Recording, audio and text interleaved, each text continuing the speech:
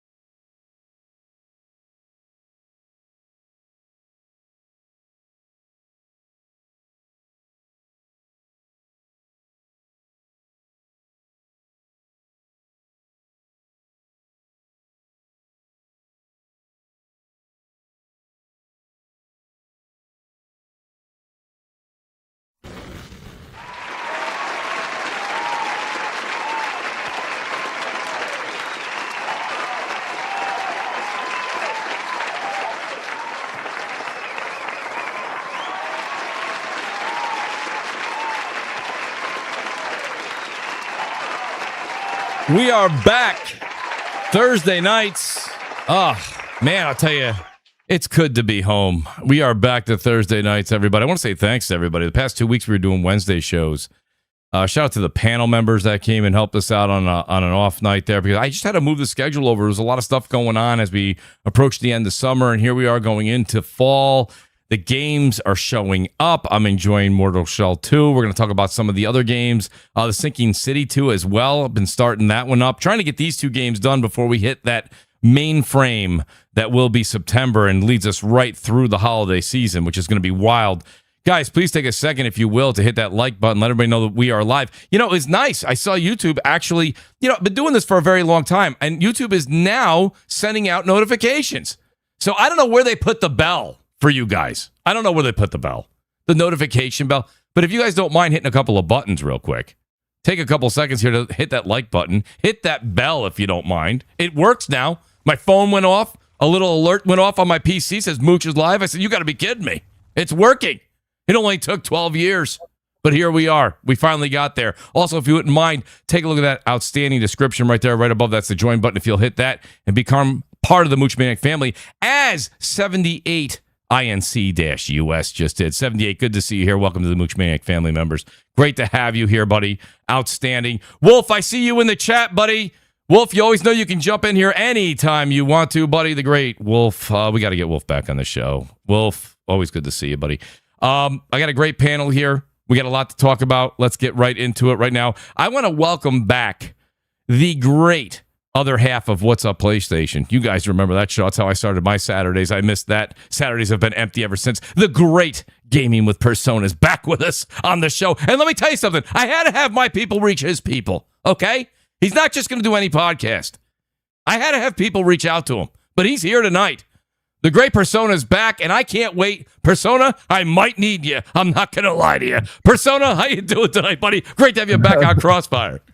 Yes, sir. Yes, sir. Mooch, big shout out to you, man. Shout out to the panel. Shout out to the people in the chat. Yes, sir. Yeah, man. I'm back, and Mooch, you're right. But you're a fellow New Yorker. Yes, sir. You understand? We both love the Mets. Go Mets. Thank you. You understand? Next year.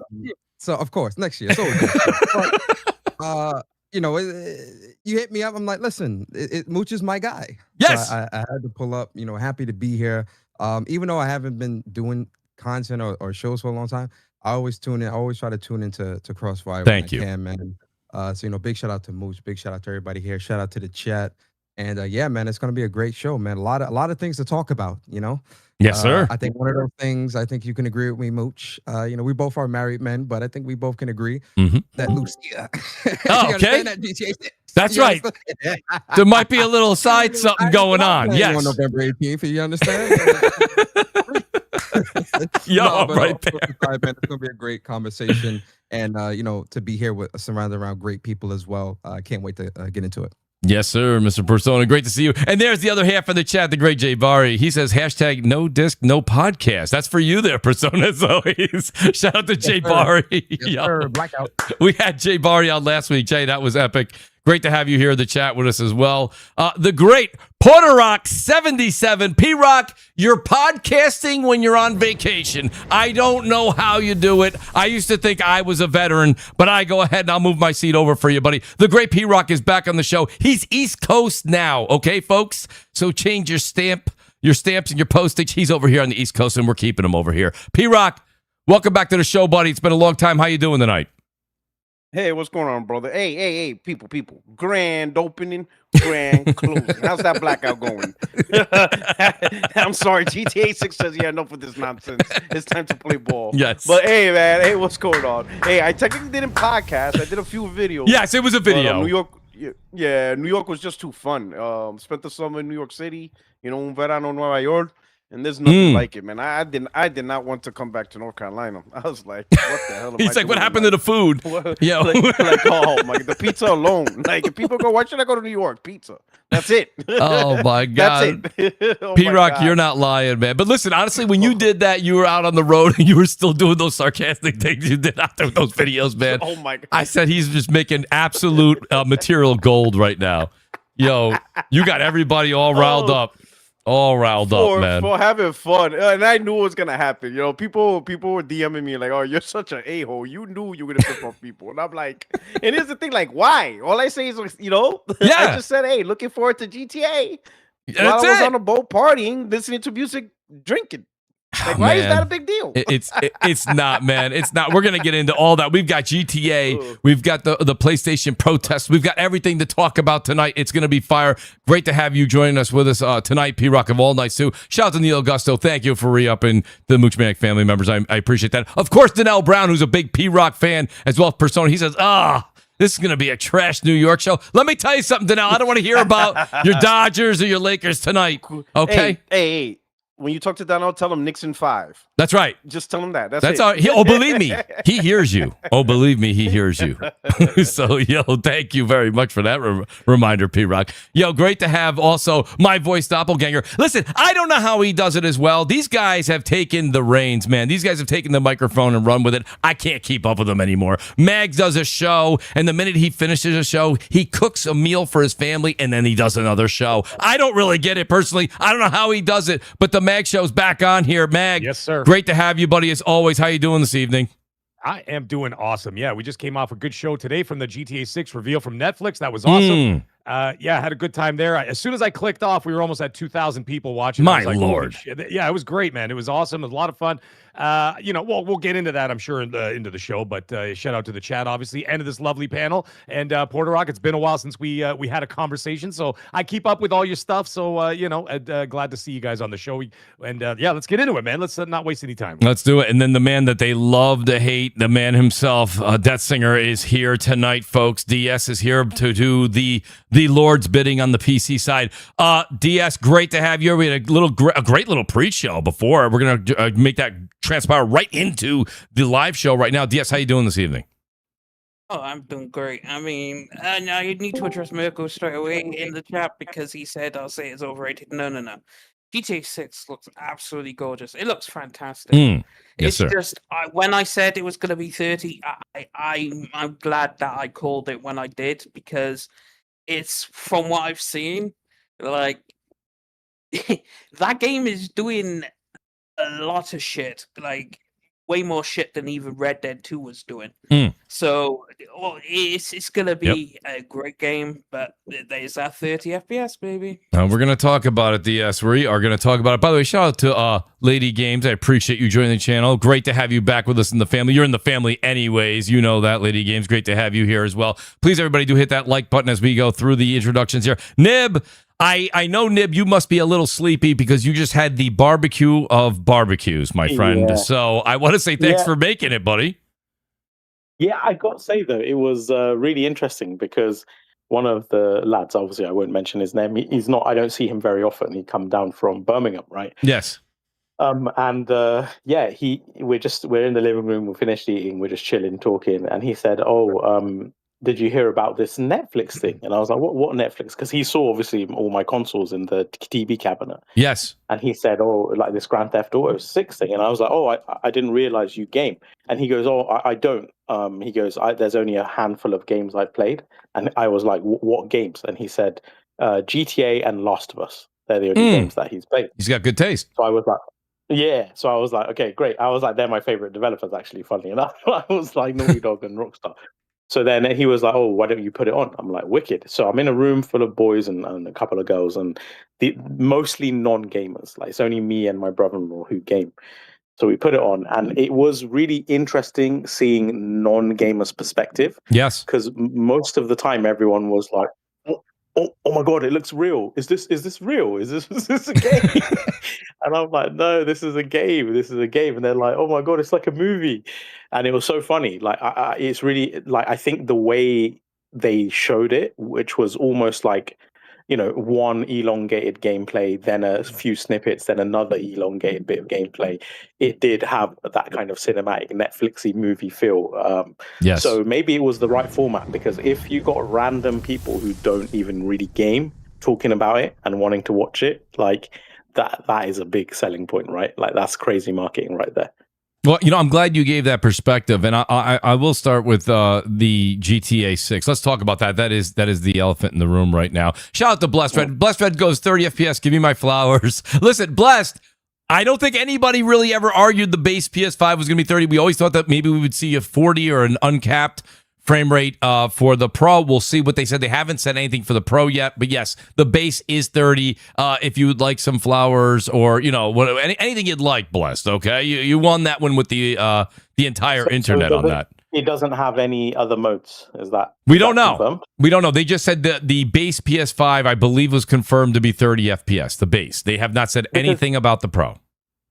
Yeah, obviously, I never said they would have a 60 frames, but I did say, if you remember on last week's show, if they did have a 60 mode, they still wouldn't choose to show it in 60, because you wouldn't want compromised, resolution and sharpness and things like that for that kind of a format, especially Netflix. Correct. So if there is a 60 mode, they would probably most likely still opt for the fidelity mode to showcase the game.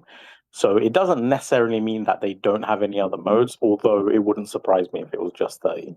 Right, and I think that's where we're standing, especially since the only thing we have seen thus far is the base PS5. So, Persona, let me ask, I'll start with you because I know everyone has got a lot of opinions on this. Persona, you saw what we all saw.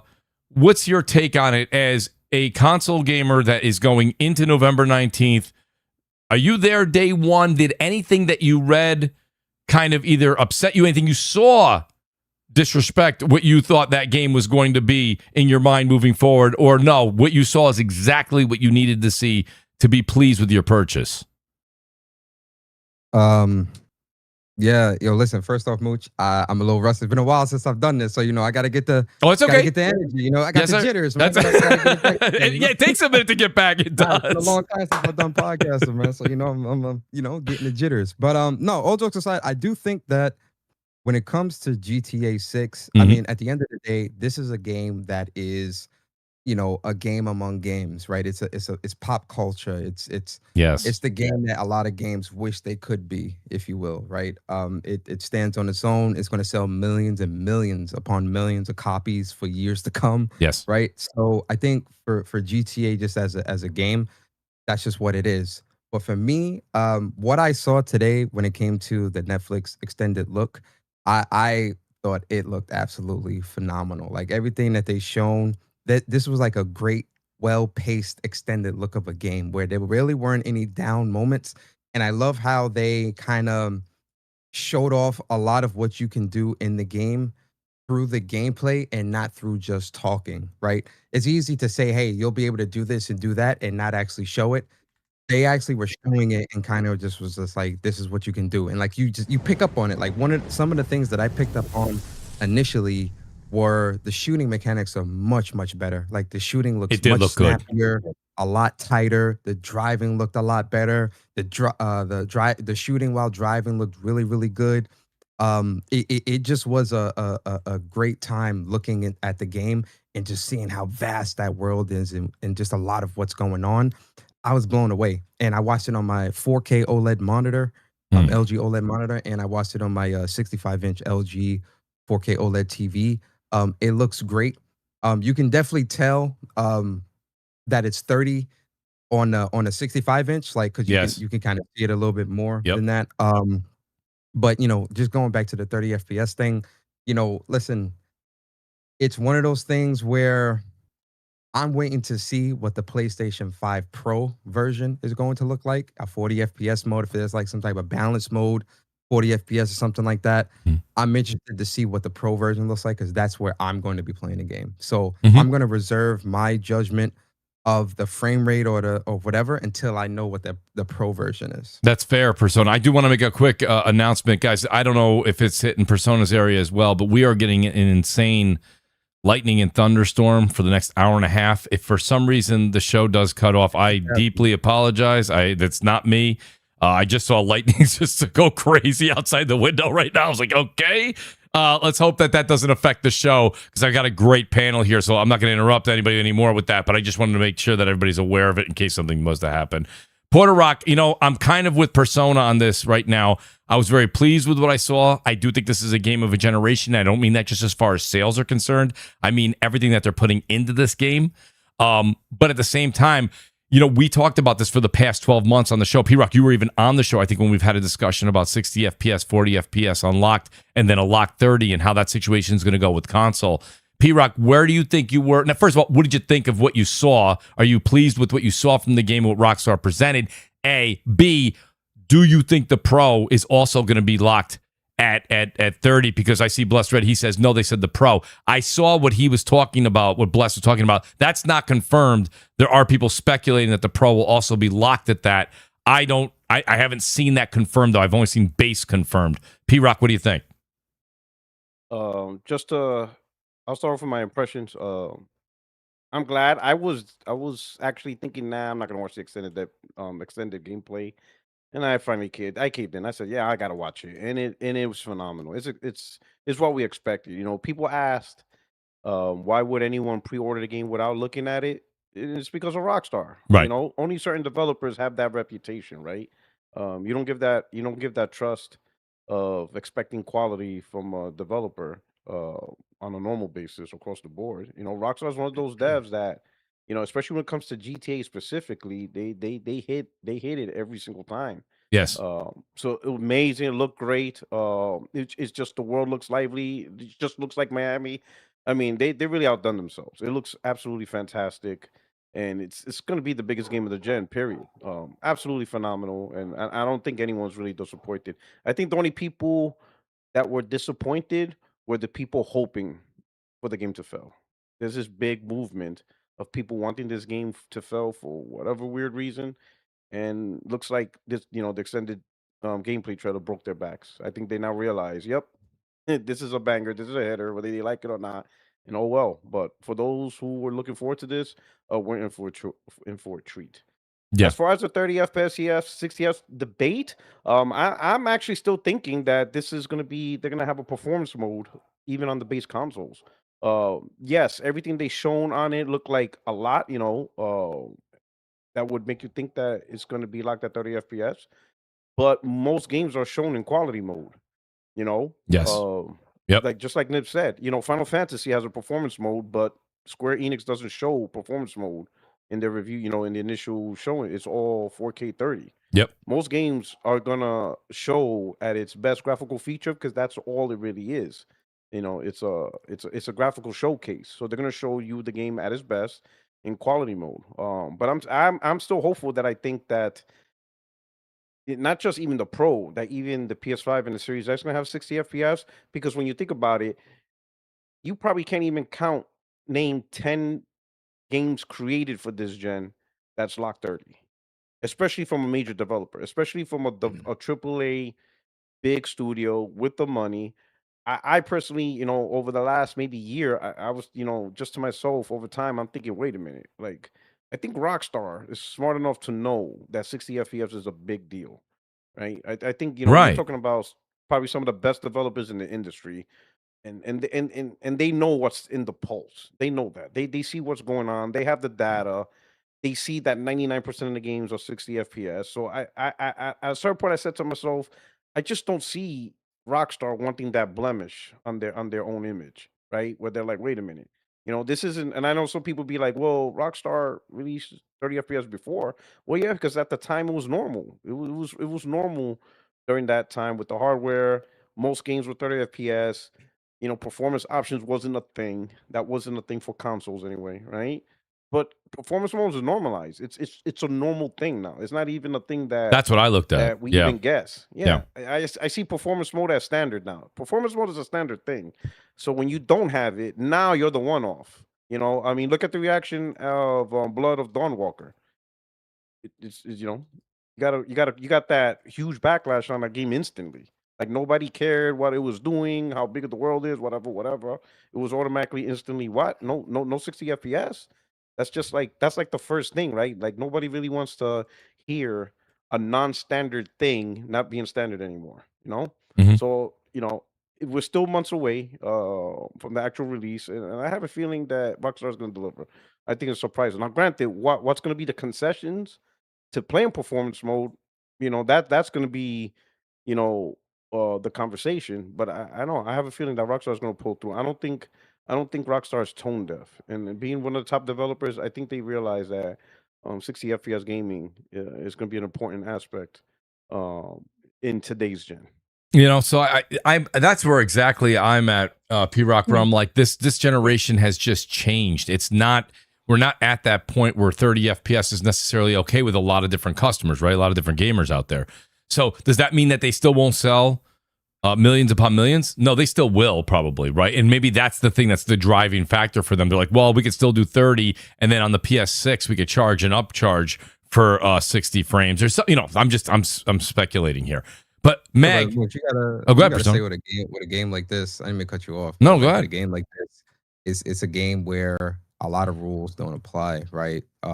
Yeah. The 30 versus 60 FPS conversation, it's largely a social media online conversation. Most people, if it's a game they truly love, they're gonna buy it regardless because they're gonna make those exceptions Yeah. because it's a game that they love. Not saying it's acceptable versus not, but we've seen this time and time again where the rules get thrown out the window. Yep. I hate to bring it to the digital conversation, but digital as well, right?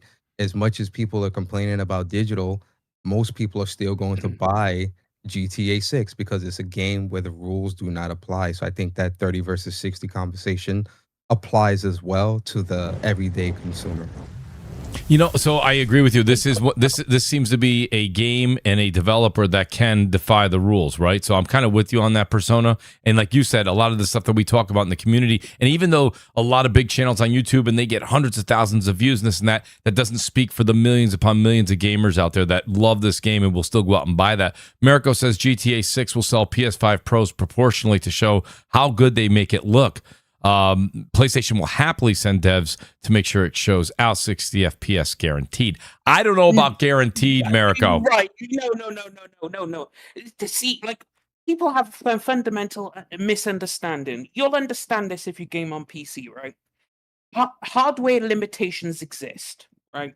Your hardware can only be pushed so much. A CPU and a GPU can only do so much, right? That's why some games, like if you own like a 1660 now, you won't be able to run some of these games when they come out next year just because you don't have the power to do it. And everything has to run through the CPU and GPU. Now, the thing is you are limited by hardware. You have DLSS 4.5. You have all this amazing technology. But if your GPU and CPU is not up to snuff, that will help, but it's not going to solve the problem because you just don't have the horsepower to render, handle all the animations. And when you look at that city, bear in mind, in the car chase with the police car, all those vehicles, all those NPCs, everything, all that is going through the CPU. Now, put that in the entire city, all that has to go through a CPU. A CPU only has so much horsepower before it hits the ceiling. And you are going to hit that ceiling fast. And you add ray tracing and everything else on top of it. Now you're hitting the ceiling even quicker. Now, Yeah, but if you add extra, that doesn't. But a performance mode, you wouldn't be talking about ray tracing or anything like that. That's why, like Porter Rock said, there would be concessions when it comes to a performance mode, because you would have to remove those things in something like a PlayStation or an Xbox or whatever to reach that 60 frames per second. The difference between PC and console is PC is modular and varied versus a console, which is finite, and you can work around that to get it to where you need it to go, because you know regardless, that's what it's always going to be because of how static the components are that you're working with. Can I mention two things Go just to add to that? So to Persona's first point, I remember Mark Cerny saying 75%, and I just looked it up to verify the percentage. 75% of PS5 owners Mhm. pick 60 FPS over quality mode. So it's not just really a Twitter argument or like a social media argument. In real life, a PlayStation gamer has a choice between quality and performance. They're going to pick performance mode, and that's data. Well, that's And that's data that Rockstar knows about. The point that I was making, Porter Rock, is yeah, sure, people may choose that, but do you think people are going to keep that same mindset when it comes to GTA 6? I don't think so. I don't know. I No way, maybe dude. not. I don't But- think. I don't think. but- And no, that's but listen, what I'm that's trying. why I use, but that's why I use GTA 6 as the example, because again, that's why I said the rules don't apply when it comes to certain games. And GTA is one of those games where I feel like, yes, 75% of people may pick 60 frames per second, 100%. I'm not even arguing that, because yeah, I would prefer it to be 60. But for a game like GTA, I think people will throw their morals or what they stand for out the window. Well, Yeah, but even the let's look at it best-selling saying- Xbox game this gen so far, well, outside maybe Forza Horizon 6 will have overtaken it now. I don't know, but is Starfield that launched at 30 as well. So consumers are willing to still put up with 30. The best-selling game on Nintendo's side is Breath of the Wild and Tears of the Kingdom, right? Both 30 frames per second games. I think even though consumers may prefer 60, I think if the ambition and fidelity is there, there's, all the perception of it, they're still willing to forego the 60. Is it? I don't The, But truth who- is, but- the 30 and 60 is not a deal breaker. The mass consumers won't give a shit if it's 30 or 60. They just want to play GTA Day One because they just watched that Netflix trailer and went, look at this game. We are playing this Day One. And that's what the mass consumers are going to do. Bear in mind, we're a very tiny portion of all the gamers, right? So what we say is like, great, but we can't for fuck all in the grand scheme of things, because the vast majority, the casuals, are going to go out and buy this in the multi-millions. So it's like, me personally, I want that, but Rockstar knows everyone's going to buy it anyway. All your favorite streamers show speed. All the biggest streamers in the world are going to play it. They're going to play on their console, and all the people who follow them are going to want to play it too. And no one's going to care it's 30. The only people who are going to care are the super hardcore and people who care about performance. That's it. Yeah, but the thing is, I ain't gonna say reality, wrong word, right? Rockstar knows what's the preference for the platform is, right? So I'm looking at it from the developer perspective. Why would they want to be the outlier as a big AAA studio? Even Starfield, correct? They launched at 30, but you saw the work they had to put into to get 60 FPS on a console, because that's what everybody was asking for. Yeah. So even Bethesda realized we gotta get the 60 FPS in. I mean, even Hellblade, even Ninja Theory realized It happened. launching- Porter Rock. It happened this week with Blood of the Dawnwalker. I mean, Yeah, not yeah, same that's what- scale that's what- here, but you know what I mean. The people were outraged, and those are 60 showed up. You know what I'm saying? It's an outlier, especially. I mean, even if Ninja Theory recognized that they had to get Hellblade 2 to 60 FPS, like all the big studios, they all are pushing 60 FPS. Or if they failed to do it in the beginning, they eventually patched it in. I don't see why Rockstar would be the outlier. I don't see Rockstar as we're Rockstar. I don't see Rockstar as F you guys. We're gonna do what we want. Deal with it. I know everybody's trying to make them look like I don't so see that's that what I'm either, saying. Porter Rock. Yeah, And that's why I said initially, I want to wait for them to outright say this is what it is on the Pro, Yeah. on the base console, because right now everything is speculation or hearsay.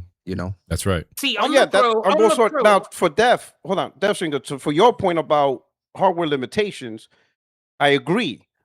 But once again, we're not looking at it from Rockstar's perspective. If Rockstar says, "Hey, we got to make sure we're gonna have a 60 FPS mode," then they understand the limitations of the hardware, right? And they're gonna work around that. They're gonna be like, "Okay, for the FPS for the performance mode, these are the concessions that we're willing to do."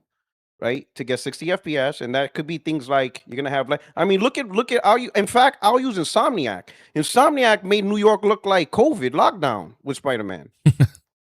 Y'all remember when they first released 60 Yes. FPS mode for Spider-Man? Yes. Y'all were there. That looked like COVID. There was nobody in New York. There was no cars. It's like COVID. There was no people. The only people there was when the mission came to Yeah. like stop a robbery, and then they disappeared once you finished the mission.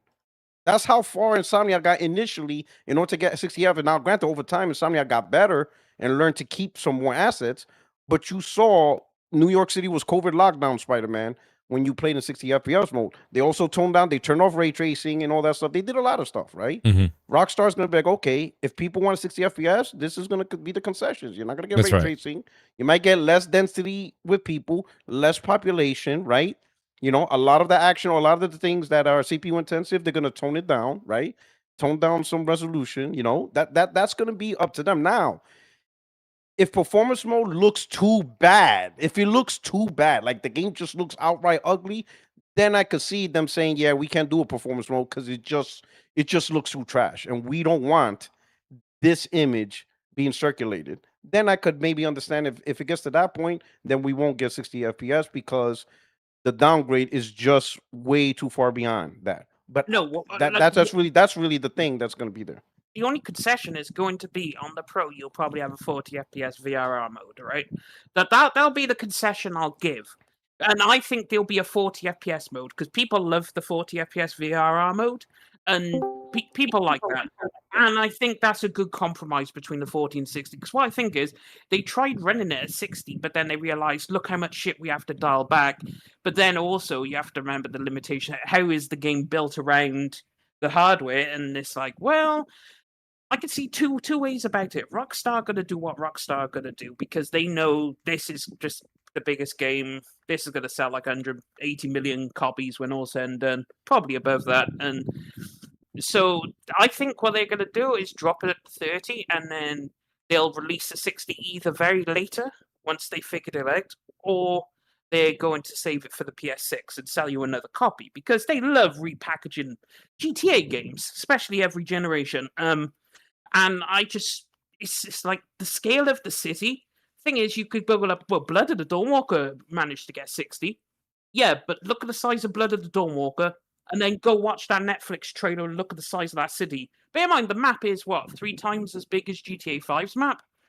And you saw the size of the city. And bear in mind, that city was fully rendered. You could see all the way into the other side of the city. You could see all the way. And yes, the rendering is done by the GPU, but all those people and cars and everything is handled by the CPU. And I just don't see how you're going to get the 60 FPS. And so I think what they did is they tried to hit 60. They were like, this isn't stable. Let's just put it at 30, give you a 40 FPS mode and call it a day. Well, the 40 FPS mode may, I'm not saying it will, it may appease a lot of different PS5 Pro owners. Hold on a second. I got a couple of super chats here, and I want to hear what Mag's got to say as well. Bless says, name one new Rockstar game that released at 60 FPS. Outside of a pool game, Rockstar have never released a new title at 60 FPS on console in history.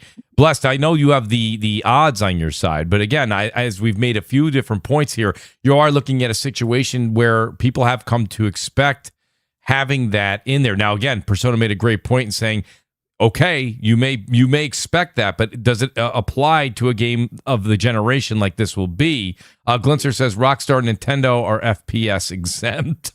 C-Pix, he says, I can see Sony offering GTA 6 plates and controllers. I could too. Babor says DS forgets this game releases on Series S with 4 teraflops. That's going to be interesting. I think that's going to be, Babor, that's going to be a whole nother argument. The OA says, what compromises will we have on Series S? I think Meg, we're going to go to Meg in a second. Meg said he's going to buy the Series S version just for an analysis. Mooch, I did just want to say one thing to because I'm watching it. If you, I'm not to like plug my Twitter, but Dessinger, go on my Twitter and look at the latest tweet. The very opening scene of my trailer edit is the one where she's parachuting out in the city. And interestingly, remember I said to you, it's like they have LOD and coning systems for AI and traffic and stuff, right? So, you said you can see all the way into the distance, but if you go and watch, what you notice is only the first two roads or motorways in front of her actually have traffic, and the second one is more sparse than the first, and then after that all the roads don't have any traffic at all. So they can still do like clever trickery where, because no one's going to be looking that far into the distance to fucking spy traffic that a few pixels, so I don't actually think they're showing as much AI systems in the distance as people think.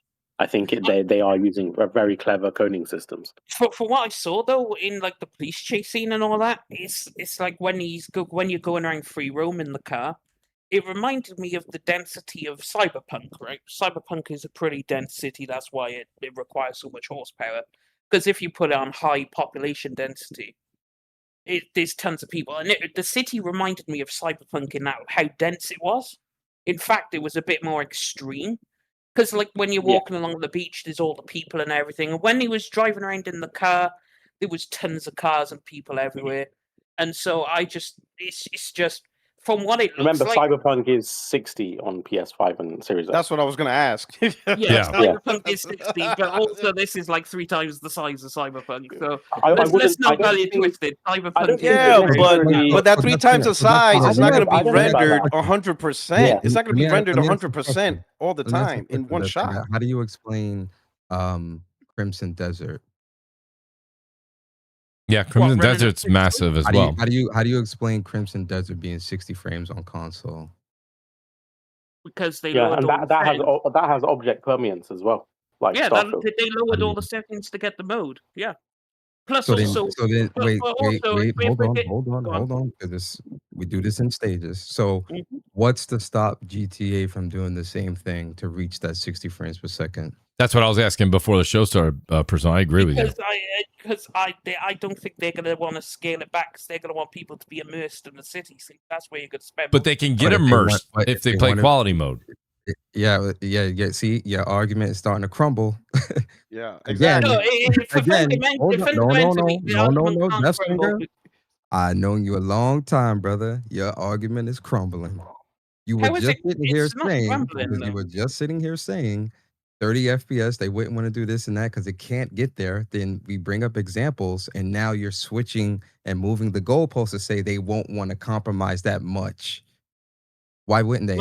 If the best mode is going to be quality mode, now you're left with a choice. You can either play the best looking version, how we intend you to play, or this scaled back version where you're able to reach that performance that you desire. But then here we go, counterpoint. Crimson Desert 60. But the world is rather sparse. Like, I played the game, so you can't bullshit me on this. Like, a lot of the shit in the world is really sparse and spread out. Nothing's concentrated. Like, apart from, like, 1 or 2 places, everything is just spread out. You're running around most of the time, traversing the world, right? Finding shit. So, this is not that. You clearly saw running through the city. The Crimson Desert is not that dense. So...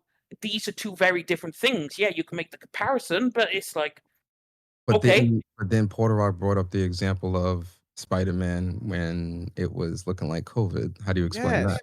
See, this is the thing. But you know what? One thing. Let me interject something. Can I interject something? This argument is no longer about technical issue. What we're really arguing is, does Rockstar give a F? Right. That's it. Like, does Rockstar's like, you're going to play the game we want. We don't give a damn about data. Right. We don't give a damn that only about 10 games. This is where we're at. That 30. We don't care. We would be the only AAA studio forced to 30 FPS to the gamers. We don't care nothing about that. That's what the argument is. The argument isn't technical because we already seen tons of examples of limitations. Sure, Death Singer. Maybe Crimson Desert is bare bones. But why do you care? if the gamer is willing to play the game like that, so they can play 60 FPS, they are obviously having a good time. You're on your PC, you're playing it with balls and whistles. The argument, it sounds like right now, is whether or not Rockstar gives a shit about providing 60 FPS, or they're going to force gamers to 30 FPS because, hey, we're Rockstar, we do what we want. Well, right now, I have yet to hear a technical issue about the game, because again, remember, they're the ones making the game on the console. They know the limitations. We already have hundreds of examples of developers building their games around that limitation to get to 60 FPS. We've seen that. Insomniac, a Sony first party studio, when they did the, and I'm sorry, to be specific, when they did the 60 FPS with ray tracing, that was the version where they decided get rid of everything. We're going to COVID lockdown. Why? Because that's what they wanted to do. You see what I'm saying? Exactly. So developers are willing to do what they want to get 60 FPS. And here's the beautiful part. But another thing, the beautiful part is the whole bells and whistles and everything you want. If you want all that, quality mode, 30 FPS, enjoy. It doesn't take away. It doesn't take away. No, but this game has not been in development for this generation. This game, we are assuming, has been in development for a very long ass time. So it must have started development on a prior spec console. So that doesn't make any sense to me, because I would assume that like it was started on the PS4 generation or something of that equivalent, or PS5 generation, and it moved into this one. How can they explain, like if you're developing for a lesser hardware, now you have a more premium hardware, why is this thing being capped at 30 for no reason? And that doesn't make any sense. Because it's Rockstar. See, now this is where everyone fucks up. And thank you. No. I appreciate that. Like I said, this is not a technical issue. This is an argument about Rockstar's personality. Not only is it a technical thing, but it's a Rockstar thing, right? Because Red Dead 2 released 30. They did not give a shit. They didn't go back and make a free upgrade for Pro. That shit is still locked at 30. It doesn't matter if you put it on your Pro or on your PS4. That RDR2 is not a PS5 game. No. But if they cared, they would have made the free upgrade like everyone else, like all the other developers. That's semantics. That has nothing to do with the argument. We're talking about a that's finger. No, I have to stop. I would just say not to like. Why don't we just wait and see? Why don't we just wait and see? Because this isn't a circular conversation. My personally, Death Finger's so hard into PC, he doesn't want to see this thing. No. Let me ask this. That's my opinion. He wants to talk shit. That's exactly what it is. Rock. That's what it is. You can fool everyone else, but you ain't fooling me. No. Fool everyone else. Talk your neutral shit that you want to talk to everybody else. You're not falling for that. Because none of your arguments make sense. All right, so let me. I'm not gonna let them get off this bullshit, because they always chat so much shit. But then it's like they bring up all these other developers. They're like, look, all these did. That boy hot. He's hot. Guess what? When did GTA 5 get 60 FPS? Oh, it took them all the way to the fucking PS5 to get 60 FPS, because they care so much about you. Yeah? Hold on, Death Singer, let me say something. You know why this is a bad argument? Because before the PlayStation 5 generation, 60 frames per second wasn't looked at as a standard on console, because it wasn't possible when it came to a lot of games in development. Once games at 60 FPS. Yes, but it wasn't considered a standard. When you look at the PlayStation 5 generation, there are more 60 frames or performance mode games than there are not. So obviously that standard of expecting it to be higher than 30 frames per second, it's warranted within this generation, because that has become more of a standard versus last generation or generations before, when that wasn't a standard. So of course, going into this generation, people would look at that and say, yeah, I expect it to be higher because that's what I'm used to getting throughout the course of this generation. But then if you look at Rockstar, it took them to the PS5 to make a 60 FPS for GTA 5. They haven't even bothered with Red Dead 2. Because that is something that it's capable of doing.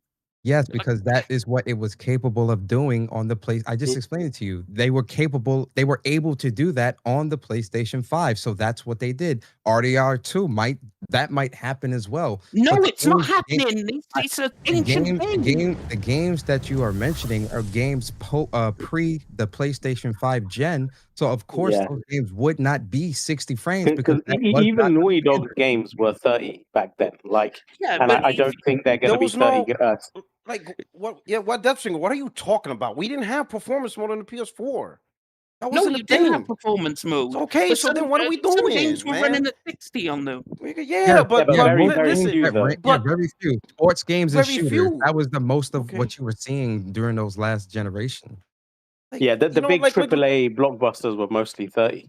Yep. Back then. Yeah, they were mostly 30, but that's because limitations of the console. Again, limitations Exactly. come No, into no. effect. So it's more about priority. It's like what, because and you can scale down anything, right? Even AI, even Yeah, of course you can. Everything's scalable. So let me let me do this. I'm going to get Meg and Wise have been wanting to chime in here. Meg, you've heard the argument here, and I think there's a lot of avenues here, a lot of points. Where are you on this as far as what's going on with the performance and what your expectations are for the Pro? Well, I got to tell you this. When I first watched the trailer today, or whatever you want to call it, the deep dive, I was actually seeing it behind the scenes. The first 5 minutes was a little bit rough to get through because I'm like watching it. I'm like, why does this look so sort of clunky or whatever else? And I guess it's, all of our eyes have been reacclimatized to a 60 FPS and above or whatever, whether you're playing on PC or PlayStation or Xbox. More particularly, I play on the PS5 Pro with a lot of those games. Like I just came off of, for example, Assassin's Creed Black Flag, right? And you're playing that at 4K 60 with ray tracing on, and then you turn this on, right? And you're watching that and you're looking at the difference in terms of its performance. Now, after about 5 minutes, you kind of get a little more used to it. They were showing different scenes, like, with the car chasing and stuff. It didn't exactly look, bad. It looked great. And so you're looking at it going, wow, this is amazing. It's got incredible potential. And as I mentioned before, someone else in the chat says it looks like the kind of game that is really going to shine next generation. I've said, well, all right, let's just pump the brakes for a second here. Now, actually, I believe it was on this very show. On this very show almost 2 years ago, it was about a year and a half ago, Mooch, and I said it right here. I said, by the way, just so you know, I know you remember, Mooch. I said, just so you guys know, Rockstar has locked down the marketing rights for Grand Theft Auto 6. That was a year and a half ago. At the same time, the same amount of information that came out said that PlayStation had sent a number of engineers over to Rockstar in London to go work on GTA 6, and it was specifically for the PS5 Pro that said, and that was before the PS5 Pro had even come out yet. And they had sent them over to start working on it to optimize for the PlayStation 5 Pro. So now, are we going to get a full 60 right off the bat? I'm not really 100% sure. None of us are. All we saw today is what we saw. They didn't confirm anything. They just said it was played on a PS5. They did not say anything about the Pro. What I could see them doing is that if there is going to be, even if it's an incremental upgrade from the base PlayStation 5 and from the Series X, forget about the Series S. We're just going to talk about the Series X and the PS5. Right. If there's going to be even an incremental upgrade to the PS5 Pro, what I can absolutely see is that they will launch it as a separate media event, and it'll be something that's going to sell because they also have, as also mentioned before, they have hardware and packaging and bundle rights for the game.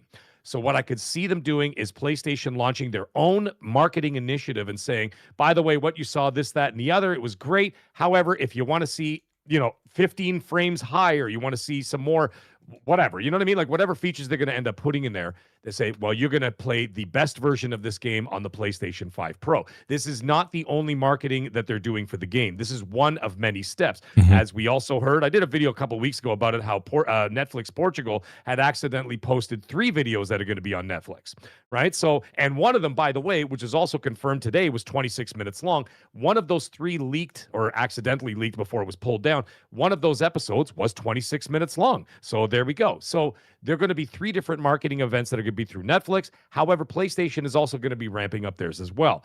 I could see them doing a separate announcement, or maybe like some kind of a marketing beat, some kind of sizzle reel, something that promotes the Pro. Because otherwise, A, why did you send engineers over there?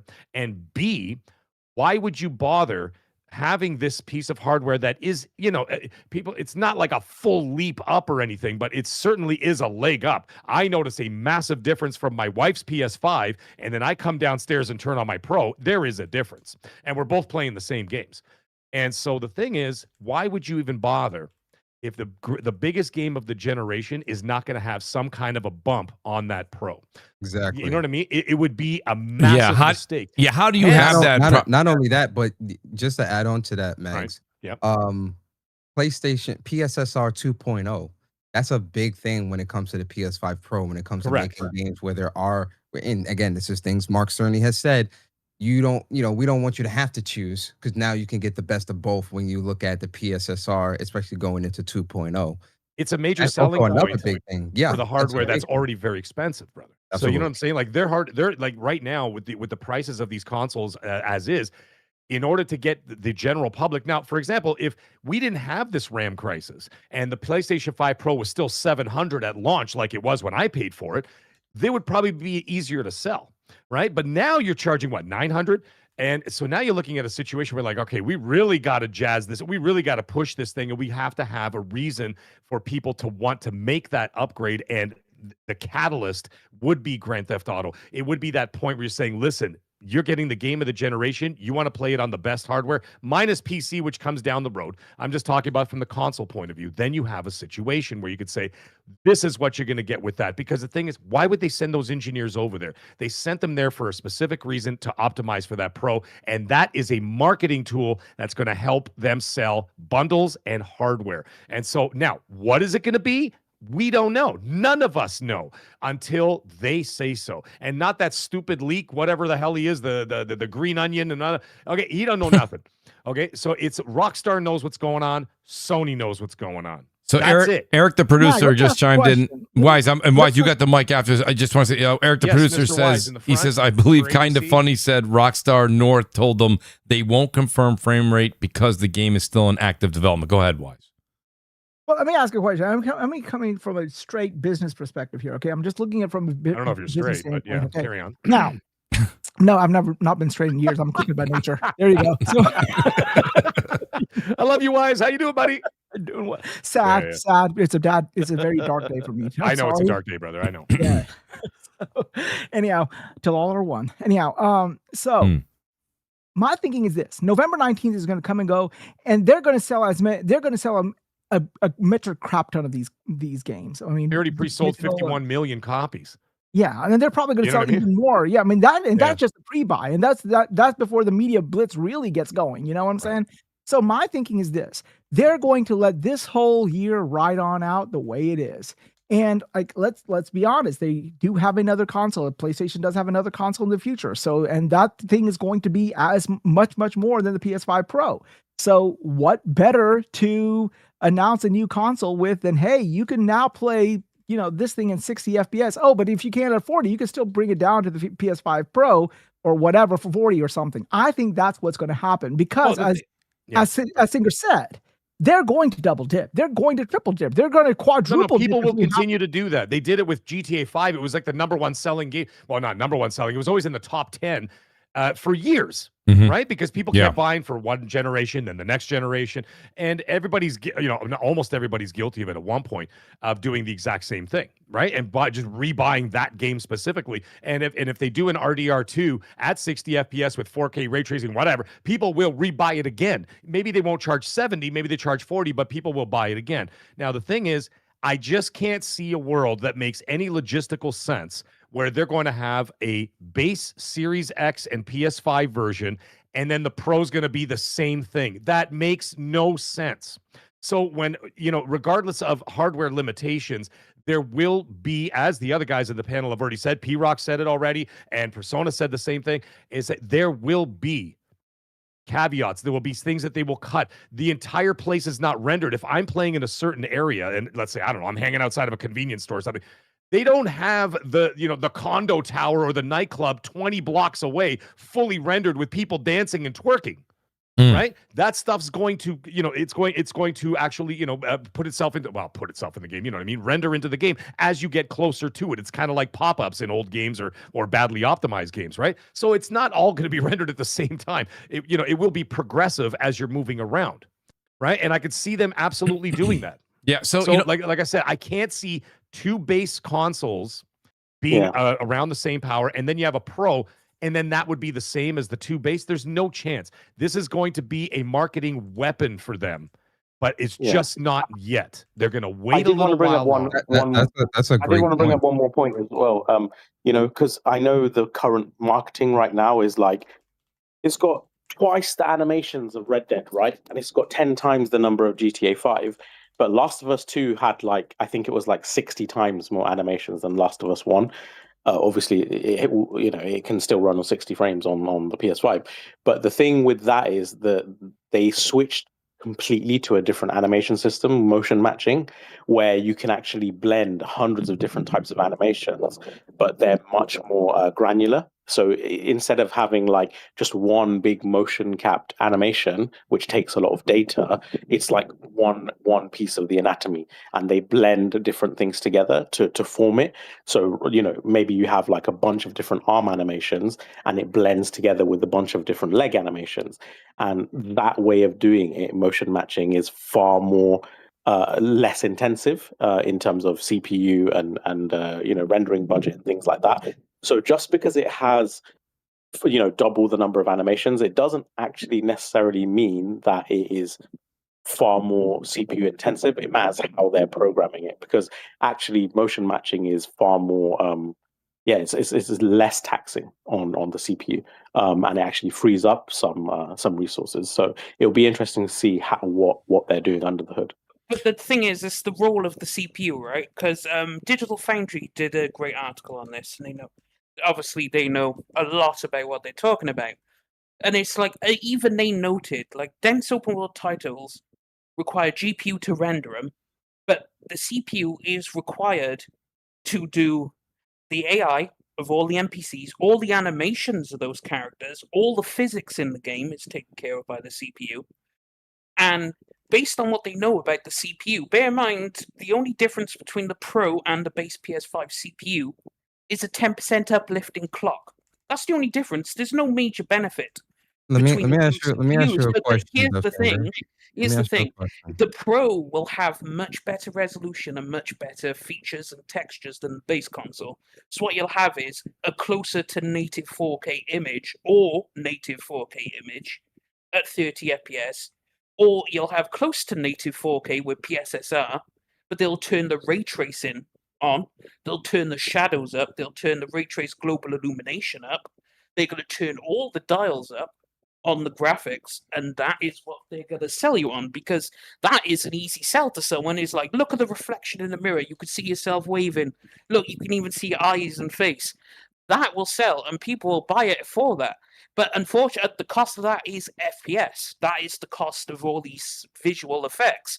So you have to balance between the two. Why doesn't that apply to every other game? Out of curiosity.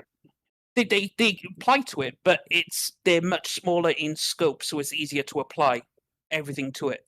Bear in mind, this if you no, but they could make it bigger in scope, right? What about other open world games? What is? Hey, but open world game is all dialed back. They dialed back all the settings. So then why would they do that with GTA 6? Yo, why we keep going in circles? We're back to where I started. This is not a technical conversation. This is a personal opinion on the devs of Rockstar. That's what this conversation is. Yeah, it's a personal. I'm telling you, it is not a technical conversation. Yes, I mean, definitely, we understand density, population, physics, all that stuff. Every game that has a performance mode dials a lot of those attributes down for 60 FPS. Ray tracing, density, population. Right. Now, the livelihood. Does Rockstar want to do it? Cut out half the map. I mean, Mag hit it on the nail. There's games where the map is not even fully rendered anymore. In order to render a portion of the map, you have to actually walk to it because they cut that out. So, if you go on a mountain, you could no longer see the whole entire map. They even, developers have even done that. In order to get 60 FPS, we understand there's concessions. Guess what? Gamers are fine with that. Gamers are fine would be fine driving in GTA 6 with only 5 cars on the road, but as long as they get the smooth performance, that is much more fun than driving at 30 FPS and having traffic. Yeah, Having but traffic at 30 FPS is not fun. also, I love So they'll have the choice. I love this. Ha ha ha! Let me ask No. this is a legit question. I'm legit asking you a It's a question. PC I do want to ask you. It's a PC gamer, but everyone's, oh, look at what Digital Foundry posted. They even agree with me. But, it's only PC gamer fanboy. Yeah, okay. But Digital Foundry Listen, also we said understand that about density. They We also understand said it about density. Starfield. Digital Foundry Yeah. said because of Yes. object permeance and stuff like that, and then on PS5 they released, and for the other consoles they released a 60 frames. Exactly. Yeah, Thank how you, long Nick. after release? They How long said, after release? hold on. They said the reason why they couldn't get to 30 FPS because all these reasons. And then a few months later, a 60 FPS update. So what happened? Let me ask this question. What Let me happened? ask this question. When No, it hold comes up. Let to- them, Okay. let that finger answer that. Okay. Digital Foundry said the reason why Starfield launched is because you can't get a 30 FPS on console because of reasons, and it listed all this stuff: the way the game was designed, the game was developed, Actually, the Dessinger, you engine. did too, multiple times on the They show. gave a whole list, and Dessinger, you co-signed that bullshit. Yeah. You co-signed it. Don't lie. You co-signed the and by 30 the way, FPS bullshit. Right Go now, back few to months that later, podcast. few months I later, said but that's on the that update with 60 podcast, FPS. I actually So said explain, as well, Dessinger.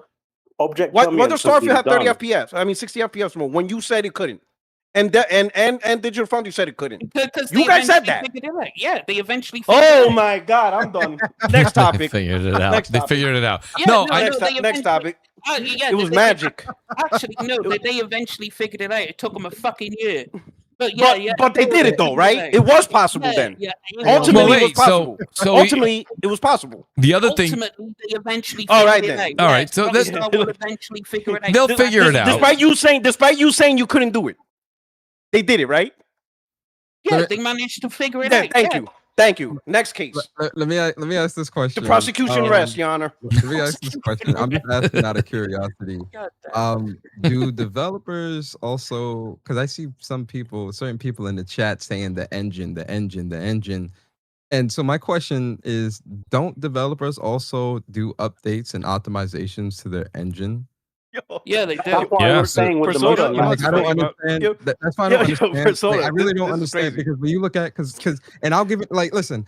I'm very humble, but I have a tech background, so you're not gonna nobody in here is ever gonna school me on nothing that come to tech, respectfully, right? But Well, then you when it understand the comes limitations of a to CPU. hold on, I want to give an example. When it comes to, I'll use a PlayStation game, Horizon Zero Dawn, when that initially released, right? People couldn't believe, oh wow, this looks like, how is this looking like this? And when they broke down how that engine was developed, it was offloading what was behind you, and you were only really seeing what was in front of you, which allowed it Blammo. to That's what I was trying to say. truly, it only matters what's in front of you, right? So that's how you were able to actually get the quality that you were getting. But then when you fast forward to Death Stranding 1, Kojima actually made changes and optimizations to the engine to get it to even a better state. And then fast forward to Forbidden West, they actually updated the engine even more to get it in an even better state. To then Death Stranding 2, where it's in even better state. The point that I'm making is a studio like Rockstar isn't going to be beholden to just using the same technology over and over and over without making optimizations and updates and changes so that it suits the tech that it's being developed on, right? So I would think that a game like GTA 6, they're going to make the necessary optimizations to whatever engine they're using to develop this game on so that it can fit all of those cars, all of those NPCs, and all of the different things that's happening. And if they do need to make concessions, I would imagine that it wouldn't be as much. Again, I'm not in the room, but if you're optimizing the engine, the types of concessions you may need to make coupled with the technology that you're developing on, it might be different. Again, and this is all speculation. We're all nobody knows yet. See, Persona, that's what I'm going to piggyback right off what you're saying here. None of us have made this game. Nobody in the chat has, no one listening after, nobody on this panel. None of us have made this game. We're not in the room. We don't know what's going on over there. But and at the end of it all, can we just agree on one thing? Maybe not. Maybe you could disagree with me. But Does it make any sense to anybody? Just use some Vulcan logic, okay? Pretend you're Spock for 2 seconds. If you have 4 consoles this is coming out on, and one of them is more powerful than the other ones, do you think that it's going to be exactly the same as the lesser ones? It just doesn't make sense. No. It doesn't make any goddamn sense. That's all I'm trying to say. Why would you have that? You don't have a PlayStation. Yo, listen, at the end of the day, because you don't have a PlayStation 5 Pro and it not have some type of something. What that might be, I don't know. Nobody knows. The thing is, though, would you think it's ray tracing or reflections in a mirror, or do you think that they would want to put out a smoother performance? Exactly. That's and again with PlayStation, I'd say they forget the ray tracing, other things, forget the whatever. Yeah, forget that stuff and say, listen, make it smoother, even if it's 10 or 15 frames per second, right? Like even something, and then go back, like upscale it to 1440p instead of a 4K experience. I don't think people will give a shit. That's as long as you go, wow, this plays smoother. So that's more than likely what'll happen if they have to drop the resolution down to 1080p and then upscale it to 1440p to get Capuno or Punani, whatever your name is in the chat. He goes, "Oh my God, Mag, we can clearly see it's running at 30 frames." We fucking know. We know Capone. Capone Pro. It did not perform in the PS5 Pro today. Jesus Christ. So matter with everybody. Wait. Think we lost the collective why minds. wouldn't you? Go ahead. My fault. So no, I was done. No, but it's a good we saw PS5 gameplay, right? Yeah, clearly not PS5 30 Pro gameplay, or it's not 60 or whatever, but they're not confirming. Yeah, the game is locked 30, this, that, blah, blah, blah, blah, blah. Like, and again, like Mag said, people keep saying you have a pro version of a console. You're not going to take advantage of something there? Exactly. It makes no sense. Like, I mean, there's stupid people in the world, but my God, like, how could you? That's like having having a Porsche sitting next to a Pontiac and saying, "Well, you guys got to drive the same speed the whole time." What are you, out of your mind? Like, have you lost your mind? What are you talking about? Is that all I have to do is press the accelerator faster? I'm going faster. I already told you. They're going to weaponize the PS5 Pro. I'm telling you right now, they're going to weaponize it for marketing. That's all. That's all I'm trying to say. Are you buying the game? No. Oh, I thought you meant me. Why not? Why not? Because it's not 60. Well, PS5 Pro, so if it is 60 or a PlayStation. If it's 60, I will buy it. Yeah. Oh, I see what you're saying. He's saying if it hits 60. Well, before we go down that rabbit, I'd actually buy it for the Series S. Actually, no, Mooch. I love all the tech experts, but they don't understand what a CPU does, right? Because if you understood what the CPU is, the PS5 Pro CPU is only clocked 10% faster. It's the same. It's the same exact CPU. Then why not make it 10% faster? Here we go. 10% is only a couple extra frames, right? But anyway, if you're tech experts, a couple of extra frames based on what? Right. Because based on what? You could do it right now. You can overclock your CPU by 10%, and you can see the we're not talking about that. I'm talking about what are you? You're basing these calculations off of what? The fact that the CPU is what it is, and everything the CPU is what it is. I understand that, but you're putting what the limitations of the console are on versus what the developer will or will not do to get it to that 60 frames or whatever. I'm just gonna say this isn't me knocking GTA 6 because it looks outrageously good, right? But I would say I'm literally, as we're talking, I'm watching this trailer, I'm watching all the scenes, trying to see how much of a difference it is to like other open world games, GTA 5, etc. And I don't know, like who knows? It depends on the optimization, right? But I don't think it necessarily. I think most of the impressive facets of it are actually the rendering fidelity, not the CPU side. In terms of traffic, it has more traffic and animations, not substantially more. And like we said, you can actually see the culling. You can actually see the culling of where traffic and tree shadows and things like that cut off in draw distance. So they are doing all of the things that are required to shore up the CPU. They are doing those things already. So I don't know. I just say let's just wait and see. But again, going back to my point, I think you missed the point I was making, Dessinger, is that just because you have more of something, it doesn't mean you're necessarily using way more resources of the CPU. It may be a much more efficient use of the CPU, right? That's what Naughty Dog did. When they moved to motion matching, they're saying we can have orders of magnitude more animations at no additional cost. And it even saves on time as well. in mocap time. So again, let's just wait and see. Who knows? Like it all is dependent on the engine. I would say I agree with you there, Nib. Let's shelf this. I will say shout out to Eric, the producer, and again, please take this with a grain of salt. He just sent me this. He said prominent leakers like Nate the Hate and developer connected sources via Kiwi Talks. He says have stated that an enhanced version or next gen port of the game exists and has been in development. This is in accordance to Red Dead Redemption 2 60 FPS. Again, that's just, those are from people that have heard that. I don't have a link. Nothing is from the actual developer. So take that with a grain of salt. I've got a bunch of super chats here on this topic, and then I do want to get into the disc to digital and the whole thing that's going on. And it does kind of tie a little bit into GTA here a little bit with how GTA decided to do their big Netflix release during the PlayStation Blackout. So I just want to get through a couple. If you guys do want to answer to these super chats, just say, Mooch, I want to speak on that real quick, and we will definitely stop. He says here, I believe this is Marico. He says PlayStation and Rockstar suits will always optimize for money. Anything they can do to make more money, they will do, period. A lot of these things are points we've just brought up. Jay Blaze says people are forgetting this is Rockstar, the company that will wait till next gen to charge you again. Yeah, we've definitely said that a few times here. D says there is the wise man. Thank you, D. I appreciate that. And the wise man is here. Gordo says Singer desperately wants it to be 30 FPS. That way he won't have to buy a PS5. Well, it would save him some money. He was going to have to spend $900. So that is true. I don't want to. He doesn't want to spend $900. I hope it's got 60 FPS, but it's like the limitation of the CPU leads me to believe it's not going to do it. Now, obviously, time will tell, but it's just a feeling I have when I look at this game, and I'm like, what this game is doing is taxing that CPU, and you could do as much miracles as you want. But plenty of developers have done miracles before on old hardware, especially on PC. They've done some wizard shit, but like that CPU can only do so much, and that is just the factual hardware. That is just the hardware telling you, I can only do this. I can only give you this much. It doesn't matter what else you do. You are still limited by the hardware.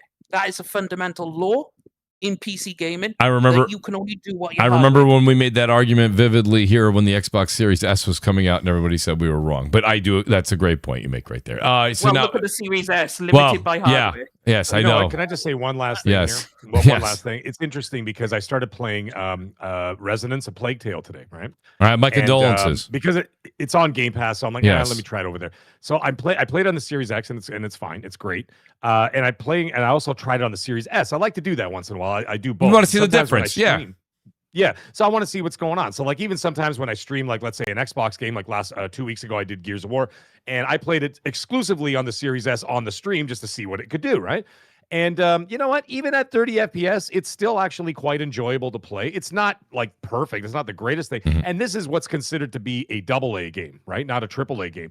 And it's still passable for even that. Like I played about 2 hours on the Series S, and it was passable and enjoyable. Mm-hmm. And I would imagine that Rockstar are probably significantly better than Asobo. I'm not saying Asobo's bad. No, I'm just saying, yeah. You know what I mean? So yeah. I mean, I could still see them doing a way that if indeed it remains at 30, even let's say on the Pro, but for sure, obviously on the PS5 and the Series X, they'll still find a way to make it, you know, cinematic and enjoyable in a way that, you know, that it'll still be an incredible experience and an immersive experience that everybody's going to love and enjoy one way or another, right? So it's still going to be a thing. And like I said, I just wanted to bring that up as an example. Yeah, I tried good this example. Resonance, and it's actually still quite good, even at 30, which is, I usually don't concede to 30, but you know. Yeah, so speaking on that, there are actually a few studios that are amazing with stuff like that. So even Playground Games do it. What was it? Evolution did it with Drive Club. A few others did it. I think Naughty Dog does it, where they basically the polling for the input latency and for the inputs is different to what the rendering is. So if you actually look at input latency testing on Drive Club, for example, and Forza, they even in the 30 frames per second modes, they actually have lower input latency than some 60 frames per second games because they're handling that side of things separately. And also some games that use, again, Naughty Dog's really good at this, is when you have good quality per object motion blur and just high quality motion blur in general, or the way it's implemented, that can also make 30 frames per second look perceivably smoother, even though obviously 30 frames is not very smooth inherently, but it looks smoother just based on the kind of visual. that's what I'm saying. Like Yeah, like yeah, Rockstar would 100%, find a yeah. way to make it a little smoother, Make it look exactly. It was a little Exactly. jarring to watch Netflix the first 5 minutes, as I mentioned pre-show.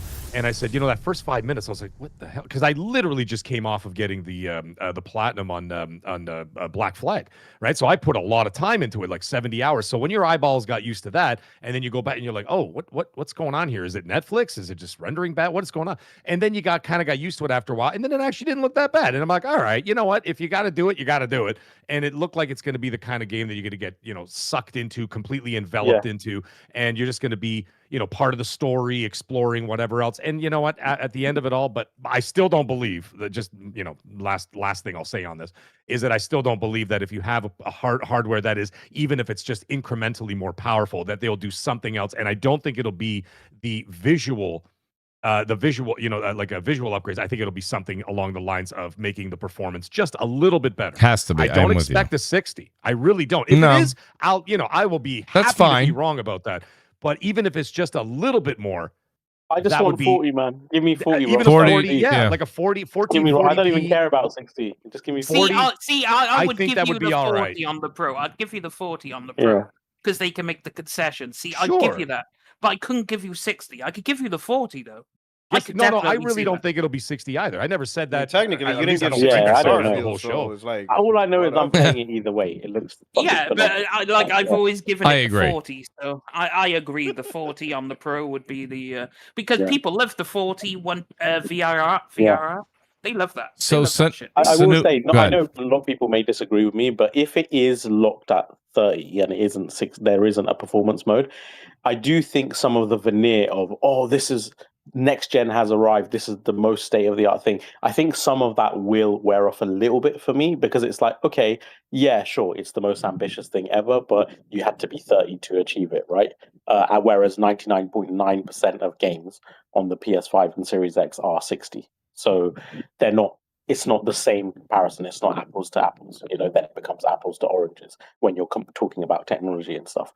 So, but if they do manage to have a performance mode, then yeah, that's a whole different kettle of fish, and they deserve every kind of flower imaginable. So shout out to Sanu. He says, why discussing about FPS? Talk about what we saw. Well, Sanu, I'll be honest with you, that's a great point, but so what we saw, and I thought it was really done well. I liked how they took a bunch of different missions, and they showed the mission themselves as far as what you would do. We saw driving. They showed action, shooting while escaping some sort of it wasn't a heist in a sense, but like escaping a scenario. And then they showed some of the storyline, the plot, how that led you into another fighting scene. And then in between those, they did clips of like what it would be like in the ocean. You can the things you can do, all the different things out there that are variables out there for the player to experience. I thought they did a really good job of that. A little bit of a hodgepodge in 27 minutes. But they gave us a really good interpretation of what the world is going to offer us. So it's not about what we could really say we saw. I mean, we've discussed what we saw as far as graphics and how we're impressed with it. I thought the character models look great. A lot of people, let me ask you guys a question on the panel real quick here. Anybody got any comments on the voice acting for the man character there? What's his name? Jason? He sounds what like is it? Eddie Vedder from Pearl Jam. What's it? Like? It sounds like he walked by a crudité platter and ate like 2 pieces of broccoli. Everybody said he sounded like he had his. Yeah, it sounded like he had his mouth full. He was eating the whole time. That's what people were saying online. Yeah, what the fuck? Like, did this guy go to Willy Wonka? He got an everlasting gobstopper in his mouth, and all of a sudden he's like, they ask him a question. He's like, oh shit, I got this gobstopper in my mouth. They're like, we're gonna have to go to the car. Here, yeah. And I'm like, Lucia's was her voice is perfect, I think, and it's like he's great. That you could hear everything crystal clear. And then he would talk, and I was like, what? You know, it's like Whistler from Blade. It's like, God damn it, Blade! I told you not to go out there. Vampire. I will say, the people who complain like female video game characters are getting uglified. If you complain about Lucia, fuck you. Right? Man, she's looking good. No complaints. No complaints. I think even Xbox heard something. You see that new female character in Fable? Yeah. It's a character creation, I think. Shout out to all the simps who are going to simp over her in the game. Shout out to all you. Wow, that's always gonna happen. You know, Yeah, people who man. don't All touch the women, you know how it is. pimps are gonna go over the. Oh man, and especially because you play as it, like that's all you're gonna see is screenshots of her ass. Yeah, it's gonna be like the Stellar Blade all over again. And what's wrong with that? What the fuck is wrong with that? And what's wrong with that? What What's wrong with it? Point me or something. What is everyone pointing fingers or what? No, between there's nothing wrong with it, between this showcase and the leagues, I will say like there is no kiddie gloves on this game at all. In fact, it looks way more extreme than every other Grand Theft Auto because like there's like entire nudist resorts and stuff with everything hanging. I'm glad they didn't pull back. Hold it back, yeah. And even in this, do you remember there's a scene where the guy like throws Lucia into a wall? Yes. And it actually breaks her nose or something, and it leaves blood, and her face is all fucked up. And I was like, that's actually pretty extreme, you know? Yeah, like, it was good. Surprised. It was good, Yeah. and even some of the characters dropped some pretty questionable language in there with a couple of N-bombs were thrown in there too. I heard one in the trailer. I'm like, yo, take it easy on the trailer, man. I'm streaming this. Kiddie gloves. Well, they said it was going to be. I'm glad that they didn't get because there was a lot of people out there that are just going, it's going to be woke. Yeah. And I'm like, no, man. Not Rockstar. Yeah, doesn't seem like Rockstar gives a shit. They're just going for it. No, Rockstar was full fledged because a lot of people were asking online. They were like, "Well, it is being shown at 3:00 in the afternoon." There was a lot of people that wanted to stream it, and they had family friendly channels, and they were like, "Is this going to be safe to stream?" And they said yes. They were like, "Yes." So I mean, but you were right, Nib. There's a lot that they didn't show. So there's a lot out there still that they didn't show. Shout out to. I mean, I don't know if you guys have seen the leaks or not, but I'll be honest, I was actually pretty shocked with some of it. I was like, oh shit, this is like you wouldn't want to play this in front of any kids. Usually GTA games are like 18, but it's kids can still. It's not that bad actually, but this is like actually extreme. Like this is really extreme. I mean, for keeping it real, most kids now who are teenagers, they've seen it all. They have access to the internet. They've seen everything. The kitchen sink. Like TikTok is just full of oof. Yeah, let's put it this way: the wardrobe malfunction that happened at the Super Bowl wouldn't make news these days. It's another. It's just true story. It's just Sunday. I would not worry about the kids at GTA because they're gonna play it anyway. They are definitely gonna play it. I saw Lucille and I said, "Wow, she's hot." And my son was like, "Yeah, I've seen better." And I'm like, "Oh shit." The internet. Shit. I mean, we had to go to National Geographic if you wanted to, get some material. You know what I mean? Now, so shout out to everything. Babor, of course, has to have a little bit of slander here. He says whenever DS is on, it reminds me of, and I don't know what this is. So if this is bad, I'm sorry, DS. He says Jubilee debate. I don't know what that means. I don't know if that is something that's. That was Chrono, by the way, not Babor. My apologies. I don't know what that means. But anyways, Babor came back and said, DS will say anything to not buy a Pro. We already said that one. Mariko says there's a financial incentive to do 60 FPS on GTA 5 online. There is no incentive for them for our Red Dead Redemption 2. Simple as that. Stop reading into it. DS, shout out to Mariko. Glinzer says GTA 6 PS5 beating Xbox 3-1. Who thought it'd be more? Yeah, well, Glinzer, I don't know. I saw 70. Well, the numbers were 77% to 23%. I don't know, something like that in the pre-order base. I think that's still pretty hefty, and we're still months and months and months before. Glassdoor pre-orders are on PlayStation. 77% of the pre-orders are on PlayStation. Persona. That's coming out right now. That shouldn't really be a surprise. Can I ask a quick question for everybody as parents or whatever? Yes. Now that like a lot of people are not moving into like, sort of moving away from like the physical or whatever, or it's not as prevalent as it used to be, right? Like let's say Christmas time. So like when you get like to Christmas time and you want to buy your kids a gift or whatever, now look at GTA 6, which is obviously going to be a hot Christmas item. Do people just buy a gift card? Oh yeah. Is that it? No. Okay. A lot of kids today don't really. That whole physical thing for kids, that's not really, they don't care. It's not really a thing. No, they definitely don't. I'm just saying, like, a lot of them don't. Cards, Roblox, some V-Bucks, or some. So is that what they do now? Like, I mean, it seems kind of. I mean, the last time my kid had a physical game, he was like 5, and I think that was the last time. Well, so, I mean, my last? Yeah, my last physical game was 2015. It was Star Wars Battlefront EA. Yeah, that was the last. That was 11 years ago. But now I game share on both consoles, and it's Do you guys not use Switches though? It's 50% off. Say again. I buy one, you buy one. You buy one game, get one free. It's like a flea market. It's fantastic.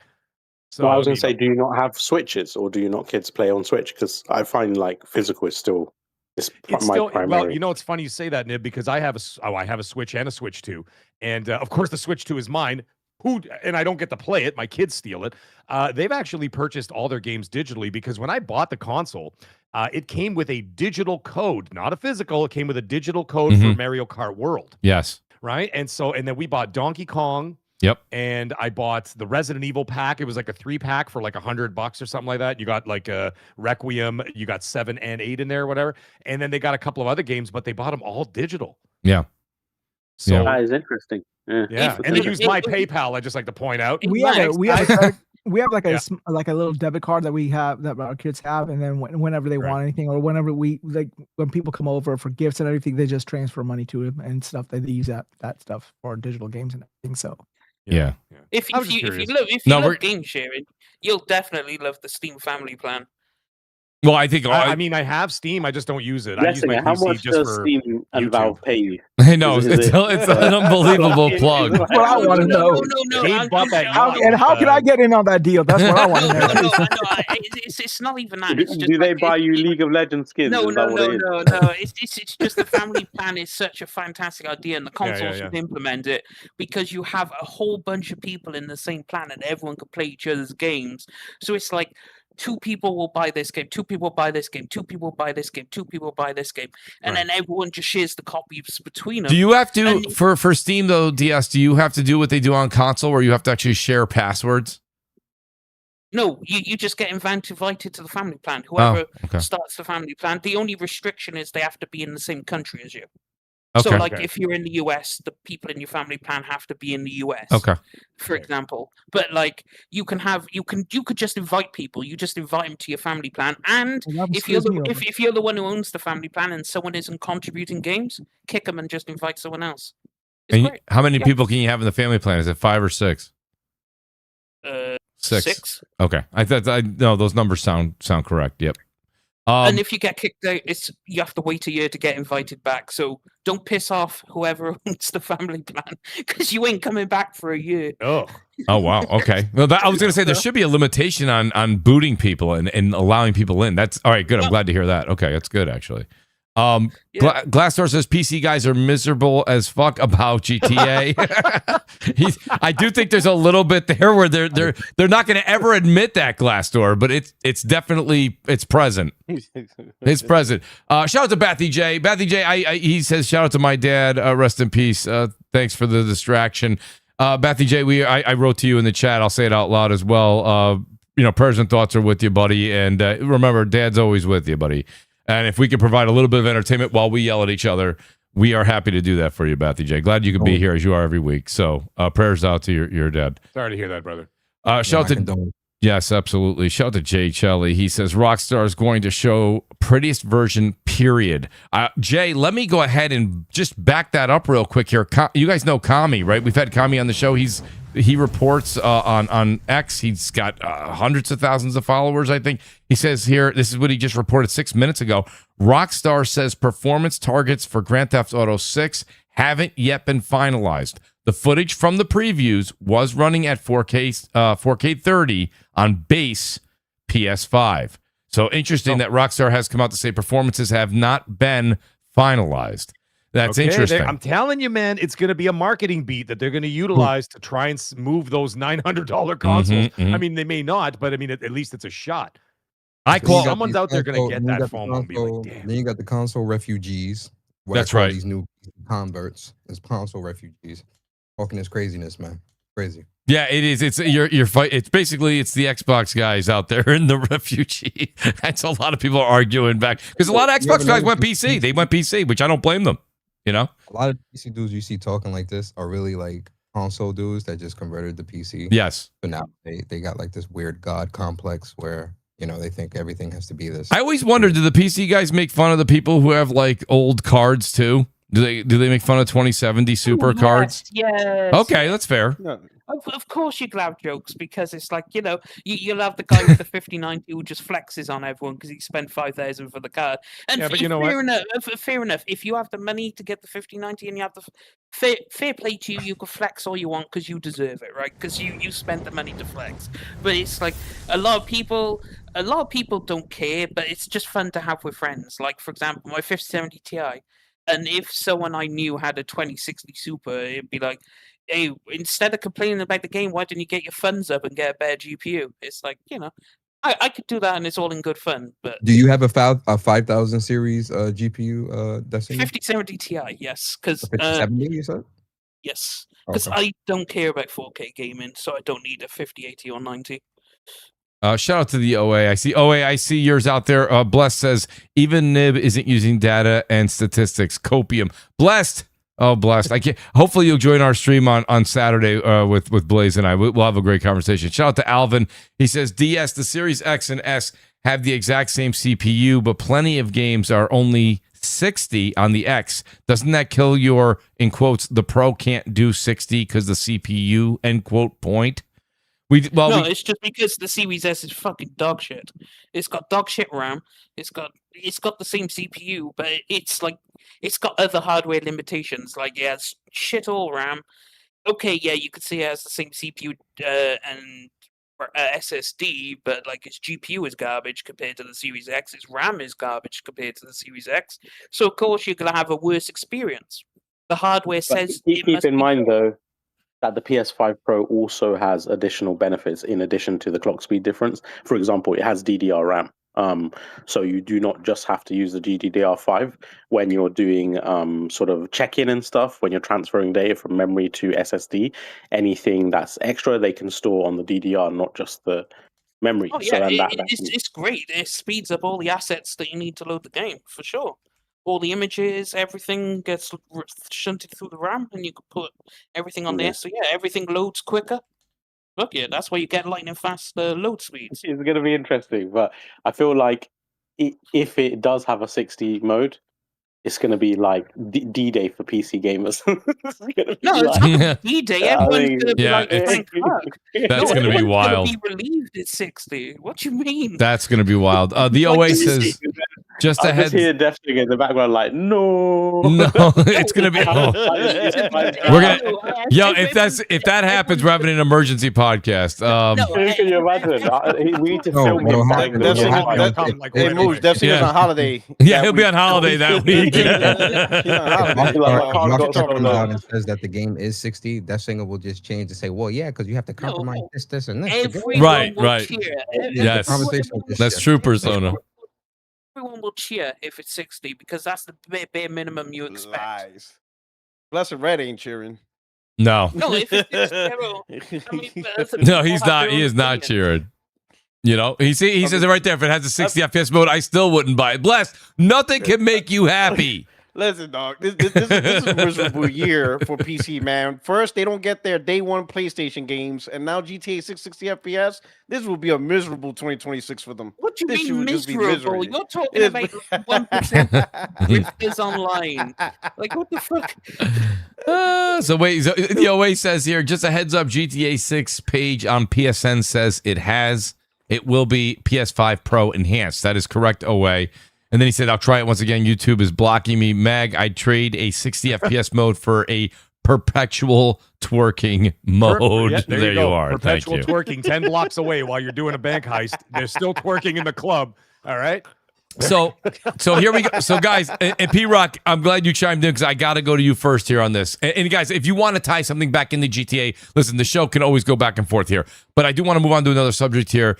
P-Rock, you have been one of the people in the front lines that's out there on X doing your thing about the whole the PlayStation blackout, the protest that's going on. This week is the blackout right now where they're saying no PSN, cancel your PSN, unplug your PS5, do not play PlayStation at all.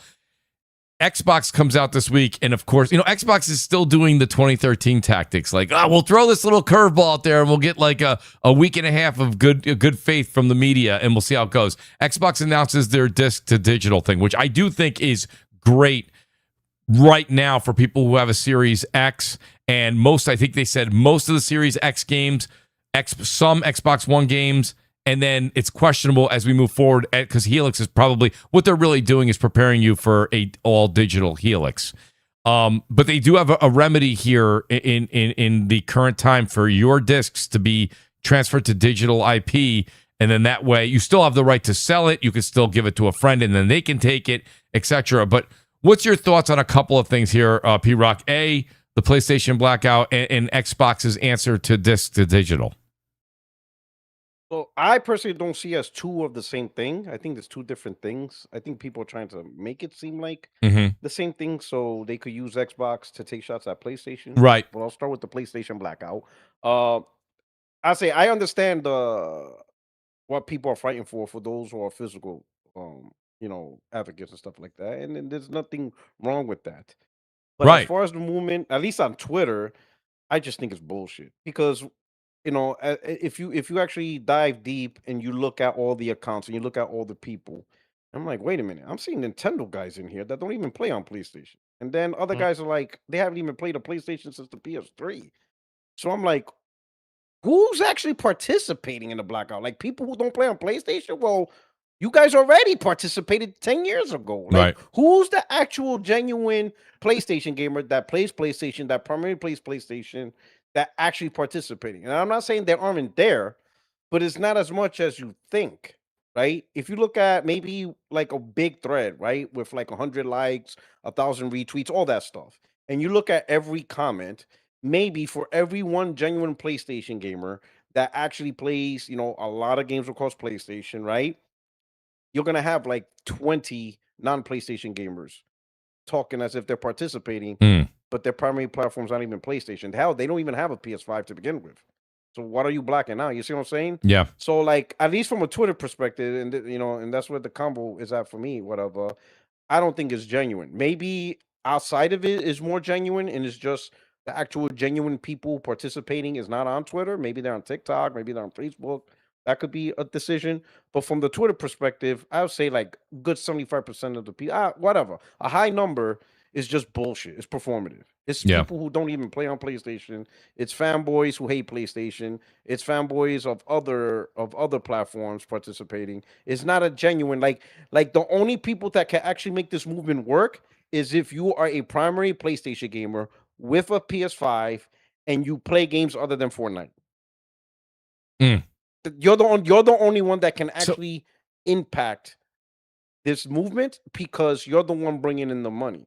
I say all the time, you could post 1,000 tweets, make videos, podcasts, whatever you want, but the number one person that really sways decision is Benjamin Franklin. Are you actually, withholding Benjamin Franklin from Sony? If you I even seen guys that said they have a PS5, but the only thing they play is free to play. Like, you're not gonna make a movement with all this stuff. And then the funny part is you're mad at physical, but yet you only play free to play. Your free to plays ain't physical. Right. So you're actually the problem. This is your fault. All you free to play guys, you did this too. Yeah. You're not buying the physical games and playing the physical games, right? So I'm like, and people ask me, am I participating? I'm just like, no, because the truth is, I didn't speak with my money when it came to this situation. I haven't bought, like, I'll be honest, the most recent physical I bought was Halo Campaign Evolved, Mhm. but only because I'm gonna use it to troll video. That's it. That's the only reason. I didn't do it because I want a physical copy. It's So, that I need P-Rock- a physical copy for content on my channel. But here's the crazy part, Mooch. I was in New York. I have my PlayStation Portal. Okay. The disc came in. Guess what? I can't play on my Portal. That Halo, game. Because That's it's right. physical and That's it's right. not in. You see what I'm saying? I do So see it's what you're like saying. you see what I'm saying. So I screwed myself being able to play Halo because it has to be inserted in the console and installed Right. in order for me to remote play it. You see what I'm saying? Do you remember, Porter Rock? I got to ask you because I know you have good memory with this stuff. Do you remember during this generation when there was still the big push, especially on the Xbox side, for cloud gaming, right? And exclusive don't matter. You should be able to play your games anywhere and this and that. And the big push was they were like, the younger generation doesn't care. They're on their tablets. They're on their phones, right? They're playing on the go. They're playing on handhelds. Like you just said, digital, right? Playing on handhelds, blah, blah. That was the big push. Those same people that made that fight from 2020 to 2023, 24, right? Before Xbox kind of pivoted again. Now they're like, well, physical matters and this and that and blah, blah, blah. And it's like, the thing is we mentioned it earlier in the show. Yes, I think we have to start fighting for digital rights. That's what I think at this point. We have to start to lock down anything we can get for that. Better return policies, things like that, those types of things for console owners, right? I get that. But like we just said it earlier, a lot of the people that have children that are younger, they're not buying physical. That's music, that's movies, it's games, it's anything. So, like, I find it ironic, P-Rock. You've always been good at the history of all, like, keeping track of what's going on. The same ones that were telling us before that, get ready for this. Game's got to be everywhere, and you want to play your games anywhere. And the only way you could play your games anywhere, realistically, was the cloud, and then be able to play the Play Anywhere program, which is you could buy it on Xbox and play it on PC. Well, that wasn't with a physical disc. So now now they come back and they're like, now you have to have the physical disc. And I'm like, that's why I feel like some of the fight is manifested online. And I'm like, listen, I'm with you. And if they turn around tomorrow, I think we've all said this. If they turn around tomorrow and they keep physical, great. That's fine. I don't care. I went and bought the attachment for my PS5 Pros. I have the physical. I got it there because I really went digital a long time ago. I've been saying that on the show for a decade. I've gone digital. But I still have 50, 60 games, PlayStation, and more for Xbox, and I have a ton more for like Nintendo. Nib was trying to make a point earlier. I have a good amount of the Nintendo Switch games that are cartridge, but this generation with Switch 2, I've pretty much gone probably 80-20 digital again, just because of convenience. I have a confession to Wait, make, Mooch. though. Wait, Mooch. But just like you said, I because you said I have a good memory, I even go back further. Let's go back to 2017, 2018. Yes. What happened? Let's go back to 2017. What happened in 2017? That was Game Pass. Yeah, and what did people say once Microsoft launched Game Pass? What were they saying? What were people advocating and predicting in the future? That was They were saying that was the this future. Is how this is going to be the norm. This is the norm. That's the future. The Game Pass is going to change. PlayStation's going to have a version of Game Pass. They're going to do the same thing day and date, right? This is the Netflix movement. This is the Netflix moment. Blockbuster is dead. Yes. Game Pass is here. That's right. Last I checked, Game Pass is not physical. Not at all. So at one point they hyped Game Pass, or a system like Game Pass was going to be how the future generation of gamers will consume games. The days of buying games or the days of this. No, everybody's going to subscribe and you're going to play all your games brand new, day and date, through the service. You pay $25 a month, $20 a month, whatever the price. This is the norm. This is what's going to take over. The days of a la carte is over. That's what they said. Right. And last I checked, Game Pass or service like this is not physical. So I don't know. You're right. Yeah. Well, there we are. That's what I'm saying. But those same people, and Wise, I'll give you the mic. But P-Rock, just one more point on that. Those are a lot of those people that were pushing Game Pass are now saying that's why I'm staying with Xbox, because they're first of all, I don't know where they're coming up with this. They're preserving discs. They're not. They're helping you move your existing library to digital, but they are also leaving next generation. That's why Asha will not comment on it. They've asked her now, and a few times, the media's asked her a few times. A lot of fans that she responds to have asked, she won't respond to them. Listen, I don't blame her. Xbox is not being. They're just like, this is the end of an era, and it seems to be that it is what it is. Go ahead, Wise.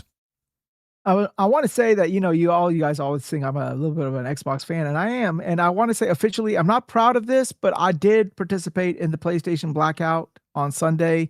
At 9 p.m. at night, my power went out for an hour, and well, good on you. Good on you, Wise. That's awesome. I mean, technically, I participated too. I mean, I gotta go to sleep at some point. Yeah. It's funny about that whole thing. I asked my son about it. He's 14, right? And all his buddies and everything else, they're all on PlayStation, and my daughter as well, and all her friends. And I asked, I said, "Do you guys heard about the PlayStation Blackout?" And they said no. And I said, "What about your friends?" They're like, "No, we don't even know what you're talking about. What blackout? What happened?" And they thought something happened. Like they thought there was like a network problem or something. And then I'm like, "No, you guys didn't hear about it." And they're like, "No, nobody has." And so that whole generation, I can't say that my son and his circle of friends and my daughter and her circle of friends are like the whole spectrum. But I'm saying if they're on TikTok, all the time. Right. So the thing is that's what they're paying attention to. And if it's not prevalent there and they don't even know what the hell to talk about, then who the hell's doing it? Now, I'm not saying people are not doing it, and I'm not saying anything. Hey, listen, man, you have the right to protest and do whatever you want, right? That's part of our freedoms, and we can do whatever we want, and you want to do it, do it. And if you don't want to do it, I think that should also be respected as well. And see, that's something I'm seeing is that people are being vilified for not doing the blackout, and I don't think that that's fair either. And be like, listen, man, I just want to do my thing, and I'm not involved in any of this, and I just want to play my games and whatever else. But people going after them. Now, what Porter Rock said earlier, and I'm just going to be brief on this, is that yes, there's a lot of performative people on social media, whatever, even on YouTube, same deal. And there were a lot of people that I caught, which of course I never called them out. I don't do that kind of content, but I did make personal notes, and I'm like, that motherfucker doesn't even have a PlayStation. What, right? And I see him, right? And I see it because I know the guy personally, and I'm like, this motherfucker don't even have one. What is he talking about? And he's like, no more PS5 for me. And I'm like, you never had one. And I'm like, okay, whatever, man. It's like, that's cool. But then there's the other side. Then there's the other performative stuff. It seems to be the cool thing to hate everything that's popular, right? I hate Wolverine. Call of Duty sucks. GTA sucks and this and that, you simp and this and that. I'm like, what are you talking about? And I'm like, where are these people coming from? And then same thing, the PC guys are no different either. Everybody seems to have a 5090 for some reason, but either way, if you look at the actual analytics, it's like 70% or above actually have a 3000 series card or less. So I'm like, oh, so I'm only talking to the 30% that actually have a 4000 series card and up. It's actually quite remarkable. So this is the same thing here. Now, like I said, I am not actually going to say anything and say, listen, guys, it's stupid that you're doing this. Go ahead and do it. If you're not happy, feel free to voice your opinions, and I actually support consumer choice. However, there's a new reality that a lot of people are ignoring. Some people are not. And the new reality is that we need to be fighting for digital rights because there is going to be an inevitability here that we will not be able to stop. And look at what happened when Sony, what was it, July 1st, the famous day that Sony announced that in a year and a half they were going to go all digital, right? Right. So the thing is, when you look at that, and what ended up happening? Did you see EA come out and say anything, or Ubisoft, or Take-Two, or Microsoft? No, Ubisoft come out and said it's supported them. They said, no, that's the right idea. Yeah. That's the right idea. It's not going to because they're losing money on it. Now, the thing is that people say, well, there's still vinyl. I'm like, sure, but I can't go to Walmart and buy the new Lady Gaga album on a friggin' vinyl. Not just that. Not just that. You got to order it. Mag, the vinyl costs a fortune. Well, here's the thing, Mooch. I came up with a concept. No. Tell me if I'm wrong, okay? Well, I might be wrong, but I doubt it. This is what I'm thinking is going to happen in the future. You're going to have two digital consoles, Xbox and PlayStation. Are going to be digital consoles. We already see it with the PS5 Pro, and of course, PCs being all digital anyway. That's what they're going to be. Xbox Series S. Go ahead. Yep. Well, right. And the Xbox Series S. Yeah, sorry. I'm talking about like the future ones, right? No, I hear you, but I'm just saying Microsoft already introduced that digital thought process to their customers, which, by the way, there's more S's out there than X's at $299 price tag. Go ahead, though, man. It's almost 75%, right? Actually, like of Xbox hardware owners of this generation are Series S. Now, the thing is this. I could see them selling a disc on the side, but then here's the thing. I said, this is great. Now, this ties into the disc to digital. This is why I'm talking about this. Is that if you look at that situation and say, okay, you sell an external disk drive for whatever, $100, you can buy them for $80 US right now, whatever, right? So, okay, let's say around $80 to $100 for a disk drive. What exactly are you going to be getting in the future when in probably 2 years from now, most of the major publishers will only offer you a physical disc as part of a premium edition? So what I'm thinking is this, assuming they stay at $70, you go $70 game, you buy a digital, whatever. But if you want the physical, it's $90, and then they mail it to you. You have to order it 6 months in advance. They'll do the thing. Here's the pre-orders for this game. You know how they do the pre-orders. Here's the premium edition. It comes with extra skins, extra thongs, whatever the fuck, right? And then they do all this, and then that's where you get the physical copy. Then what they do, they mail it to you. Because at that point, what they can do is they can see how many they got. They can order them and then, put them into production because they're not going to make hundreds of thousands of them. They'll do it based on demand, send it to your house, and you're going to have to pay premium price for it. But you will not be able to go to the store to get it. It will not be the norm after that. So the thing is, we have to fight for that physical future. Now, the thing is with this disc to digital is that this is preserving a portion, by the way, not Xbox Original and not Xbox 360 as of yet. It's only for Xbox One and Series console games. The thing is, if in about 2 years from now or a year and a half from now, let's say all these publishers stop making the games, then what exactly are you going to be in the, like, you know what I mean? Like, what are you going to buy a disc drive for? What are we preserving after that? I think what this is that this is to make sure that whatever fan base you still have, especially in the Xbox ecosystem, are you going to remain happy? You know what I mean? And so to give you the option. Now, when Ashish Sharma was asked specifically about the digital or disc future when she talked about that. She said this. Listen to this. She says, this next generation, we have to be thinking about efficiency and, you ready for this word, folks? Affordability. Yep. Right there. There goes your disk drive right there. Go ahead, Max. Sorry. Think about the optics, Mooch. Let's just say the Helix costs $900. But if you pop in a disk drive, they're going to charge you $1,150. Now, what looks better on paper, $1,150 or $900? Right? So they're going to give you a base model with no disk drive, but in a way, she can weasel her way out of it by saying, well, we offered you a choice, but you're just going to have to buy it separate. And then you buy the separate thing. Now, what games are you going to get for it when EA and Ubisoft and everybody else do not offer physical media anymore? So basically, this is beneficial for now and before, but certainly not future-proof. So that's why we have to fight for our digital rights to party, and that's all there is to it. Yeah, well, that's the key that people keep missing. To piggyback off of this, and unfortunately, I think this is the reality. I'm not a fan of big government, but I think that unless the politicians are involved, I think there's going to be a big issue. I think that this whole disc to digital, this whole blacking out, blackout Sony and all that type of crap, all this shit going on is sort of circumventing the real problem, which is game preservation and game ownership. Because like right now, as it stands, these companies, they own digitally these games and they could take it off our libraries anytime they want. I mean, even with PlayStation, as much as I like PlayStation as a brand, they have some scummy store policies that they need to really reevaluate now that we're going, head first into this platform. And unfortunately, these are all corporations and they are not going to do what they're supposed to be doing in the consumer interest unless they're forced to do so. And I think that is the biggest issue that we're having here, that we are all going into this digital platform, but what do we fucking own on these digital platforms? And that is an argument that needs to be had, that we're actually sort of circumventing with this whole situation. They need to actually. Go ahead, Persona. I was going to say, Persona was going to say something after Wise DS. I'll give you the mic after that. Go ahead, Persona. No, yeah, just to go back to the whole blackout, the digital blackout thing. Excuse me, the PlayStation blackout.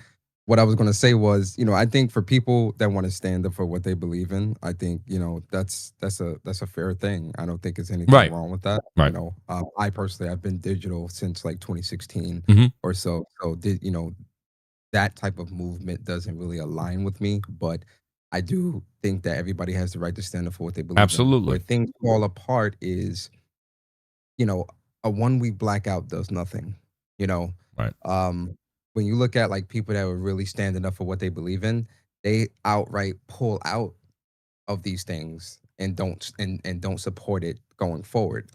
A 1 week blackout to show Sony or show PlayStation you mean business, they're just gonna laugh at you, especially if you're somebody that, again, one of the biggest games coming out this generation, GTA 6. If you even have pre-ordered this already, you already failed, right? If you plan to buy it, even if you're not pre-ordering it, but you still plan to buy it at launch, you've already failed, right? Right.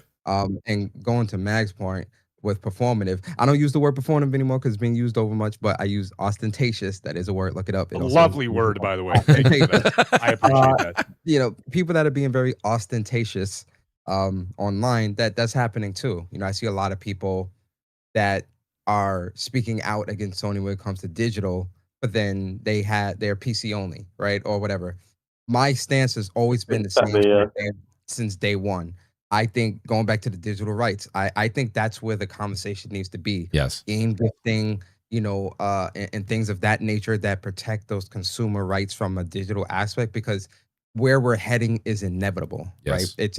It's going to happen. It's a matter of how the right things that you speak up about so that the right people can hear it. And I think this whole physical, again, that's a prerogative. I'm looking at it from, let's make sure that digital side is protected when it comes to their refund policy that I do think PlayStation needs to revamp. It's not a great refund policy. Game gifting, things of that nature, I think are where my focus is when it comes to this all digital future. Persona, to piggyback real quick, and I was talking to Iconic Reviews in the chat. We were going back and forth, but the reason that I agree with everything you said, by the way, you should be, if you want to, you don't agree with it, you want to speak your mind, you want to protest on it, that's fine. That's your right, and I agree with you. The only thing where I say, you said a week isn't enough time. The other thing that I ask people to stop and think for a minute, me and Iconic were just talking about it in the chat, because he said he was, he's an 80s kid, me too. What I'm saying is this. Right now, when I say this, a lot of people are going to go, that's bullshit, Mooch, that's not true. That's fine. You can say that for today. but I remember saying this back in the 80s and the 90s when like CDs and then DVDs came out. The CD Blu-ray right now is actually like the VHS. So what I'm saying is the fight, I understand we should be fighting for preservation of the games you own, digital rights, better return policies, right? Consumer-friendly things. That's the fight. Take that energy there. The fight to preserve the VHS tape, which is now the CD, the Blu-ray, is inevitably not going to, you're not going to win it. You're not going to win it. When I remember I don't, and I know some of the guys on the chat here or on the panel are younger than me, so I'm not going to, but I'll call Mag out. I'll call P-Rock out. Like, you know what I mean? I know that I do remember, you guys remember when VHS saw its last minute? You know what I mean? Like, you know, I was there for all of it. Wise, you were there, Wise. I'm sorry. I remember VHS as well. Okay, Persona. Yeah, I just didn't know. I was trying, Persona. I was giving you props for being young, you know. But yeah, so I hear you. You know, hold on to that, Persona. Be young, man. That's a privilege and awesome, man. That is great. I wish I was your age. But like, my whole point is like, but you remember that, Persona. My point being is that the fight was you saw every day. When you went to this, like the VHS stores were closing, right? All that stuff was going away. And it was like, man, I never thought that day would go away. I never thought that day would go away. What were they fighting for, though? Because there aren't really any benefits of VHS to DVD, whereas there are multitude of benefits from physical over digital. Say it one more time. I'm sorry, Nib. Say it one more time. Like, what would be the benefits? What would be the arguments in favor of VHS over DVD? It's the same way that being a thing. This chapter select, yeah, all that kind of the stuff way you could fast forward through things. And, just not, you didn't have to rewind everything. Fast forward. Who were pro VHS? What were their their argument is like what your argument is. I collected all of these VHS tapes. What am I supposed to do with them? My argument is it allows me to resell. It allows me to freely lend, to borrow, to buy cheaper products, to buy cheaper games where the retailer... Same thing there. VHS was cheaper than CD. But you know what they did to us, though? Eventually, and this is what we're going to have to face here. This is what I'm trying to get at. As it was phased out, it was cheaper, They stopped making VHS machines. It wasn't so much... It wasn't so much the VHS movies... Eventually, they choked us out of the VHS industry by once our hardware started breaking down, and you throw it in. You couldn't buy a replacement. They were not replaceable because they stopped making the thing, so they choked us out of the industry. And they're doing that now with the CD. But they're doing that with the. You have to look at that. You have to look at who the hell's got a CD player anymore? Does anybody? Just look through history from 8-track to cassette to VHS and all these other different things. All these different all these different pockets of physical that went through this major shift through time. Yes, brought it. It's all been happening throughout time since the beginning. No, I understand that. But what I mean is, I think the reason this is very different. It's a positive or a negative because again, you believe what you believe in. But at the end of the day, everything has brought us here because there are other areas of entertainment. Yeah, like, true. We're not oblivious to the fact I agree with all those points. Listen, I would much rather, and I'm every car now doesn't have a CD player, but every car 20 years ago had a CD player. They're molding us into the customers they want us to be. Now, that's right. We're well aware of what they're doing, but what choice do we have? Mag, here's the thing, Mag. Hold on, let me say this to Mag because that's a great point. You're absolutely right. If you go into a car dealership today, 10 out of 10, you're not going to see 10. Right. Well, you know what you're going to see? You're going to see Apple Play, Google Play, and all those other things. Right. But that is Sirius XM or whatever, and all that jazz. Right? Yep. That is what the market has allowed to happen. Because if the market did not like that shift, the market would have corrected itself. But the silent majority are on board, and the silent majority are on board. And the thing is, for the people who aren't on board, there's a large percentage of the people who aren't on board who will conform because they're like, well, I'm not going to stop gaming. So they just go into, you know what I mean? And so they know that. So let's say, for example, that there's 15% who are doing the pushback on, the digital future, right? They know from their analytics and, of course, from human behavior, they'll say, okay, well, 9% of the 15 are going to conform because they're going to say, well, shit, I'm not going to not play the new Call of Duty or the new whatever, Halo or the new, Wolverine or, you know what I mean? They're going to conform. And they know that because they understand customer behavior. And so that's why we have to see, the thing is, a lot of people misinterpret what we're saying. I saw somebody actually leave the chat saying, I can't believe what I'm hearing. And then I said, I'm out of here. I'm like, okay, but I didn't say anything about it, but I'm like, you're missing the point. We're not bending the knee. There's an eventuality here that is actually going to literally, squeeze you out of gaming if you don't. And the thing is, I have no intention of stopping gaming. And that's a great point. The data backs that too, right? Yes, it's and not they like know you're it. just shouting to the clouds. Oh yeah, this is what. No, the data backs everything that has happened up to this point. Jesus Christ! Even Microsoft Office is a fucking subscription now. Yeah, instead of going to the store and buying the box, remember you used to have to buy the box. You bought it once and you had it. No, now it's a subscription and it's an online digital only. And not only this, but you also have to look at it like this. Say a game that you pre-ordered physically, it comes out, but there's a massive snowstorm and your local store is closed because there's a snowstorm. Well, you see what else? Little Timmy down the street, he bought it digitally. He was playing at midnight. While Persona, how about this? Yeah, you notice what they're doing, especially Microsoft this year. If we're using extremities, what if there's another month blackout on PSN? So I don't think using those kind of extremities is fair. Okay, how about this, Nib? How about this? Have you guys noticed that every major release outside of Wolverine and GTA 6, but all the other releases, they give you the incentive to purchase digital so you get 5 days early access? Yeah. Right? They're doing that with all these games, Call of Duty, Gears of War, make more money, right? But did you guys see? Well, they're making more money off it, but at the same time, they're incentivizing you to buy digital. And streamers, yeah, sorry, go ahead. I was going to say, did you guys see Chris Dring's worldwide splits on multiple different games that release both physical and digital? No, I did not. I did. So he did it for Assassin's Creed Shadows, he did it for Astrobot, and he did it for one other game I can't remember. But this is what I say, I do agree that the way we are delivered the digital, not Call of Duty, of course, yeah. That's where live service titles, yeah, but live service titles will always be more digital because people play them every day. So, of course, you're not going to buy something that you're not going to want to switch discs every time you play Call of Duty online. It's just something you want to load up and have the convenience to load up no matter what is inside your disk drive. But on single player games, which again, they still occupy 50% of the top 10 best-selling games of every year, right? On single player games, there's a huge amount still of physical sales. And this is what I mean by everyone always talks about data, right? And they don't understand. For example, Capcom, it's 90% digital, right? But Capcom themselves state in their financials that 87% of their sales are back catalog games, and the vast majority of back catalog games from Capcom are digital. He'll be right back. That's it. Microsoft got him. No, the microphone cut off. Yeah, so if 87% of Capcom sales are back catalog digital games, then that data is not really relevant. What you need to look at is the games that released physical and digital.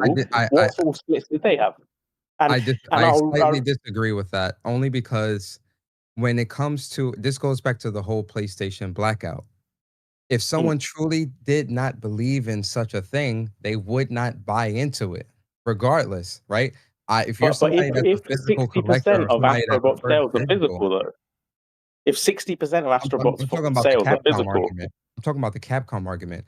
87% are digital because a lot of those games are older games or digital only. But if you're somebody that it's physical or nothing, why are they digital? Why would you buy in? Why would you knowingly buy into something that you do not agree with?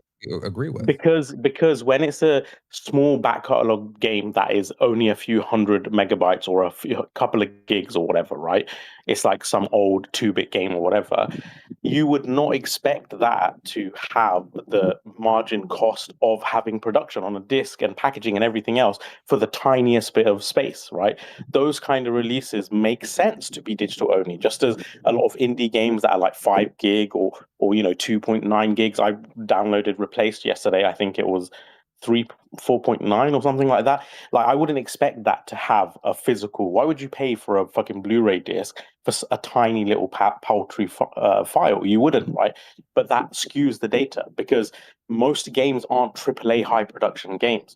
So why are we looking at tiniest kind of games that make up so much of the volume, and using that as a barometer to judge what should or should not be physical. And that's why I do have a lot of issue with the way that people disseminate data and how publishers present the data as well, because you can tell obviously it benefits them to have digital only because they make more money.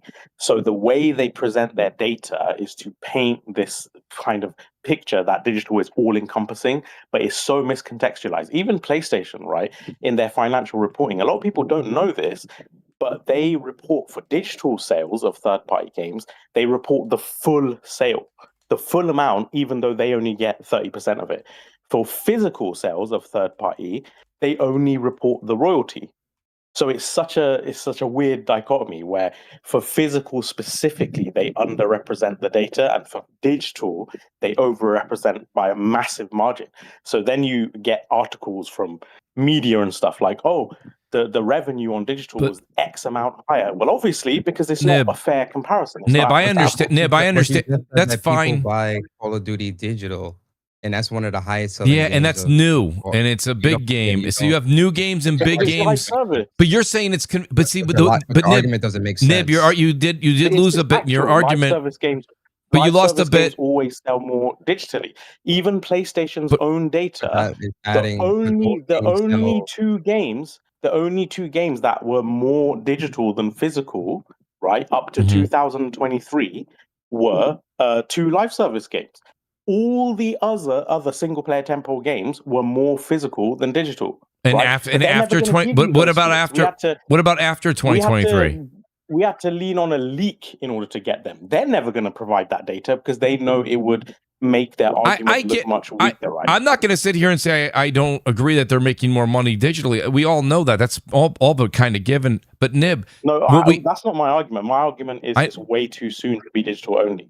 Right, when huge portions of single player tentpole games that are some of the best selling in the world, portions of those sales are still physical, you can't say people don't care about physical. Huge game, tentpole game, just use your words exactly, which huge tentpole games after 2023 has done better physically? So we don't have the exact splits today of Spider-Man 2, but at the time it came out, the majority of sales based on Sakana and GSD at the time, they were leaning, I think it was 47% physical and the rest was digital. If I remember you do have to agree. Right? You do have to agree that is not an insubstantial amount. That's a huge amount. Like that's not. We're not talking about like that's 10% one game, 5%. That's one game. The industry, but the industry. The top selling games every single year. The top 5 selling games are always the Call of Duties, the sport titles, GTA, and things like that. Right? You just said to me that Call of Duty is a game that people would buy digital or are buying digital because it's a live service. And convenience. But it's something that is offered in a physical. It has always been offered as a physical, but people are still opting to buy it digitally. Because these titles are selling too inconveniencing. Because there's convenience and now they're Okay. trying to accelerate it with incentive, right? And that's something like I said, for example, you have to look at the trend. Call of Duty. But why, when betas. So live service games make the most money, right? So by that logic, should PlayStation just drop single player tentpole games and just focus all their money on making live service games? Well, they tried and they're failing. They tried. They tried. They did it as an additive, right? So the logic here is focus on the majority, even if the minority is still a massive minority. Majority. So let me bring up some points here because there's some second or third order effects we have to consider in this conversation. So first, to hit Nib's point about the data, I forgot his name is that you just mentioned. Christopher Drain. Chris Drain, right? He brought out key percentages in different countries of each region. Yeah, the breakdown. But my problem is but my problem is with that data is I need to know the sales number associated with the percentage because 77% digital in the US could be more games sold than 100% physical and digital in France. Exactly. Thank you. So that breakdown doesn't mean nothing. So I think one of his data was 68% physical or something. That doesn't mean anything If there's more So- digital only game being sold than the entire country of France, you see what I'm saying? But you understand how data is, right? No, I agree with that. So that's why I would So- say. So we have That's data why up to also your 2023, 87% right? argument with But we have data up to it's falling apart. 2023. Yeah. We have global data up to 2023, right? PlayStation's from the Insomniac leak. We have all the splits for all the games up to that date. Now, people don't like using those. The digital proponents don't like using that data. They're like, oh, it's 2-3 years out of date. In 2-3 years, the industry hasn't dramatically changed. In fact, 2 out of those years, the digital decline, the digital increase actually declined, right? So this year, Based actually, off what? physical is up 1%, right? So what I'm saying is, unless What you is can that? What show, is that based off of? No. So let me ask as some in, point, 'cause I said what do you mean? So if this is what I you say. go by the Insomniac leaks, right? For all of those, I think it was 31 PlayStation games on the list. We had physical and digital splits, right? And all but 2 games on the list, global sales, the majority was physical, right? Again, like that, when you look at games that they sell, that PlayStation themselves sell, not looking at Call of Duty, right? Not looking at, obviously, they've incurred this mass number of fans, and we You have know to look their at Call games. of Duty. You have to look at those other titles because all Yeah, of those but other titles we're factor we're into trying to the understand trend why of people would be gaming. upset, right? So if a game like Spider-Man sells 24 million copies and the majority of those sales are physical, that means you have 14 million people that could be upset, or 16 million or whatever it is, that it's not, but the future versions of Spider-Man 3 or 4 or whatever might not release physically, right? That's not a small inconsequential Let me number of ask you this people. question. Do you think the people that bought Spider-Man physically, if Spider-Man 3 were to release digital only, do you think they would not buy that title? I think the majority would still buy the title digitally, Okay, and but that's there the will be point, and that's some. the point of the move. The people Yeah. that will, there's always going to be a pushback. Always. That's always Mm. going to be there, even after this comes into full effect. There's always going to be that subset of people who disagree. But there's a difference between disagreeing. No, I understand. There's a difference between disagreeing and actually stepping away from the No, I medium, agree. the But what I'm wave. saying is, this Most is why there's people so will much not step animosity. away. Most people will cry and be mad and whatever. Most people Yeah. won't step away from the thing that they love truly, which is gaming. Which is why you still Yeah. have people, even in the Yeah. era where you've got music and movies and stuff like that, people still go to the movies, even though you have Netflix and all these other different things, right? People still are listening to music, even though the primary way that people listen to music today isn't by buying CDs or records, it's by Apple Music or Google Music or whatever, right? The point is that there's always going to be a pushback, always. But if that pushback is only you grumbling and rambling while you pull out your credit card to buy GTA 6 or Spider-Man 3 or the next God of War or the next Halo or whatever that game is, they rather have you grumbling and still spending your money than having to add money. I think the other point too is that, you know, and don't get me wrong, Nib, not discrediting any of the information that you're saying or even what P-Rock and Persona are saying. But the point I was trying to make with VHS, it wasn't just because you were asking some questions about it, which we can go back to, is just that this is the next. We are at the end of that era, and it's not about Sony and Xbox and Take-Two. It's the car industry has removed the disc, right? Even Meg said it. Who on this panel has CD players all over their house? I know other people are gonna be, oh yeah, I still got an old one upstairs. I got you. I understand. No. But like, I agree with you. It's just but not for those the future. In those examples, what happened was there was obsolescence, right? Like the sales of movies that released both Blu-ray and VHS were so insignificant on VHS that naturally, but that is what I'm saying is that is not what is happening. But see, I think maybe it is. when you look at, I think it is happening. Let me say, Mooch, let me get my point in because I got to leave. I have friends over because on Saturday it's my birthday, so they're already. So they came 2 days So early. Those leave. are some great friends. Yeah, it's on Saturday. So, yeah. I know you're throwing a party. Friends go. Who would have thought, right? I don't even like it when I throw a party and someone shows up an hour early. They're here 2 days early. They're just going to hang out. I'm only kidding. I'm joking. I didn't even know they were going to come here. I'm joking. They're standing over my shoulder. But let me say this. people move and gravitate towards another medium or another type of situation when it's more convenient. We went from VHS to cassette tapes because the cassette tapes were more convenient because we could go on record on both sides. And we went from cassette tapes to CDs because, you know, we could go pick our songs anywhere. We didn't have to rewind it to get back to the old song that we wanted to listen to, blah, blah, blah, blah, right? So people do this over and over again when the new form factor is more convenient. The technology is convenient, yes. Right. So the problem that's going on here, this still going to digital has been years in the making. Ever since they went to Blu-ray, they did not go into another format, or they don't even start looking into another storage medium format after that.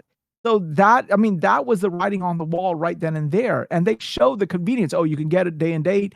You can get it at midnight. You don't have to wait in line. You don't have to wait about sales throughs. You don't have to wait for the Amazon delivery guy to come in. So people have been gravitating slowly towards this. These consoles companies are our gatekeepers for gaming, and they are all ushering us to this thing. So as I said, a week blackout on a PlayStation network, or if they're going to do a week blackout on an Xbox, it's not going to make a big difference, because at the end of the day, there is nothing else to replace. Do you see how many people that we're all friends with on X that still buy a lot of physical, and they're like, they'll show a picture when a game's releasing. Let's just use Wolverine September 15th, and they'll order the physical, and then they'll send a picture, and it'll show Amazon change the delivery to 2 days after, and they're like, oh man, I'm not getting my game until. I see a lot of people. What do? There's two types of customers. They're pissed off. They yell at Amazon on X, and it doesn't change anything. They wait the 2 days for their physical to show up. Or what do? They buy the digital when it comes out, and then they just keep the physical for, like, you know, for collectors' reasons. But like, my point being is, like you said, it's been this gravitational pull. I have loads of examples of getting the game early physical. Like, if you go through my, that's rare though. Oftentimes, I'm posting the physical a day before the digital is out. Mom and pop stores. That does, yeah, mom and pop stores. Yes. No, I mean, even so, I usually order from Shop to Game Focus, Game Exchange, and stuff like that, and they usually compensate for Royal Mail, any hang-ups and stuff. So they usually post a day earlier, basically. I don't want to speak for England, but I'll tell you right now, in the States, we don't. I don't remember getting any kind of treatment like that. But you're lucky there, Nib. Yeah. Let me ask a question, okay? And I got to log off. I really got to go. So, say for example, okay, this whole blackout works. Okay, we're gonna go back to physical games, blah blah blah blah blah, right? And then a year later, they say, okay, yeah, we wanted to do physical, but it won't fit anymore. So I'm gonna say this. Yeah. I don't want to burst anyone's bubble, but the black already fell. Like, that's so, like, yeah, this GTA it's over. Made sure that. No, not even GTA shit. Yeah. It's not even that. It's logistics. So the one plant that was responsible of producing the disc for the PS5 is in Austria. It already began making micro lenses. Austria, like, I looked it up on, Australian local news, Australian on the internet. You can look. They already began operations of micro lens production. They're in testing, and they're planning to go full operation early 2027. It's done. Yeah. You don't have the physical means to support disc after 2028. It's done. That's why the CFO doubled down and said, we're still going forward. It's because physically, logistically, you don't have that capability no more. Sony already is, even if this movement is going to kill the PlayStation 6, then the PlayStation 6 is dead. It won't. There's no going back. It's done. It's over. Sony has already removed the capability to support disc after 2028. They only kept enough capability to support games before 2028. As part of their plan. The rest of the plan is making micro lenses. It's done. What we kill the PlayStation 6 is if the price was too unaffordable. Yes. I agree. I agree with that persona. The real issue is the price of the price. Not no damn physical. It's not no physical. Physical is not going to kill the PS6. Yeah. If PS6 is $1,000, G, it's a wrap, dog. That'll be. It's a wrap. It's That'll over. be hard. That'll be a hard hit. Yes. Yeah. You know what I'm saying? Another thing I want to. The real reason that they're doing this, because I think the idea is, me personally, I believe from a business sense, because they know adoption. No, not just that. I think they know because adoption could be much less with the future generation because of significant hardware prices and AI shortages that, let's be honest, are not going to end anytime soon. When you need to, if you're the CEO, right, and you need to maintain a trajectory of growth in terms of revenue and operating income, but you know ahead of time you're not going to have the same volume of new consumers to sell to, what is the way you make up the difference? You squeeze the existing and enthusiast market that will adopt, you squeeze them for higher margins. That is the only way you can maintain, and that's basically what we've become is pay pigs. This digital move is just a way to increase margins to compensate from any other dips in the market because of macroeconomics, etc. Yeah, another aspect we have to remember, and this is, we could give thanks to Microsoft. Asha Sharma said she wouldn't commit to physical because of the cost of the disk drive. That's not exclusive to just Xbox. That's also a Sony issue that I have to deal with. Like what you mentioned, Nib, obsolescence, right? A reduction of a mass popular item that is no longer mass popular, it starts becoming expensive to keep making. The reason why CDs aren't in cars is because nobody's using CDs no more. Remember that the end of CD drives began with the iPod. Once people are like, oh man, I could walk around with 1,000 songs, I am done with my CD player, right? And then once that iPod got merged into a phone, which is something you could carry anyway, people started using their phones with the auxiliary jacks and plugging it into their player. Nobody wanted to carry CDs because how many CDs? I mean, even if you had like a 6 CD changer, that's still only 6 albums versus the 1,000 albums. Less people started using CDs. Now it became to, okay, you have a fewer CD purists. But how much is it going to cost to maintain the manufacturing plants to build these CD players for this small population?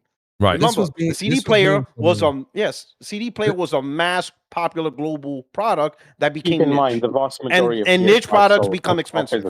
Niche products become expensive.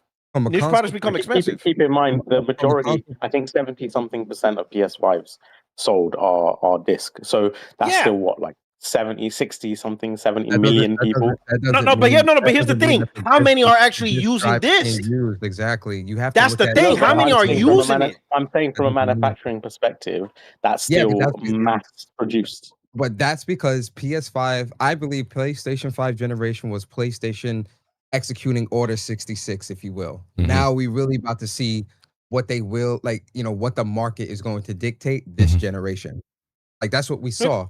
Because if you look at PlayStation from PS3 gen to now, you really started to see the onset of digital with PlayStation 3, with the PlayStation Store, and you being able to get things early and do all these different things with the PlayStation Store way back then. It wasn't as refined as it is now, but it was there. Yeah. PS4, and to add on it, and then PS5 is where we're at now. And to add on to Nip's thing, I was one of those. I have the physical edition of the PS5. Hell, I even bought the disc drive for my Pro. Same. But it's just because of a habit. The habit, yeah. I don't actually use it. Yeah, I don't either. I don't use it at all. It's just. I just gave Sony money for a disc drive I'm not really using. I mean, now I'm going to use it for Halo campaign because I put myself in that position. But I'll be honest. I'll be honest. I didn't need disc drive for my Pro. I bought use it. I bought 2 additional disc drives for the Pros because I have 2 Pros, and one of them I attached. I never use it, and the other one's still in the box. Like it's, I didn't put it on the other. Like, so I think a lot of disc drive users is just habit. It's a habit. Oh, no, I agree. I was guilty. I'm glad you said that, B-Rock, because I'm in your camp. One thing I'll say that's interesting, right? If PlayStation offered disc to digital policy similar, I'm using Xbox, that shit. I would actually every single purchase I make would be physical. Honestly. Even because right now the only reason like I wouldn't buy Tokon Fighting Souls physically is because I don't want to put that fucking disc in every time. Do you know what I mean? Like, I put in this game, I played Requiem, I played fucking the million other games that are coming out this month. Like, I don't want to be constantly swapping. Whereas if I could turn it into a digital and still have the case and everything like that, and all those flexible options, but then not have to put the disc in every time, I'm there, dude. I'm there. Like, but you know what's funny? The reason that a lot of time, this is what I read. I'm not saying this is the reason. One of the things I read was the reason that Sony can't do what Xbox is doing is because PlayStation games actually have the whole game on the disc. Xboxes have. Not just that. Well, Xboxes are also they have a number. There's like a number. Yes, there's a no, but there's Xbox One games that have the whole game on. There are some, yes, some. There are, yeah. But I think it has to do with the serial number. They're like somebody explained like each disc is serialized. Correct. And that's how they're serial. I say there's a number on each one. That's how they can track it. Yes. That's the other thing Some too. type of DRM with the disc to digital. No one's going to talk about this, but the DRM thing that everybody hated Microsoft for. This is something they were going to do in 2013. Now they're bringing it back, and everyone's like, "Oh, now they're celebrating it." They hated them for this. Back then, well, I'm gonna say this again. No, because Nib, if I give you Xbox One issue was the console. They wanted you to say, "Hey, your console, the hardware, had to be online, or it just doesn't." But this one has to be. But see, P-Rock, people are saying with this to digital, in order for this program to work, it has to ping to make sure you have that every so often. No, but why can't it tie to your? I mean, every so often, but because think about it. If you give me the disc, after you've downloaded it digitally, right? Yeah. And then it has to know that I now have it, so it's going to ping to see. Yours is not gonna. It's not going to work. I read an article on it somewhere. They were saying that the DRM and the check-in. I don't know. I'm not saying it's 24 hours. They said the check-in on it would be back to what the DRM practice was back in the early 2013, 2014 era of Xbox One. I don't know if that's 100% true, but that's what they're saying this comes back to. Now, my whole thing, though, Nib, that you said about Marvel Token, I thought that was interesting, is it's kind of like you want to have your cake and eat it too. And I'm just confused. You love the convenience of digital. You can clearly see that the physical era, I understand you have a couple of cases that prove the opposite, which is fine. There's always anomalies. Only with live service games. Only with something it doesn't matter. It does several months. Okay, but Xbox fans have been writing me for the past 5 years telling me how much they love Quick Resume. I can't live without my Quick Resume. I know, but PlayStation fans like to go between games quickly too. Right? So no, you don't. I don't. You don't. But apparently people like it. Just like a fanboy selling point. Maybe people don't really care about. I hear you. I hear you because when I'm playing one game, I'm playing it generally for the most part. Especially Nib, after meeting you, I've definitely slowed down from going from 4 games. Now I play at max 2. Yeah. You know, like right now I'm playing. I was never like that to begin with. I was never playing 4 or 5 games at the same time. I can't. Exactly. I would get lost. I would be like, what am I doing in what game? Right. Yeah. People playing 3-4 games a year. That's right, Persona. And that is also adding significantly to the overall data of physical versus digital. Those same 4 or 5 games that get bought every year. Yeah. Yeah, they're multiplayer, free to play, you know, the whole 9, and the microtransactions. And now we're seeing a trend. So let me ask this question. Developers are delaying the physical version. Like, look at Remedy. Yeah. They just don't launch physical day one for some reason. Publishers are going to want to sell digital, right? Because at the end of the day, they make more margin. Even third parties, they make more money on digital. Right. Do you think that we'll start? Do you think we'll see a cheaper? This is a question. Do you think we'll see cheaper prices as a result of all digital? No, I think it's going to get worse. No.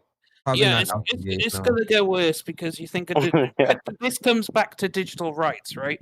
Consoles just stepped into the all digital age. Now, fortunately, PC's been going through this for 2 decades. They've been going through this all digital, and we've ended up to this point. PlayStation has now gone, right, we're cutting all the cords, we're going full digital. The problem is like PC, fundamentally, if a company really wants to fuck you, you can fuck them back. You have the opportunity if they go, let's say in my Steam library, their game. That is, let's say for example, I bought stealing their game. Yes or no? Yeah. Okay, so that's why you're for the PC side. It's not that big a deal because you steal the game anyway. Well, no, it's like, for example, if Ubisoft, let's say Ubisoft takes away Assassin's Creed Shadows from my library, right? Yeah. I purchased that game. I paid the $70 for Assassin's Creed Shadows or whatever, right? So I should be entitled to play this game. And then let's say one day, which companies do, they take the game off, they delist it. Let's say, oh, you can no longer play this game. well, I paid for the game, so fuck you. I'm gonna play the game, and I make sure I'll be able to play the game. You can do And that that on is PlayStation as facilitated. well. If a game gets delisted and you already own the game, you do not lose that game. You can still play If it. it gets So what are you taken, talking if it about? gets taken off, but you If, also even if it gets taken off the store, if you bought the game prior to it being taken off the store, you own it. The only the only example of that where it doesn't apply, I would say, is Concord. And they refunded it 100%. But they refunded it. And they refunded it, but they can deny you the rights to your games. That is in the terms of service. Any game that has been delisted from the PlayStation Store, if you bought that game prior to it being delisted, you still own and can play and download that game. Okay, that's great. But in the terms of service, when you sign up for PSN, does it or does it not Any say game that you own on the PlayStation Store as of today, it says that in Steam terms of service as well. But that terms of service is across all media as well. They're all the same. Yeah, Xbox, Steam even has that. With anything. I literally quoted them. What are you talking about? What are you talking about? So to dovetail off of Persona on PlayStation, there was only one scenario. Definitely, there was only one scenario where PlayStation delisted content. I'm talking about games now. I don't really care about the movies. But as far as gaming, PlayStation, there was only one content that was delisted, and players lost access, which was the Silent Hill, the Kojima one. But no one bought that game. PT, yeah. Yeah, the demo. No one bought it. No one can claim ownership because or whatever. No one can say, I bought this game. I bought this content. Why you took it away from me? It was just a free demo. They took it down, and no one has access to that. That's the only scenario. But any scenario where a paid game was delisted, you can still download it. And Steam has the same thing in there. Let me quote from Steam's terms of service, right? You can Google it right now. I put a Twitter on it because I think a lot of people didn't realize they actually have the same language across all the stores. The content and services are licensed, not sold. Your license confers no title ownership in the content and services. Right? Valve hereby grants and you accept a non-exclusive license and right to use the content or services for personal non-commercial use. This license ends upon termination of agreements or subscription that includes the license or per Steam's terms of service. So basically, it's just a license that they can language revoke. Isn't anything that you buy, anything that you buy offline. It literally said that language is in there. Yeah, the thing that I'm still downloading and play it. You still own the license to it, even if it's delisted. So that's the point. But when it comes to PC, the thing that a lot of these PC, so I'll say this and then I'll shut up. The thing that a lot of these PC dudes like Death Singer don't want to tell you, because that's the real reason why they use this argument, is because you can pirate games, so you don't have to buy the games. That's the whole mantra that they dance around. Well, it's a free market, open market, and Green Man Gaming and this and sales and all this other shit. Yes, there are more places where you can download a game legitimately and get these codes for cheaper or whatever. I'm not omitting that. But the underlining thing when it comes to this conversation that surrounds PC is piracy. End of story. Yeah, well, I mean, so there was another game because P-Rock said there was one game. It's me, the broke boy. He says here in the Super Chat, he says, okay, let me boot up Anthem. Oh, wait, I can't. But the thing with Anthem is that whether that was PlayStation or PC, you can't play that anywhere. I'm just saying, what I'm saying is a lot of people will say this is why PlayStation and you're in a worse situation with them. I will agree that even Steam, if you have the disc, even if you have the disc to Anthem, you still can't play it. Right. As far as I know, that's the way I understood it. Like the thing about it though, the point with it's me, the broke boy. What I'm saying is that yes, Steam has a better return policy. There are a couple things that Steam I think has a little bit an edge on PlayStation. They need to fix. PlayStation needs to up their whole thing. But I would say that at the same time, when it comes to something like Anthem, the same thing that happened to PlayStation players happened to PC players. So that's the whole thing. If we're looking at strictly legitimate means, that game got pulled everywhere. You can't buy it legitimately anywhere. Period. If we're talking by legitimate means, and that's where the conversation should stick, because I'm not in the habit of pirating or stealing games. So No, me If we're neither. talking legitimate ways of buying and playing games, you can't play or you can't buy it anywhere as of today. Yeah. See, on the point of legitimate, this is one of my biggest bugbears. It might be different in the United States. I'm only talking from the United Kingdom. So, for example, I bought Wolverine for £55, right? Yes. Brand new pre-order is £70 game, right? If I was to get a PSN voucher code discounted, I could probably get 10% off, but this basically works out at like 20% off, right? And the problem is with digital PlayStation, there isn't like outside of gift cards. There isn't any other stores that you can get cheaper prices, whereas there are countless stores that sell physical games. And the beauty of that is it's the retailers that are willing to take the loss on the margin in order to incur more volume, right? So it's not PlayStation that loses the amount they're selling the game less for. It's the retailer. So they, instead of their £21 or £24 or whatever they make, they're like, okay, we're okay with making £5 on that game, because for whatever reasons they think they'll make more volume, they think it will bring people into their store to buy other things, etc., right?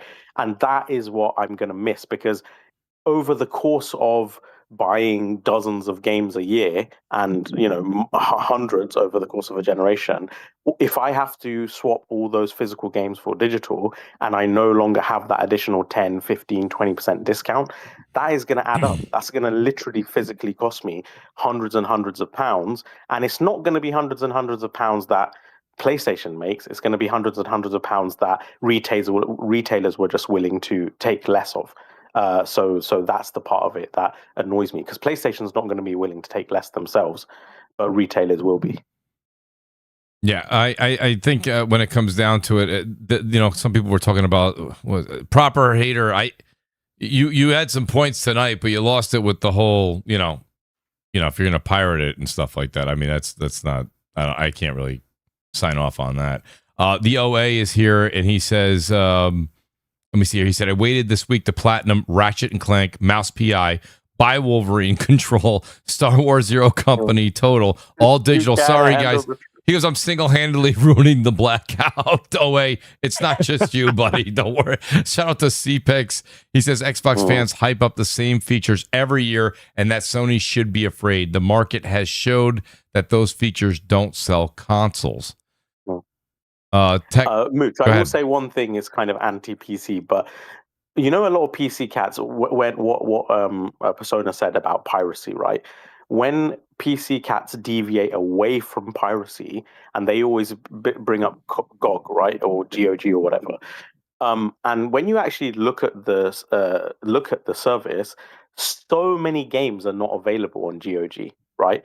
And in addition to that, they come really late, sometimes 1-2 years, if at all. And in addition to that, I think I read 1 to 3% of the PC digital market uses GOG, right? That's even less than physical. So obviously PC consumers don't actually care about that stuff as much as people make out, because it's not popular at all. So, actually PC consumers are perfectly fine with just getting their digital games from Steam. But yeah, obviously like Steam is more liberal with sales and stuff. And yeah, that I acknowledge. Yeah. I think the reality is at this point, right? And I made a tweet about this. It's time for people to man the F up. You're not getting your physical back, so just make the damn decision. I'm not here trying to convince people to stay on PlayStation. If anything, you need to leave. If a product is not making you happy, go. Yeah. That's it. Yeah. Start, and don't, and I'm gonna say this to the PlayStation guys still fighting physical. Yeah. You guys lost already. All you're doing is this. You think you're fighting the good fight. Then in 2028, when reality sets in, and PlayStation didn't bring back physical, now in 2028, you're going to have to buy more expensive PC hardware. Do the change now while PC price is going up, so it's not going to be cheaper. Yeah. So you could go jump into PC and pirate, have the better online stores, have more options, all this stuff you're bragging about. Do it now and pay 2026 prices, or you could be the fool thinking you're fighting the good fight, and in 2028 lose, and now you're going to pay PC 2028 prices. Just leave now. Exactly. Yeah. Save yourself money. Listen, it's only going to be more expensive for you.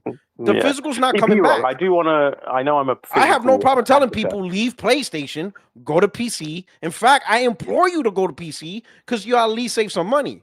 But if you want to spend the extra $1,000, $2,000 in 2028 because you think you're, what's the dude's name, Mel Gibson, and freaking, you know what I'm saying? You're gonna fight the good fight. Then good luck.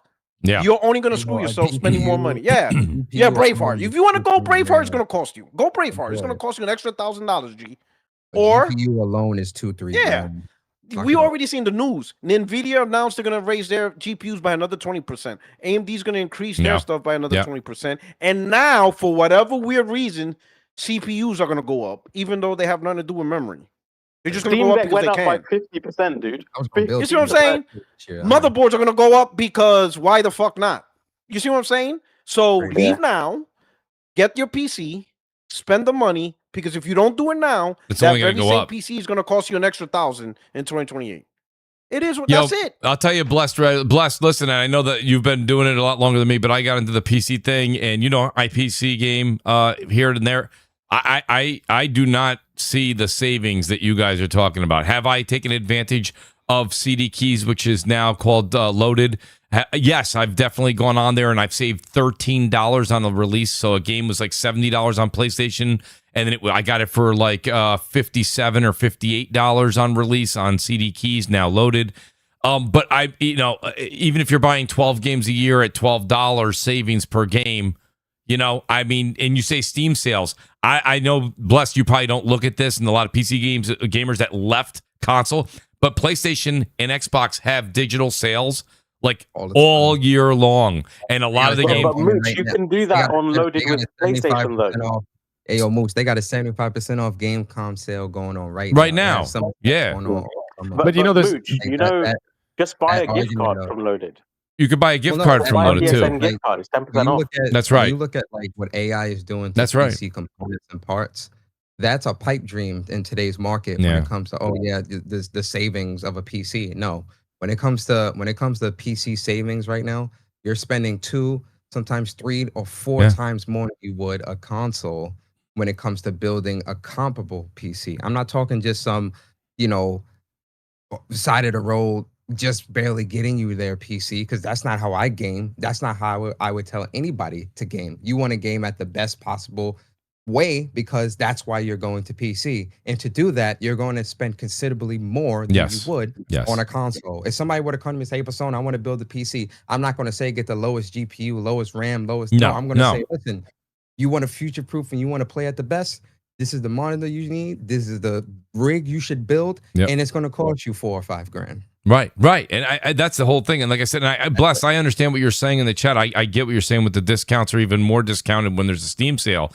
But again, I'm not really diving for older games all the time. Like look at this year for an example. I mean, it's just hit after hit after hit after hit. These new games that are coming out for the next 2.5, 3 months. These games are all going to be $10, $11 cheaper on Loaded. That's about it. But you know what? Though what he said is applicable to PlayStation though, because if something is on sale half price on PlayStation Network, right? Mm-hmm. If you buy a gift card, say it's $30. If you buy a gift card on Loaded, a PSN gift card, $30 gift card, it's 10% off. Say you buy it for $27, sorry.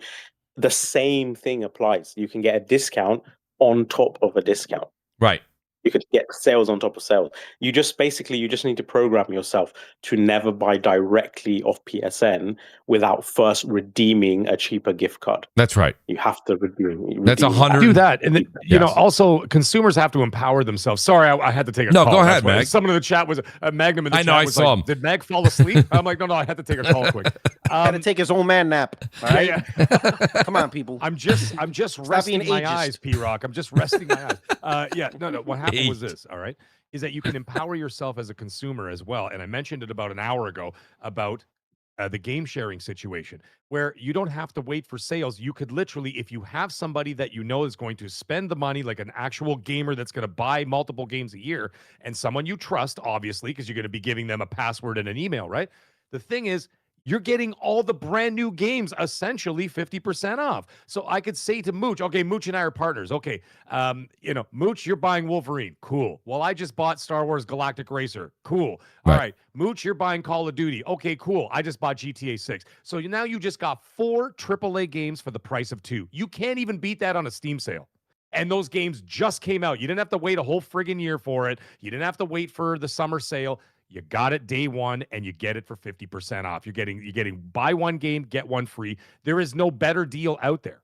And you're saying that? Wait, and what's that? What's that program? With game sharing. Oh, game sharing. Well, don't forget though. And Meg, I think you were on the call, and I know that I don't know how much you PC game or not, but the one thing that the PC gamers will immediately tell you is that they have a family share over there too.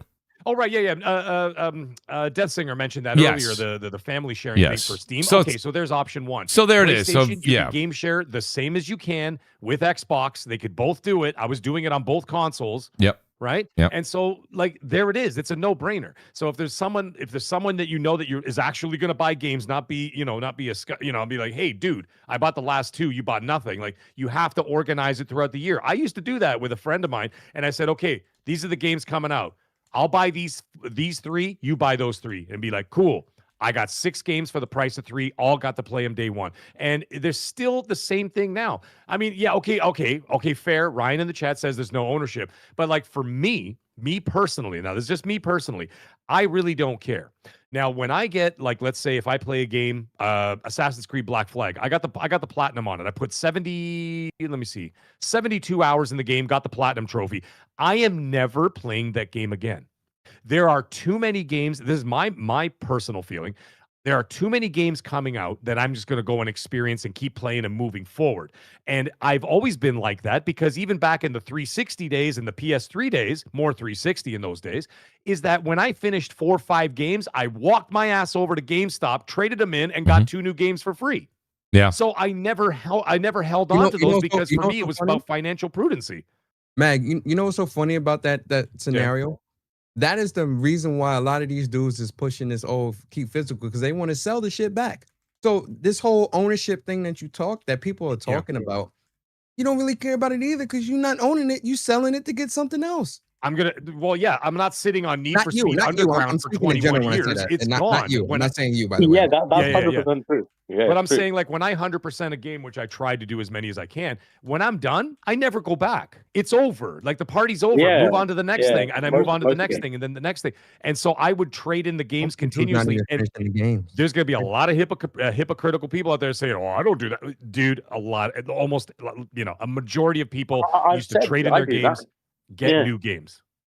I wouldn't be buying as many games as I did if I wasn't doing that. Well, it's just exactly, not, because not all of us are whales. We can't just afford everything, can't buy everything full price and just whatever, just sit on it. I mean, some people do it and some people collect, and that's totally cool. I know guys who have thousands of games, but that's their shtick. That's what they love to do. But for me, when I'm done, and I move on. Like I said, I just got a Black Flag. I'm not going back to that game ever again. I'm now playing Assassin's Creed Shadows in the background on top of all the new games coming out. That's my in-between game. And then next year, the next Assassin's Creed, when I'm done with that, it's gone. I erase it from the hard drive. I move on to the next one. And my family does the same thing. My wife does the same thing. She got the platinum on AC Shadows. She's never going back to it. Now she's working on the Black Flag. The next Assassin's Creed I'll be playing is not an old one. I'll be playing Hex when it comes out in a year and a half. So, you know what I mean? It's so like I keep moving forward in that way because that's the only way that I could do it. So for game sharing, it was never about ownership. It's about experiencing it for a certain amount of time, and then I move on to the next one. If that game gave me 72 hours, what the hell else am I going to get out of this thing? Like, I don't care anymore. I'm done. It's like going to the movie theaters. I spent $150 to go take my kids to go see Spider-Man Brand New Day, and I walked home with, guess what? Nothing but my dick in my hand. I had nothing. It's not like I owned it. I went and paid $150 for 2 hours and went home. Yeah. The only experience I have now is in my mind and in your my memory. Heart and That's right. times with my kids. Yeah. Yeah. And shout out to Blessed Red. I'm going to see a ball game or whatever. I'm going back and forth with Blessed Red. Blessed, but all I'm saying is it's because everyone's like, wait, what I said? No, what I'm saying though is that there's holes. You can put holes into the console theory, and the console gamers put some holes into the PC theory. Like I said, most builds for PC, unless you're making an underpowered machine, is going to cost more than the console. Okay, games. You had Nib just. I was very specific when I said what I said, Mooch. That's why I'm not going back and forth with these dudes in the chat. I said in today's time, because of AI and everything else, the cost of components have gone up exponentially, which has caused the building a gaming PC that much more expensive. Yes, compared to a console. Right. I'm very specific in shit that I say, which is why I'm not responding to him because he's saying dumb shit in the chat. Yeah, I'm not. Yeah, so I mean, that's my point. Being with Blessed is like, you know, we could both go back and forth. But Nib gave examples. All right, so Persona gave an example with the hardware and what's going on with the AI now. That explains it. Nib said you can actually take the sales that are going on now, pick up a PlayStation PSN card discounted, and then make the discounted price, just like you were saying. Same thing with loaded and CD keys. There's an argument for both sides. You can't just sit here and say, "Oh, these console guys are talking," and it's just ridiculousness. That's not fair to say. You know, it's really it's not. I know what you're saying. I've talked to you. I know, and I know that you're standing on your word here. And I'm not saying that you're wrong, but I'm not saying that you can't turn around and just say, "Oh, the console guys are speaking," and that's it. That's gospel. That's not what we're trying to say here. We're trying to go one for one with each debatable item, right? You can't just be generic over it across the board of just PC. You know, you want to talk about the hardware, we talk about the hardware. You want to talk about the games, we talk about the games. And it's not to say that you wouldn't win by $1 here or $1 there, but there's other situations where we would win in that dollar conversation as well. That's all I'm saying. It's a back and forth. I still don't understand why PC guys, you know, even bother talking to the console guys. If you guys are in that world and you're doing your thing, I don't know. I don't understand. It's the same thing here. I don't go into like a PC chat and I'm like, "Hey guys, have you tried a PS5 Pro recently?" I know what I mean. I don't know. I don't quite understand the logic of that. You know, it's like I said, PC guys that build a 5090 and they have a Ferrari, right? It's like you're pulling up to like a I don't know. Last time I said a Honda Accord and somebody was like, "You calling a console a Honda Accord?" I'm like, "Listen, I was just trying to make that. Like, you can't go up and be like, I'm faster than your car." Well, no shit, bro. You have a $5,000 PC. I have a $700 PS5 Pro that I bought it for. You know what's so funny though, Mooch? Yeah. This a good example of this is using a Ferrari argument. It's like a guy pulling up in his Ferrari, pulling up right next to a guy in a Toyota RAV4 with his wife and kids, and seeing them so happy and wondering, "Why are you so happy? Why are you so happy over there? Don't you want one of these?" Why are you over there? You're in a Toyota. I'm in a Ferrari. That's what this, because it's not all PC gamers. No, so it's not. Most PC gamers don't even partake because most of them are busy paying Dota, League of Legends, Counter-Strike and things. They're all playing their games. They're not really here. It's what I keep saying. It's people who were primarily console gamers who transitioned to PC but still have a console like mentality. Yes. Yeah. They can't pull away from that because that's truly who they are, but they're constantly trying to neglect that side of them for what they feel is greener pastures being on PC. Right. And that's kind of what I do agree with you there. Even BRAP, like, he's like, "Nib, you got to get on PC," right? And I'm like, I don't think you understand it. It's not.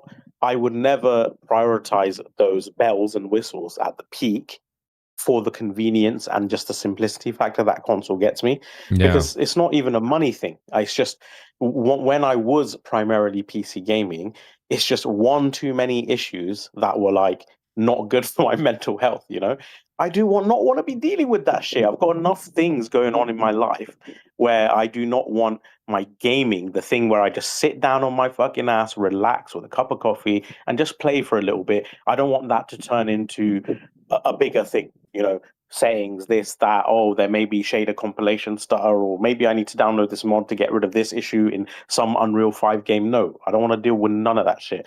And if I spent $3-4 grand and still had those issues, trust me, that shit is getting fucking sold straight away, because like, Nib, it's all of it. You know, the thing is, like, the guys of us, like Mooch, myself, and even P-Rock, who actually do like content creation outside of just, you know, doing the podcast. Like, look at all the ball breaking things that we have to go through to make sure that these streams run well and whatever else. And I've got 4 monitors going at once. And like today, I got Netflix on the left, I got the Streamlabs on the right, the chat in the middle, this and that. And there's always something. There's always something. Then the audio doesn't work. And then the audio doesn't kick. I read reviews of a game on PSN, right? And they're like really high rated.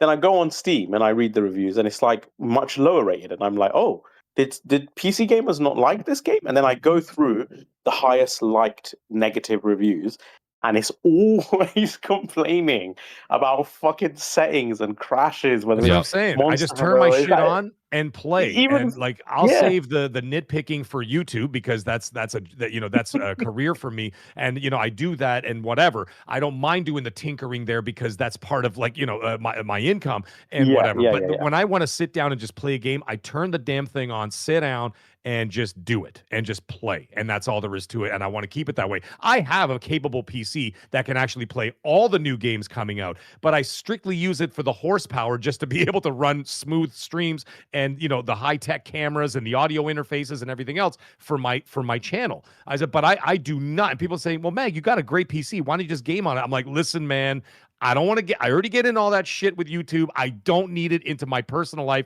where I want to sit down and just play Call of Duty with my son or whatever. Right? Yeah. Or just play like I'm playing this Resonance game. I just want to put headphones on and be left alone. Yeah. Persona, did you say something? I'm sorry. Yeah, I gotta go. Oh, okay. Persona, I did keep you here for 3 hours. It's 3 hours. I know. What's going on here? That's not my fault. I blame Nib always for this. What is this, the Odyssey? It wasn't me. It was Persona and Death Singer this time. Whoa. Man. It wasn't me. He goes. You made him tuck tail. We talked about GTA 6 for like an hour and 40 minutes. And went in circles with the same damn conversation. It was the same conversation over. All right. Well, no, Persona. Shout out to you, Persona. Right, thank you, buddy. I appreciate you being here, Persona. I look forward to bothering you again in the DMs for another visit. Yo, great to have you, Persona. Thank you, man. So let me ask you guys a question real quick, and then we'll do a quick question roundup, and then we'll head out. The Fable showing, 18 minutes. The world itself, the combat, the dialogue, all of that. What was it like? Who wants to start off? Anybody got Mag? I'll go with you first. What did you think of Fable showing? Did it show well? Was it enough? Do they need to go back to the drawing board? No, it's showing better, and the thing is, I mentioned this to Colt whenever we do the show, we talk about it, and he agrees with me. Like the first 2 or 3 times they showed it, it was not looking great. I mean, it was like I was like, ugh, okay, this is not what I was looking at, and whatever. Yeah. And then when they were showing the NPCs and stuff, and they had the Starfield eyes and shit, and I'm like, oh no, please not this again. Then I went to LA Fan Fest or whatever. I was there. I was sitting there. I was with Lord Sov from the Iron Lords, where it was just him and I chilling in the audience there. Yeah. And we're watching the show, and I leaned over to him after the trailer. I go, dude, I'm like, that's what they should have started with like 7 months ago. What the hell was like? That was way better. It showed better. Yeah. Now this is also showing a little bit better. I'm going to use the term again. It seems like every time they show it, it gets incrementally better. Now, the thing is, does it look like it's ready to launch? Maybe they need some more tweaking, but here's the thing. It's still got 7 months before it comes out. We have to remember that. It's not coming out next week. So you still got, well, not 7, I think 6 months. You got September, October, November, December, January, February, 6 months. So they still got 6 months to work on this thing. I'm going to give them a little bit of a benefit of the doubt, but right now it's still on the wait and see list for me. I'm going to be quite honest. That's where I'm at. That's where I'm at. And I'm still on the wait and see. Like it's getting better. And I'm like, okay, that looks significantly better. I saw some of the combat, like the lightning strikes. She was fighting that giant dude with the big hammer or whatever. Yeah. And I'm like, okay, that's looking better.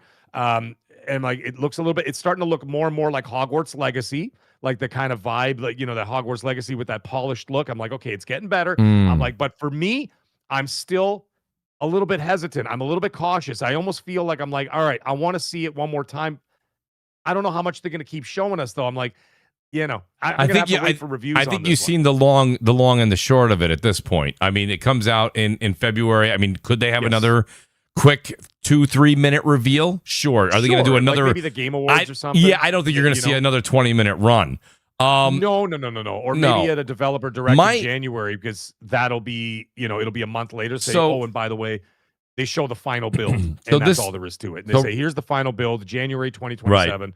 They'll, developer direct. It'll be there for 5 minutes or whatever, 10 minutes, and then they do the final showing, and that's all there is to it. But as it stands right now, it is certainly looking much better than it has been showing from January to now is a significant difference. So there is that. I agree with you. I just want to interview. You need to hear this, cautious. Mag. So Thomas Mahler, I believe he's the lead developer over Moon Studios. Yeah, he came out and he says you really have to wonder how something like this even gets shown to the public. There's a whole myriad of combat system basics that aren't at work here. Even if this is supposed to be a boss, this was the big boss at the end that she was fighting with. He had the axe, she had the sword. Right. Even if this is supposed to be a boss, you never ever resort to enemies not having any hit reacts at all. And then he writes to @WeArePlayground. Happy to have a quick call with you folks to point you in the right direction. So and don't get me wrong, shout out to Thomas there. I was just reading his tweet because that's interesting to hear a perspective coming from a developer and not just, somebody doing a podcast. And, I'll tell you the truth. The world looked better. A lot of what you said, Mag, right there, I'll ride along with you. I thought it looked incrementally better, right? The character models, better. I like how they shortened down the dialogue prompts. They're nice and short. It was quick. There was nothing where it was like Bethesda where there's like paragraphs to pick from. Yeah. I don't have time for that shit, and a lot of people don't. I know there's a couple of big-time RPG fans that will go, give me the paragraphs, but most of us are like, please don't. That looked good. I would say a couple of people pointed out, like, these are small things. Opening the door, the fighting mechanics, not a small thing. It looked like a great world, and they took Avowed's mechanics and threw Avowed's mechanics in there, and it was like, all right, this is why it still doesn't look like this fantastic overall experience. It's like the writing kind of got me in the feels. I thought it was funny. They had some funny stuff. Character models looked wonderful. The cutscenes looked great. The world looked filled and lived in. Loved it. Lots of motion. Full of life. The combat and a couple of the quirky mechanics, it took it down a notch. And I think that, we're getting to a point right now where you can critique a game, but there's only so much they can do with 4 months remaining. You know what I mean? Before they basically go gold in January. Well, so the combat is important because that is the main game. It's loop, the main right? That's loop. The game loop. Yes. So, walking around exploring or whatever, that's part of the story. That's part of, enveloping you in the world that you're going to experience and all that stuff. Mm-hmm. You nail that stuff, you get that. However, the one thing that you're going to be doing repetitively is going to be the combat as you, face different villains and whatever and adversaries. You're going to be dealing with that. So that's something that actually would have to be the main focus, because if you nail the combat, like, for example, I'll bring up Hogwarts Legacy again. Hogwarts Legacy had the best of all worlds, if you want to look at it that way. And not just because I'm a Harry Potter fan, but they nailed the aesthetic, obviously, the music, the walking through the combat Hogwarts, was going to fluid. Hogsmeade, going to all these gorgeous. But the combat was so good. It was fluid, yes.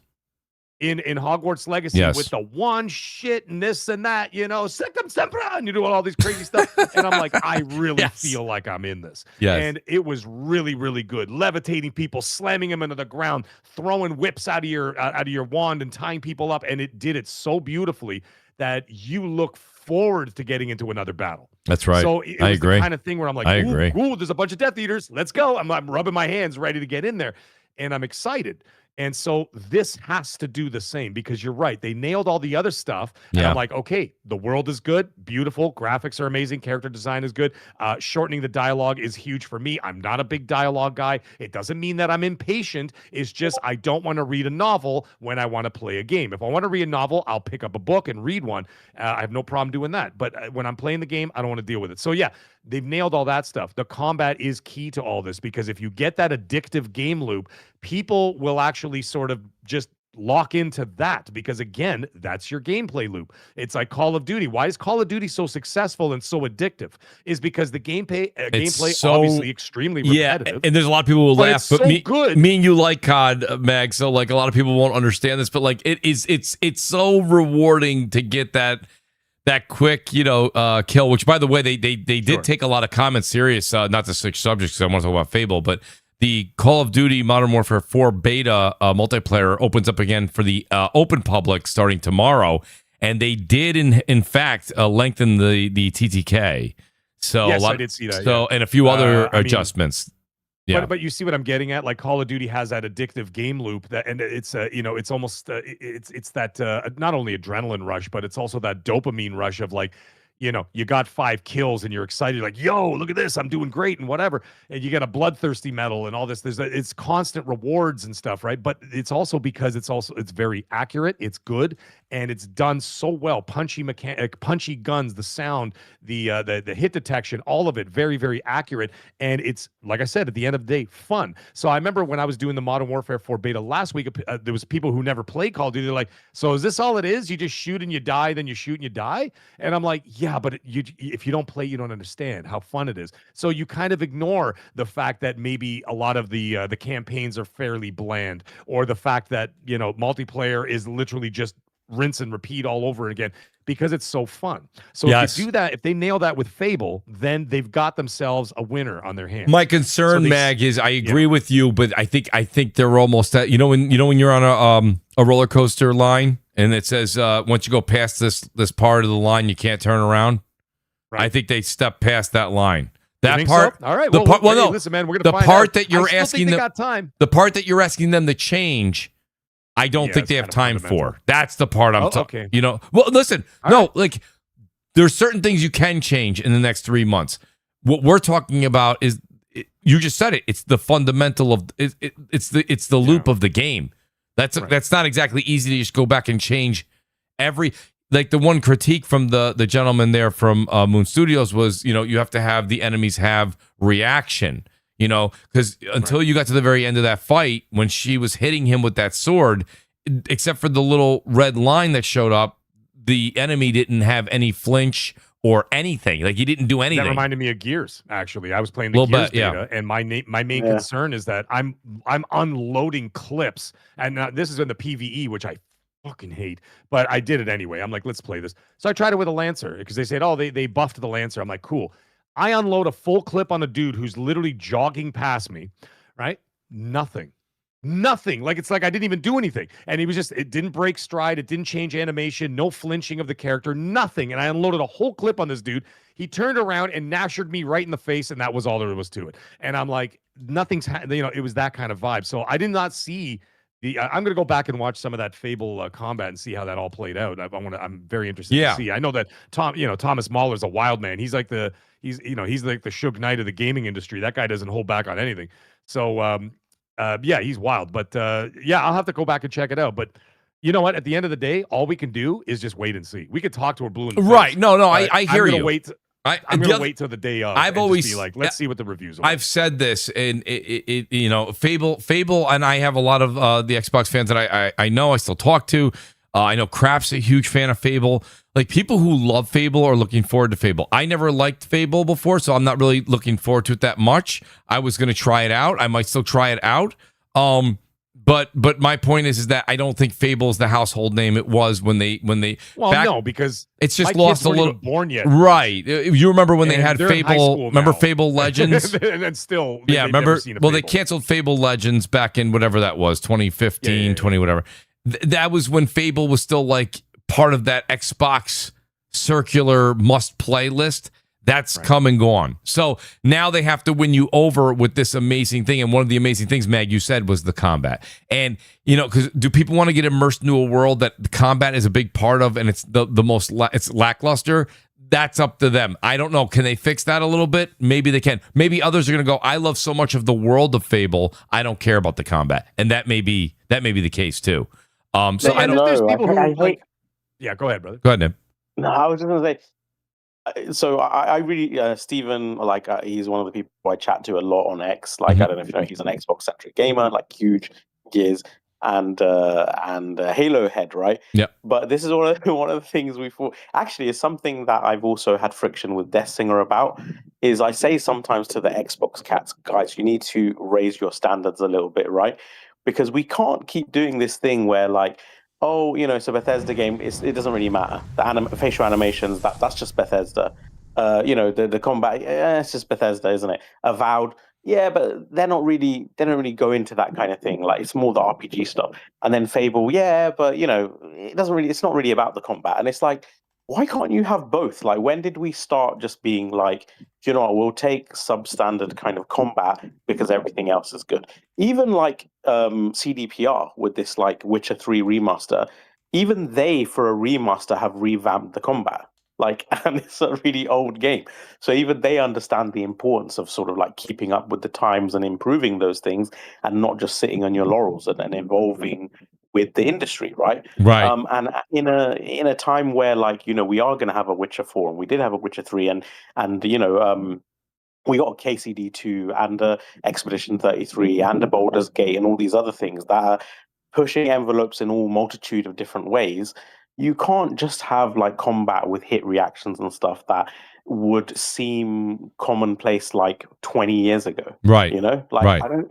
It's just a weird thing as well, because the actual visuals of Fable, it's one of the most beautiful. You know, I forgot what the town is called. It begins with a B. Albion. But genuinely, no, Albion is the country. Albion's the but world. Oh, sorry. The world, yeah. Sorry about that. Yeah, but the actual capital city, I forgot. It's like Bobbin Town or something like that. I don't know. Fuck knows. Anyway, but the point is, like, I actually think it's one of the most beautiful in terms of art direction, visuals, and lighting, and just the density and amount of life and things going on. The architecture, the twisted kind of, like you said, that Harry Potter vibe. Like, one of the most beautiful cities in a game I've ever seen.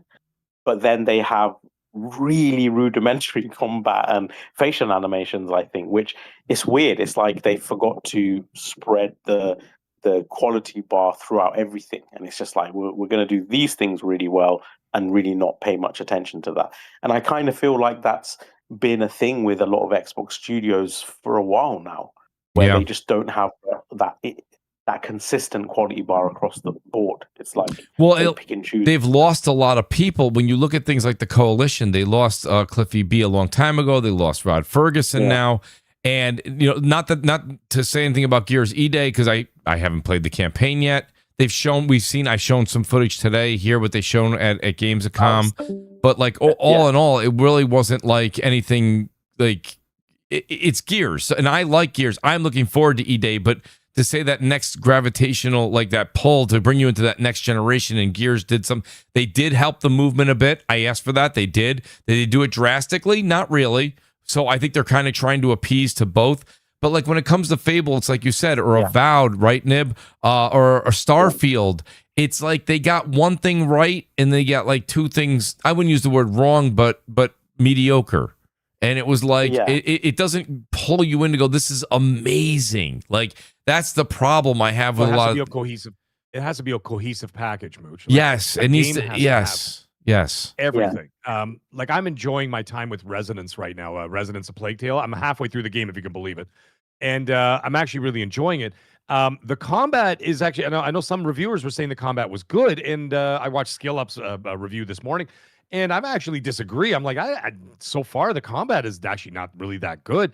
I'm actually finding the exploration of that game so much better. I watched Skill Up's thing too. I didn't play it. I'm interested to Maggie, you know me for a long time, and I've been saying this on the show for years. I didn't like any of the Plague Tales. I didn't like any of them. Oh, this is a completely different game. This is basically like a God of War style game. Well, that's a stretch, but yes, that's fine. Ish. I'm just saying, like, the closest I can think of. It's more of an action game. There's no stealth in this game. Yeah. There's no stealth. It's like it's got the exploration of like an Indiana Jones kind of vibe to it. Yeah. But it's got like that. It's a hack and slash. When you are facing enemies and stuff like that, there's no sneaking around with those friggin' rats and the. There's no rats and all that again. But no. I'm really excited to play it. I mean, how are you finding it then? I'm on chapter 5 now, so I'm about 40% through the game, and I'm actually enjoying.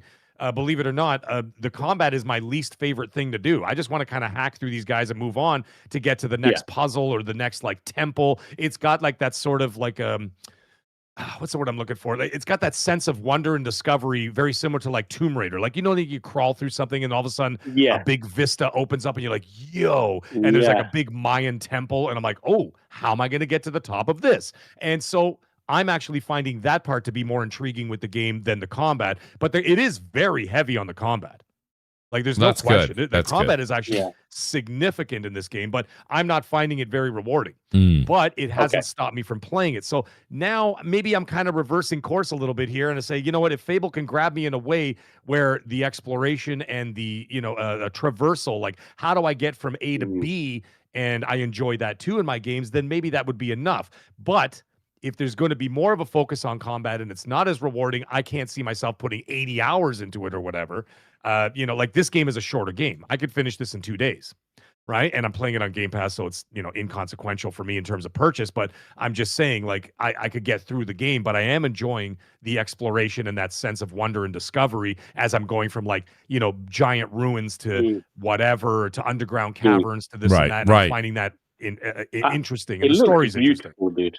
I think it looks beautiful. It is a gorgeous looking game. There's no question. Yeah, it's a beautiful looking Yeah. game, and they did a really great job with it. But the combat is not fantastic. Mhm. Now, if you were to ask me if I was going to pay $100 Canadian for it, I would say no, Yeah. because of that reason. I can't Because of remember the what reason of the skill. combat. I watched it because I said, maybe I'll put this on my long. I actually was going to tweet out, and then I said, nah, let me not put it out there. But there's always a game that I think gets especially when you have like 5, 6, 7. In this case, this fall, there's 12 games that are coming out all within the next 6 weeks. Well, right? That's the thing, This Mooch. this I game. said this is a sprint, dude. I hate And to if say you it. trip on Yeah. your shoelaces.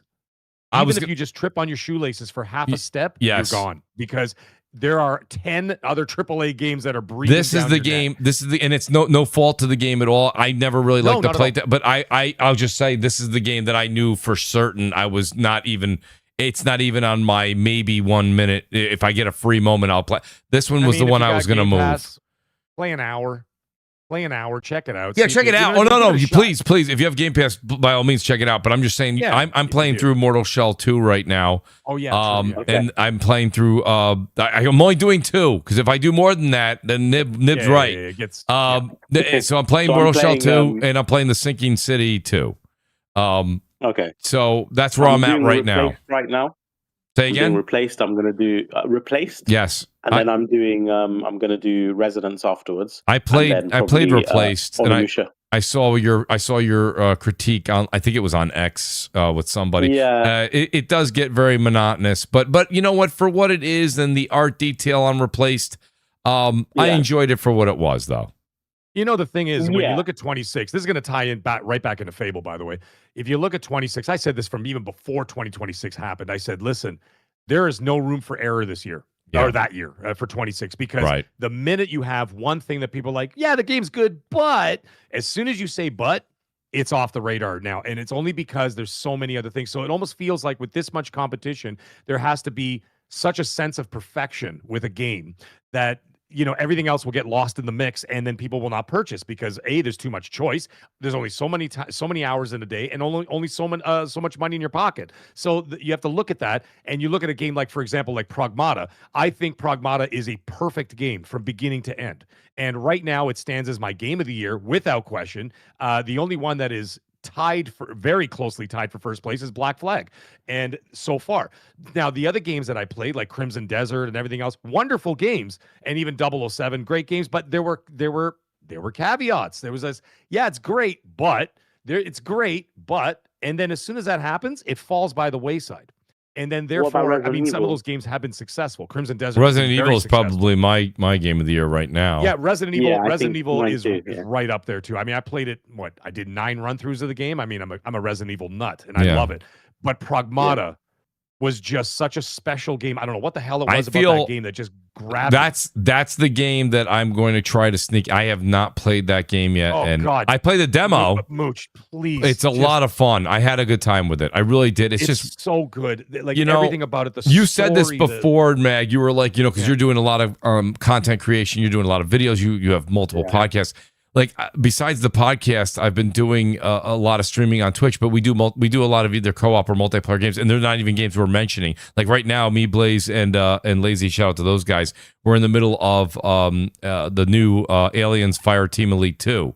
So we're running through that. So it's like I only have so much time in the week, and I'm also trying to get through Mortal Shell and Sinking City before Wolverine. So it's there's just, you know what I mean. But Pragmata is a heartfelt game that I I will play before New Year's, before we get to the end of the year. There's just so many games coming out. I just didn't love it. Really? Yeah. And Nib, I'm shocked because that's a game I thought you would have fell head over heels for. I thought so too. I just it got a bit repetitive for me, and might be a good thing. I think some people will love how localized and intimate it is, but it kind of lacked a bit of that like globe-trotting and broader adventure and production that I like in those kind of games. Mm-hmm. And maybe, and this is just a me thing, because I do really appreciate how inventive it was, but the hacking stuff, like after a while, was just got a bit tedious for me. Maybe I could see again, that. It's probably just a me thing. I could see that. Probably well, when you upgrade it and stuff, it actually becomes so much more rewarding. When you fully upgrade all that stuff, and all of a sudden you could do like those instant kills, like the slow motion instant kills and whatever. And it got to a point where I was actually hesitant about the whole hacking thing too. And then all of a sudden I'm like, wait a minute, this is actually really fun, because it added a whole new element to the combat where I'm like, okay, there was strategy involved. And I'm like, okay, there's a new strategy here. Okay, how am I going to face this big dude? I'm going to do this, and big. And then all of a sudden it gets done. And then, it was just, to me, it was just incredible. I loved it. I'm one trophy away from the platinum on it, but I can't get it. It's just too hard. It's one of those games, actually, like, I think, like, if you look at the Steam and PSN and stuff, user reviews, like, significantly higher than the critics. So, it seems to be a game that really resonates with actual gamers. This is one of the highest rated, user rated games of the year. So yeah, it's been really interesting. But yeah, Capcom's been on quite a run. Like, the Resident Evil, Pragma, and they've got Onimusha coming, which I can't wait to play. Like, this is just crazy, dude. Well, crazy. Sorry, thank you for reminding me. That was the other thing I was going to mention now. So now the reason why I brought that up is that when you look at 26 and there's no room for error, now you're looking at February 27, where you got 4 or 5 massive games coming out in like literally 8 days or 9 days, whatever the hell it is, and Fable smack right in the middle of it. Right? So that game's going to have to hit on all cylinders, because I know how some people feel about it, but I mean, you got God of War literally within days of it. Right? Yeah. And so, and it's going to be available everywhere. It's going to be available on Xbox, PC, Steam, and PlayStation, right? Fable. So, and, the decisions are going to have to be made where people are going to say, okay, is this a game that I can't miss? You got Tomb Raider, Legacy of Atlantis coming out the same week. Yes. You've got Persona, I think Persona remake or whatever's coming out that week. You've got God of War, Lao Fei within days of it, and you've got Fable, and there's a 5th game. I can't remember. That's the thing too. We talked about Fable, Mag. It's coming out a week, after La Fay, or it's a week before? I don't know. It's within days, and with the early access for Fable, and I get the whole, I get the whole, if it's in Game Pass, but the Game Pass conquers one of the topics, which is maybe financial. You're like, I'm already paying for it, so that's fine. But when it comes down to it, like we're talking about now, what you're alluding to, Mag, is there's only so much sand in the hourglass. Well, yeah, So and then also someone else mentioned in the chat about GTA Online. GTA Online, my guess is that it's not going to launch. Traditionally it launches about 30 days after the release of the single player campaign. They've done that with Red Dead Redemption. They did it with GTA 5. I don't think they're going to release it on Christmas. The week of Christmas, right? Like GTA Online is going to drop. I think they're going to do it in the new year. So when that thing drops, didn't they say though? Wasn't it Schreier that said that that's a ways off? I think that could be 6 to 12 months. Oh shit! You really think it's going to be that long? Well, when they said it's not something they're even going to discuss right now, I think that's got some work to be done. Yeah, I mean, I could be wrong. Maybe I don't know. I'm interpreting Jason's words to mean lengthier time, not years, but maybe 6 months. No. 6 months, maybe. I got to, guys, real quick, because I know we're getting on over 3 hours. I got a couple super chats here, and I don't want to ignore these guys. 3.5 hours. I know. I owe you, Meg. CPIC says Xbox fans hype up some features every year, and that Sony should be afraid of. The market has showed that those features don't sell consoles. Techno Horror Movie, thank you very much. Me and him were going back and forth, and he says, Mooch, he goes, great panel as usual. Game preservation is key. I don't play, in quotes, old games, but I care about privacy, prices, service. Sony's not offering it right now. So Techno, we talked about this. I agree with you. I think that those are the things that Sony needs to work on. I'm not sitting here on any podcast, this one or any other, saying Sony's perfect. They got a lot to work on, especially to earn our trust in the digital front tech now. I hope they do that, and that's what we should be fighting for. T-Rock says, games should be lumped in with movies and music for digital ownership rights. It's much bigger than only games. The physical fight is already over. Yep, T-Rock was that was when it was probably about an hour ago, so shout out to T-Rock. Yeah. The OA says, we don't demand an ebook writer to print books out of their pockets. We love to aim at the big baddies, but the shot will hurt big and small. Are we demanding the Stardew Valley guys sell physical? So shout out to the OA for that. OA, that sounds very poetic, to be honest with you. I wish I actually read that right when you wrote it, because that probably really coincided with one of the thoughts that we were saying here live on air. Babor says, Nib claims he knows better than Sony's. He's mental. Well, there you go, Babor. You know what, Nib, you took DS's spot tonight with Babor. Yeah, no. The thing is, I'm not saying I do know better than Sony at all, actually. I'm saying I'm only speaking from a consumer perspective. But as I've said repeatedly on the show, the market will decide. I am not so arrogant to think that I am more important than the market.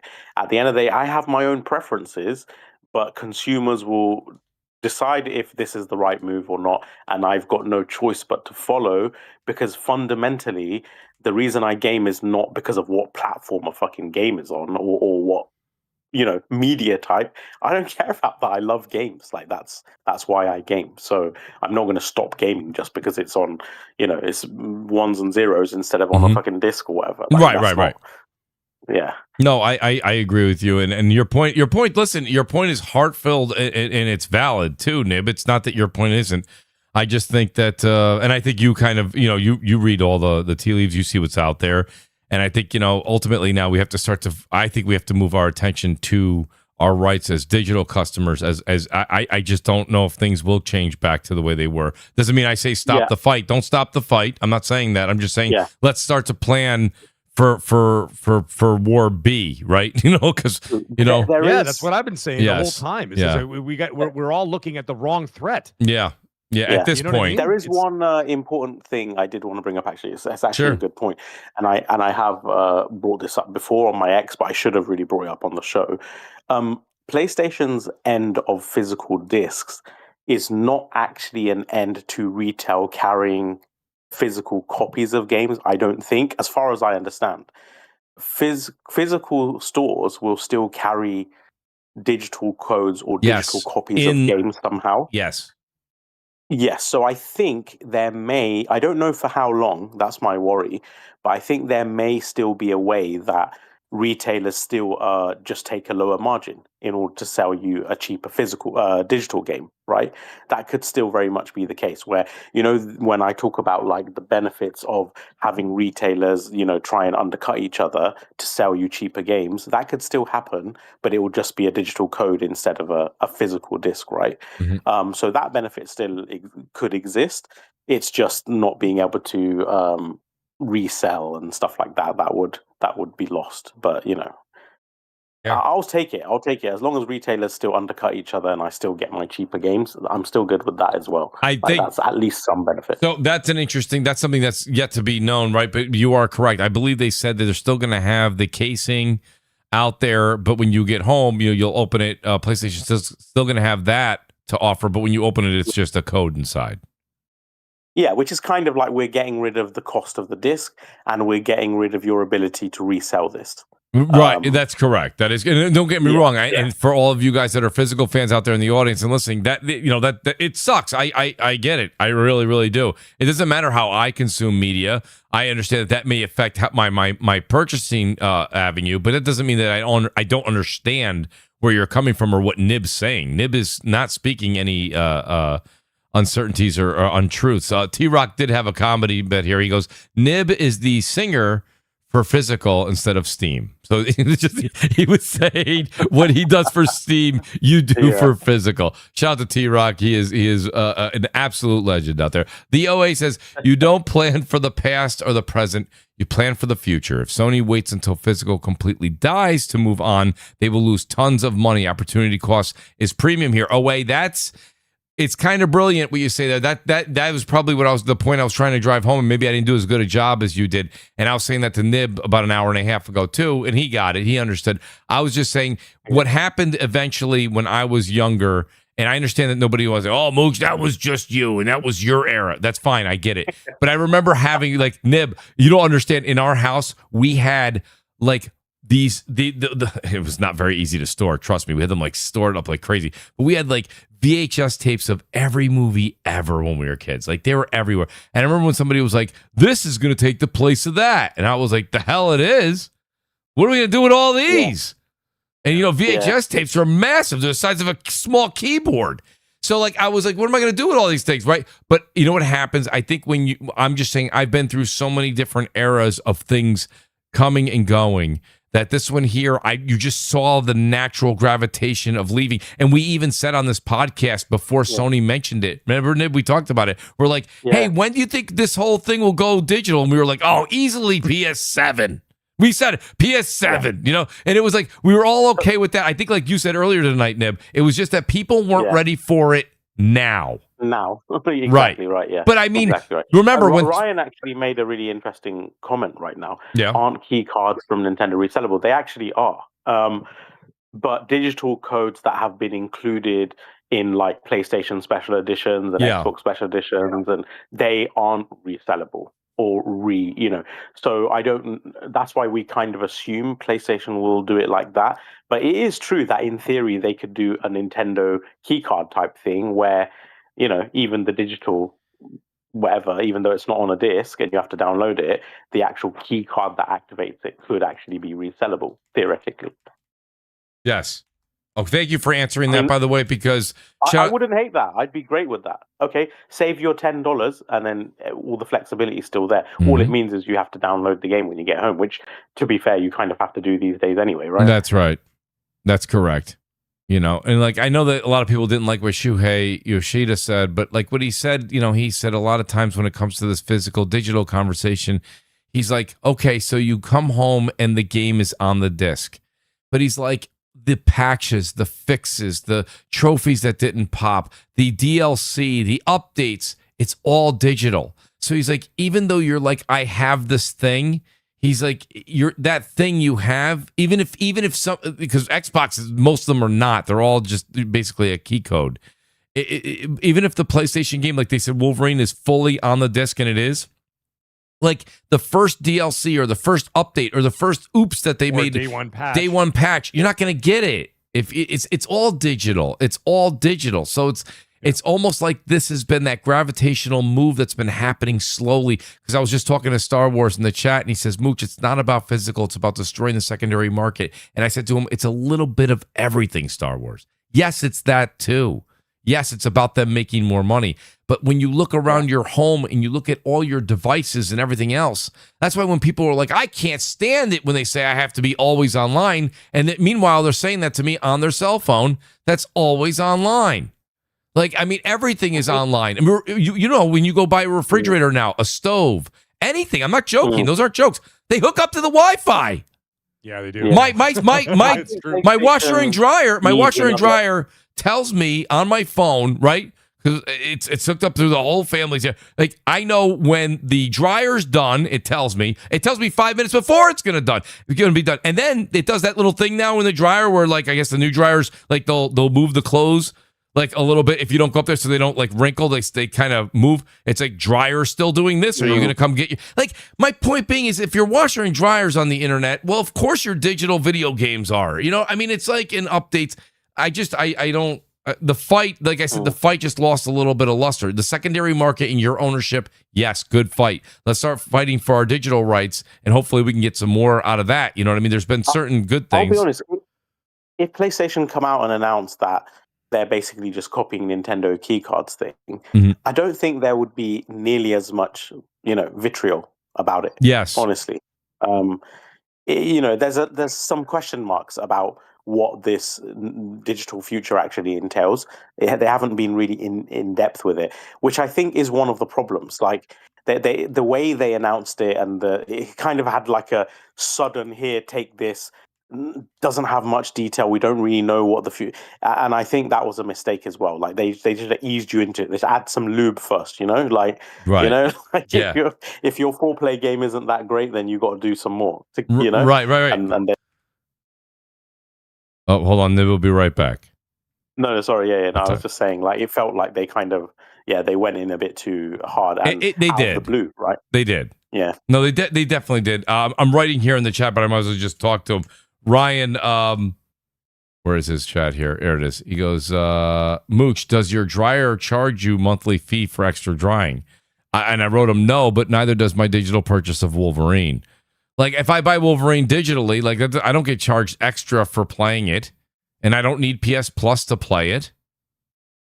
You know, so I don't get charged extra monthly. So I don't get the. You know, if they just did what Nintendo did with what's it called, fucking Fire Emblem, I think the conversation would be different. Because if they said to it, oh, okay, Nib, you like physical, but you know what, these discs cost us $10 now, so all physical games are $80 and digital is $70.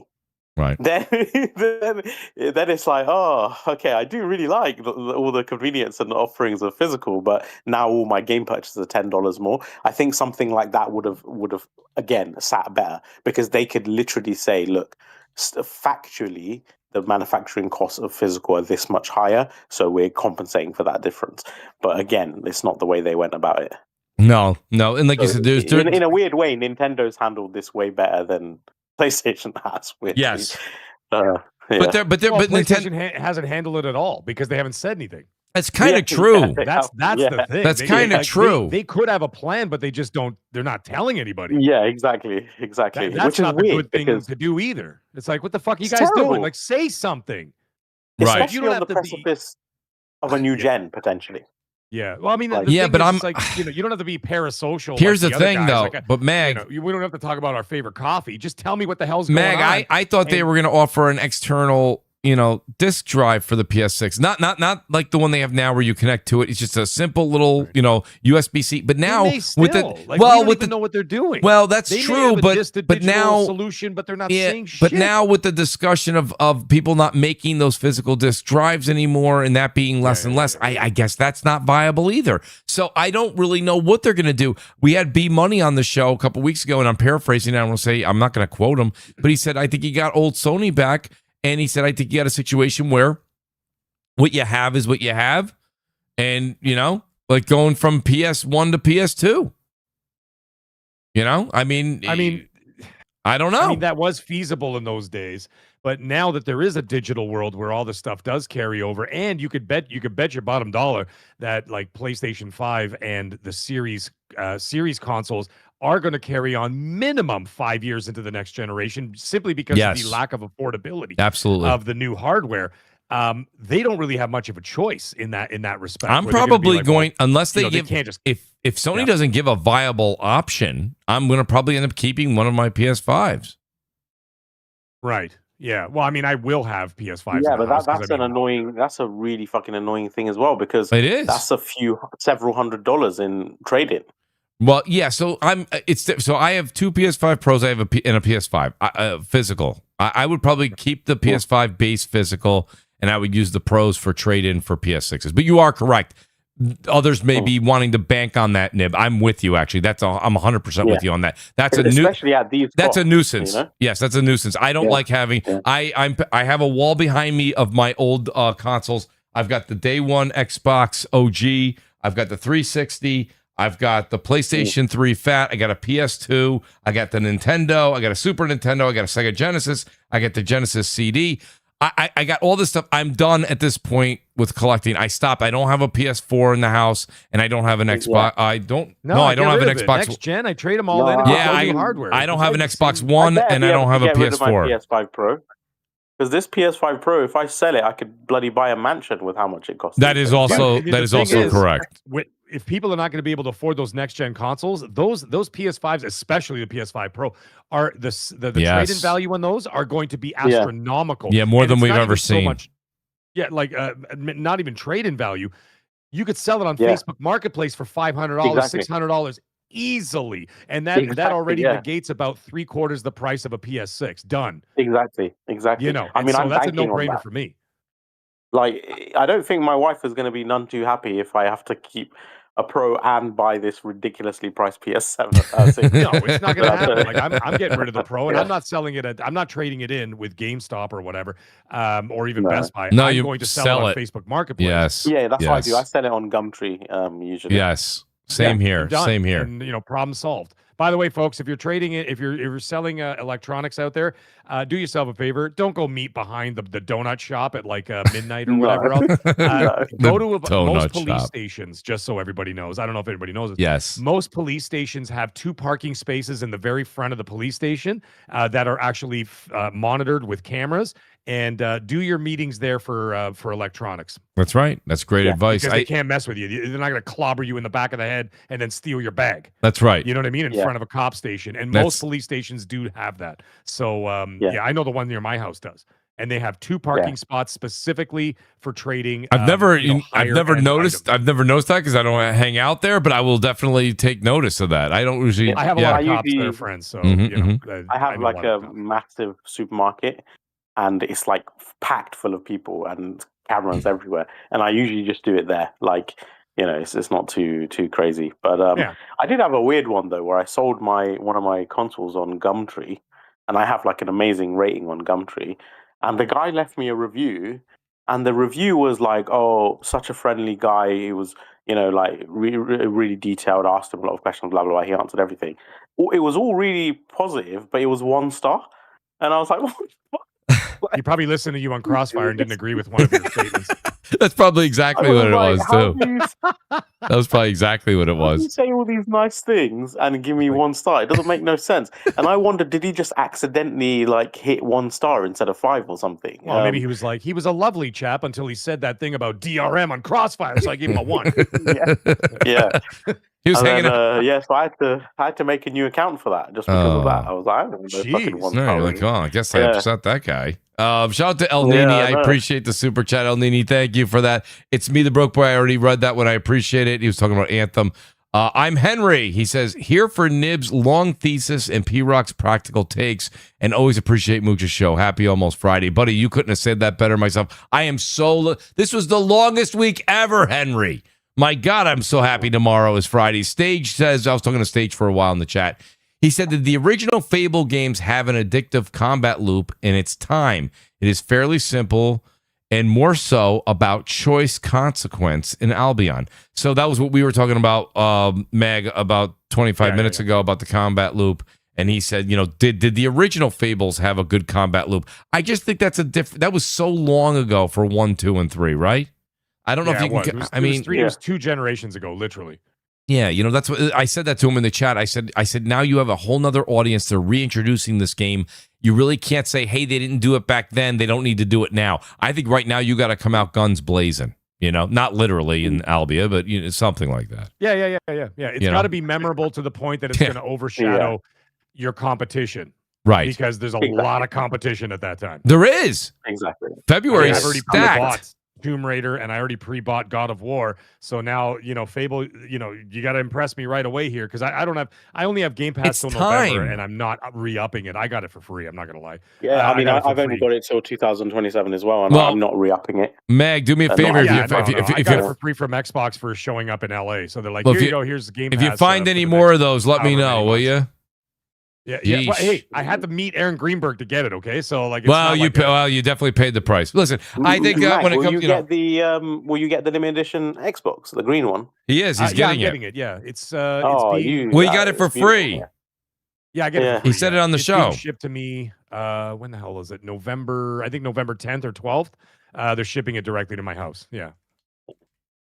By the way, I just want to vent one thing. You know, so you know the tweet I put out about you know, the barbecue and you know, one of the lads, him saying like, "Oh, have you heard about the GTA thing on Netflix?" So many of the comments are like, "This never happened." It's like I think some people are so non-sociable these days the simpler stories of social interaction is like unbelievable to them, you know. And it's like, oh, you made this up just to shield GTA. Oh, well, you could shield GTA without, pretending that you fucking had some people over for barbecue. I don't know what's wrong with people these days, man. Honestly, That is actually very fun. You can't win. That's why you should post You less can't barbecue. win, yeah. Just send me the pictures of that food, buddy. It looks fantastic. And by the way, I'll post them tomorrow. But like, I'll be honest, because this is like the fourth barbecue I've done now since I bought my barbecue, probably in the last 2, 3, 4 weeks or whatever. I'm kind of like, when you do it so much now, you're over taking photos and making Yes. ooh, look at my fucking steak. yes. It's just like a normal thing. Yeah, it's a now. normal I thing. Genuinely, Yeah. yeah, like it was like almost like muscle memory. I'm just doing my Yeah. thing. Like I'm not even I can't thinking wait. I about, can't like, wait till you introduce me to your whole family. Family, this is Mooch. Mooch is here for a lot of great conversation, Yeah. wine, and this food. And I'll say the prayer, Yeah. buddy. I'll say the prayer. Don't you worry about Oh, it. Mooch, it was a joke, dude. I had so much steak, right? So it's a Australian grain-fed So good. sirloin, right? I had. Yes. It's called Angus Black. Yeah, the Angus beef. Anyway, yes. so and I had so much of it, I had to give people it in takeaways. So I bought, I think it's 11.5 kg of steak. Wow. My God. It must have made like 30 steaks or something. It's crazy. Well, listen. Look, I never had on my bucket list to move to England, but after hanging out with you so many times now, Nib, and knowing you for so many years, I'm probably moving at least 3 months into retirement over near you. You're going to leave super overweight, just so you're warned. Listen, at that age, I don't care. I'm giving up. I'm literally at that point. All right, I go to the gym now. I'm not doing it then. I'm just gonna be. Yeah, all right. Listen, guys, let me do this. I've kept Mag's entire family is now disowning me as we speak. I've kept him here so long that they put pictures on the wall. They don't know who he is. I appreciate all you guys being here. We've had such a great crowd. Fantastic. Little bit of a crossfire tonight. It's okay. It's always good once in a while. Usually it involves me. So I'm shocked this time it didn't, but nonetheless, I want to say great panel, great chat. I'll give shout outs to everybody that had to leave early as well. Thank you guys for the super chats. I'll go in reverse order. Mag, thank you very much for being here. Mag, you originally said you're only going to be able to stay for an hour. I think you finally were like, what? Everyone's covering that goddamn thing. You don't need to cover it too. No. What they did is they clarified it last night. So I originally was going to do the stream at 8:30 and then do the YouTube. Oh, you did it earlier. But then, I did it earlier because then they clarified and they said, no, you're allowed to stream it as long as you're talking through it. Like you're not just sitting there with You can't just air it. Yes, you can't just air it. So I'm like, oh, so I can do this? I'm like, well, then forget it. I'm just going to do it live at 2:30. So I went live today at 2:45. And then we did that. Then we did a post reaction. Yep. So I'm like, well, I'm not doing it twice. So well, I saw you say that, but then I thought you were gonna. I thought you did mention something like, "I'll do something tonight." You did say something tonight at the end of your tweet. Oh yeah, because when I originally put it up, yes, they didn't clarify yet exactly that what you could or could not do. So I just left it as forget it. I don't want to get a copyright strike on the channel. I'm just going to do it at 9 o'clock. Right. YouTube. And so that's why I was saying, like, listen, I'm going to do something in the day and talk about it. I was going to do like a reaction video, but not show the footage. And then I was going to go live at night. But then when I went live today for a couple of hours, I'm like, well, forget it. I don't have to do it tonight. So now, obviously I was free for this. So there we go. Well, I got to be honest with you. I'm very happy that you did. I'm not going to lie to you at all. It was a great show today. This is a great show. The panel was awesome. The topics were awesome. The chat was hilarious as always. I mean, listen, we flowed. I mean, it was 4 hours, but it flowed. I got to be honest with you. He had a war scar today. Yes, listen. We all have one on Crossfire. Okay. Yeah. I had to wear a Pirates patch for a year. Listen, it happens. It is what it is. But, I don't think anyone's wound me up or upset me on your podcast, Mooch. You're clearly not getting people. Well, you have thick skin too, though, Nib. You're usually you've gotten a couple of back and forths, but listen. I'll be honest with you, I think DS is fine. I think Persona are fine. I think they're both going to be fine. I'll talk to both of them tomorrow. But I'll tell you right now, I think it happens on Crossfire. Listen, a lot of people do podcasts, and I think it's great they have the same folks on every week. That's a lot of fun. I did that for many, many years, and I actually really, really enjoyed it. So that's some really great times. when I started to do Crossfire, I was like, well, how do you do something? I wanted to do something different ages ago. And I came up with the idea of, hey, let's bring a lot of different people on that have different opinions. And listen, I'm a big sports talk radio, right? I love the Mets. And there's a lot of times I watch a lot of sports radio where these guys it gets heated, you know. And listen, it's okay as long as it stays polite, and you know you don't want to get in any name calling or anything like that. Yeah. And you know, listen, people are gonna have different opinions. Comment though, read this comment. It's been that long. Mag's wife has remarried. Wait, who's that? Magnum, you're such an ass. Magnum is one of Magnum. I'll see you tomorrow night. You better be there for the Call of Duty thing.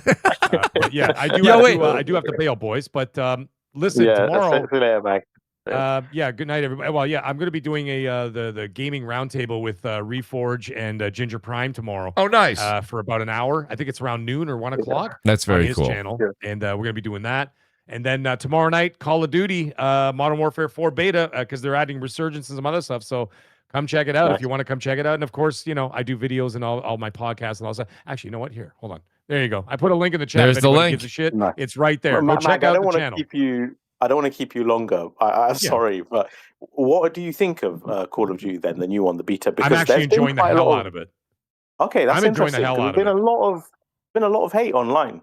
There has been, and I'm ignoring it because I'm enjoying I'm having a great time with it. I've enjoyed it. Okay. I would say that the only thing I didn't care for too much, the maps thus far have not wowed me though, man. Well, they only gave a couple of little maps, and they were small maps. Yeah, so that you're right. Contained. I'm holding my real opinions, and I had a great time with it. I maxed out to level 20 last week. We could only get to level 20. I got to level 20. Yeah. I'll play this weekend. I'm playing tomorrow. Shout out to It's Me, the Broke Boy. He said, Broke Boy, what's up? I'm gonna be playing it on the Switch too as well. He said on the Switch too. Listen, I'll try it on the Switch too. But I mean, when I say I'll try it, I mean I'll try it. And then I'll put it down, and then I'll go back to. I want to see how it runs. I want to see how it runs, right? And then I'm going to go back to PlayStation 5 and play it over there. I'm not. Yeah.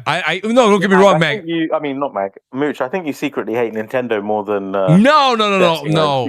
I don't hate Nintendo at all. Nintendo is and forever will be a third part, a Triforce of my heart. It is there for my Zelda, my Donkey Kong, Mario, Metroid, anything you can think of, right? I'm there for anything that is novel to Nintendo, and I will always be there for them. And I bought Switch 2 day one. Like that's just a no-brainer for me. I still have a Switch 1 and I have a Switch 2. My point being is that I'm not going to take a game like Modern Warfare 4 that I am almost. I know a lot of Nintendo fans may not like this, but I'm almost, never speaking absolutes, certain that it's not going to perform very well on. I'd rather play it on. That's a game where performance matters and precision matters. So, that's just a game where I would be like, okay, I'll try it so I can talk about it on a podcast. But I saw a commercial of Nintendo Switch 2. They had a guy on a bus and he was playing, and then he got home and he docked it and he kept playing, and I was like, not that game. I mean, it's free. That's only the reason why I'm playing. It's free. It's an open beta. I'm going to play it for free. Do it. I'm out. Absolutely. And then I'm going back to the Pro. I'm playing it on the PS5 Pro. What do you got, Nib? All right, last question. So I didn't realize Final Fantasy Resonance is multi-platform, like a fucking mug. I thought it was Switch 2 console. I saw you say that. Yes. Yeah. So what would you rather get it on Switch 2? And obviously you have portability factor, you can play it while you're on the shit, etc. Right. Or would you get it on PS5? Obviously I have the Pro, and then I can still play it on my Portal. But with a pixel 2D game, do you think it's worth it getting on a Pro? Will there really be any difference, or would you get it for the Switch 2 instead? That game, and I'll let Mag's going to be the one you're really going to listen to, because I haven't played the new you're talking about the Resident what is it called there? Plague Tale? The final. No, Final Fantasy Resonance, the one that's coming out in future. Oh, my apologies. Yeah, I thought you said it's like the 2D. No, you're no, that wouldn't make a difference. No, that wouldn't matter. Yeah, exactly. That wouldn't make a difference. Yeah, if you're looking at something that has massive graphical fidelity that you can, you need some horsepower behind it, and you want the best, graphics, all that stuff. Like for example, like Final Fantasy VII, the third part, whatever the hell it's called. Yeah. That you would play on a Pro. But what I mean is, what do you think would? But what do you think would look better? PS5 Pro running it digitally through the PS Go portal, or just Switch 2 native? don't know. That's interesting. know. I'm gonna go ahead and say this. I think probably the Portal. You reckon? I do. The other one's native interesting though, one. so I don't know. But the game's not demanding, so. I mean, See, I would have before. I would have said definitely Switch 2, but the new high bitrate mode. On Portal that's is what I'm actually- saying. Yeah, and I like the ergonomics of the Portal. It's holding a Oh, it's also controller. lighter too. It's Like, lighter. it's lighter to the touch. Yeah, and I everything just else. It's, it's the overall experience. Broke Boy says Mooch and Meg. Not sure if you're aware, but the physical editions of Modern Warfare 4 for Switch 2 are in a code in a box. yeah, that's okay. I don't like those little chiclets anyway. Yeah. Mooch, they freak me out. It's $100. I know, dude. And it's the size of a piece of gum. It is. I could literally lose it anywhere. Dude, when Why I'm do you think putting I don't it have air when buds? I'm pushing it into the Switch 2, I feel like I'm gonna break it. Like I'm Like always break it, and yeah. like they're $100. I know. I'm like, I hate those stupid And things. what are you gonna do? You're gonna go back to GameStop with like 2 pieces of a broken piece of gum? Yeah, I that's broke like- yeah, this. it's I'm literally the sorry. size of a goddamn chiclet. It's Yeah, I feel ridiculous. I'm you like, feel like Kratos when you're putting that thing in there. I Yeah. know, like a big clumsy. Yeah, oaf, you're just like you know I what can mean? Like, I kinda like, pick things up you and know. put them down. Yes. Yeah, no, it's Mm. stupid. I can't do it. Like I said, all the Switch 2 games I bought so far have all been digital, and I'm fine with it. Right. I'm totally fine with it. I have nothing to lose except for the Switch itself. But that's harder to lose than that tiny little chiclet. So I agree. we sold all those when we traded them in for the Switch 2 with my Switch 1 OLED that I had. Yes. Got rid of everything, got rid of the chiclets, all the boxes, and said, no, just give me the damn thing. And that was all there is to it. And I just buy them digital. So I don't blame you. and I mean, they're not really famous for their discounts or their sales. Nintendo's, at least for the first party stuff. So I mean, always expected to pay top dollar anyway. Well, when it yeah. comes to Switch, but I mean, how many games do you buy in there? Really? Exactly. At the end of the day. Exactly. You know? Then we're in the same boat there, Meg. All right, let me do a couple quick shout outs. I'll let us go. Shout out to the Wise Old Gamer who had to leave early. Shout out to Wise. He'll be doing Wasted with Wise tomorrow. Porter Rock 77, who's always entertaining. Please go over and follow him. If you're not following him on X and YouTube, you're missing out. BRAP will be back at some point when he's not coaching everybody in Maryland. We miss you, BRAP. Shout out to Death Singer. He left early tonight, but we hope to get him back next week because we need the most loved, hated person in podcasting. He's fantastic. The great DS. The great Persona was also here. Miss What's Up PlayStation. We had Bari on last week. We had Persona this week. I had people saying, Mooch, you got to get them both out at the same time. I will work on that. Shout out to Persona for coming out of retirement just to come visit us tonight here. The great Gaming Forte couldn't make it tonight. Hopefully he's doing DPS. Tomorrow. Guys, outstanding show. Again, thanks for the super chats. You're all fantastic. Modern Warfare Beta, Mortal Shell, lots of games. Sinking City 2, which is very good. I'll talk a little bit more about it next week. I'll have some game footage for you guys to watch as well. And shout out to the great Nib, who is fantastic as well. Nib, thank you very much. He did his Nib is one more question. He's like our Columbo. Just one more thing. Yeah. It's been a pleasure, gents.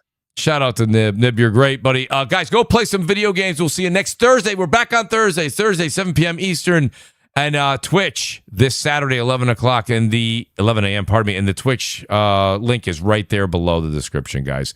Appreciate every one of you. Go play games. We'll talk to you next week. Peace out. Good night. Peace.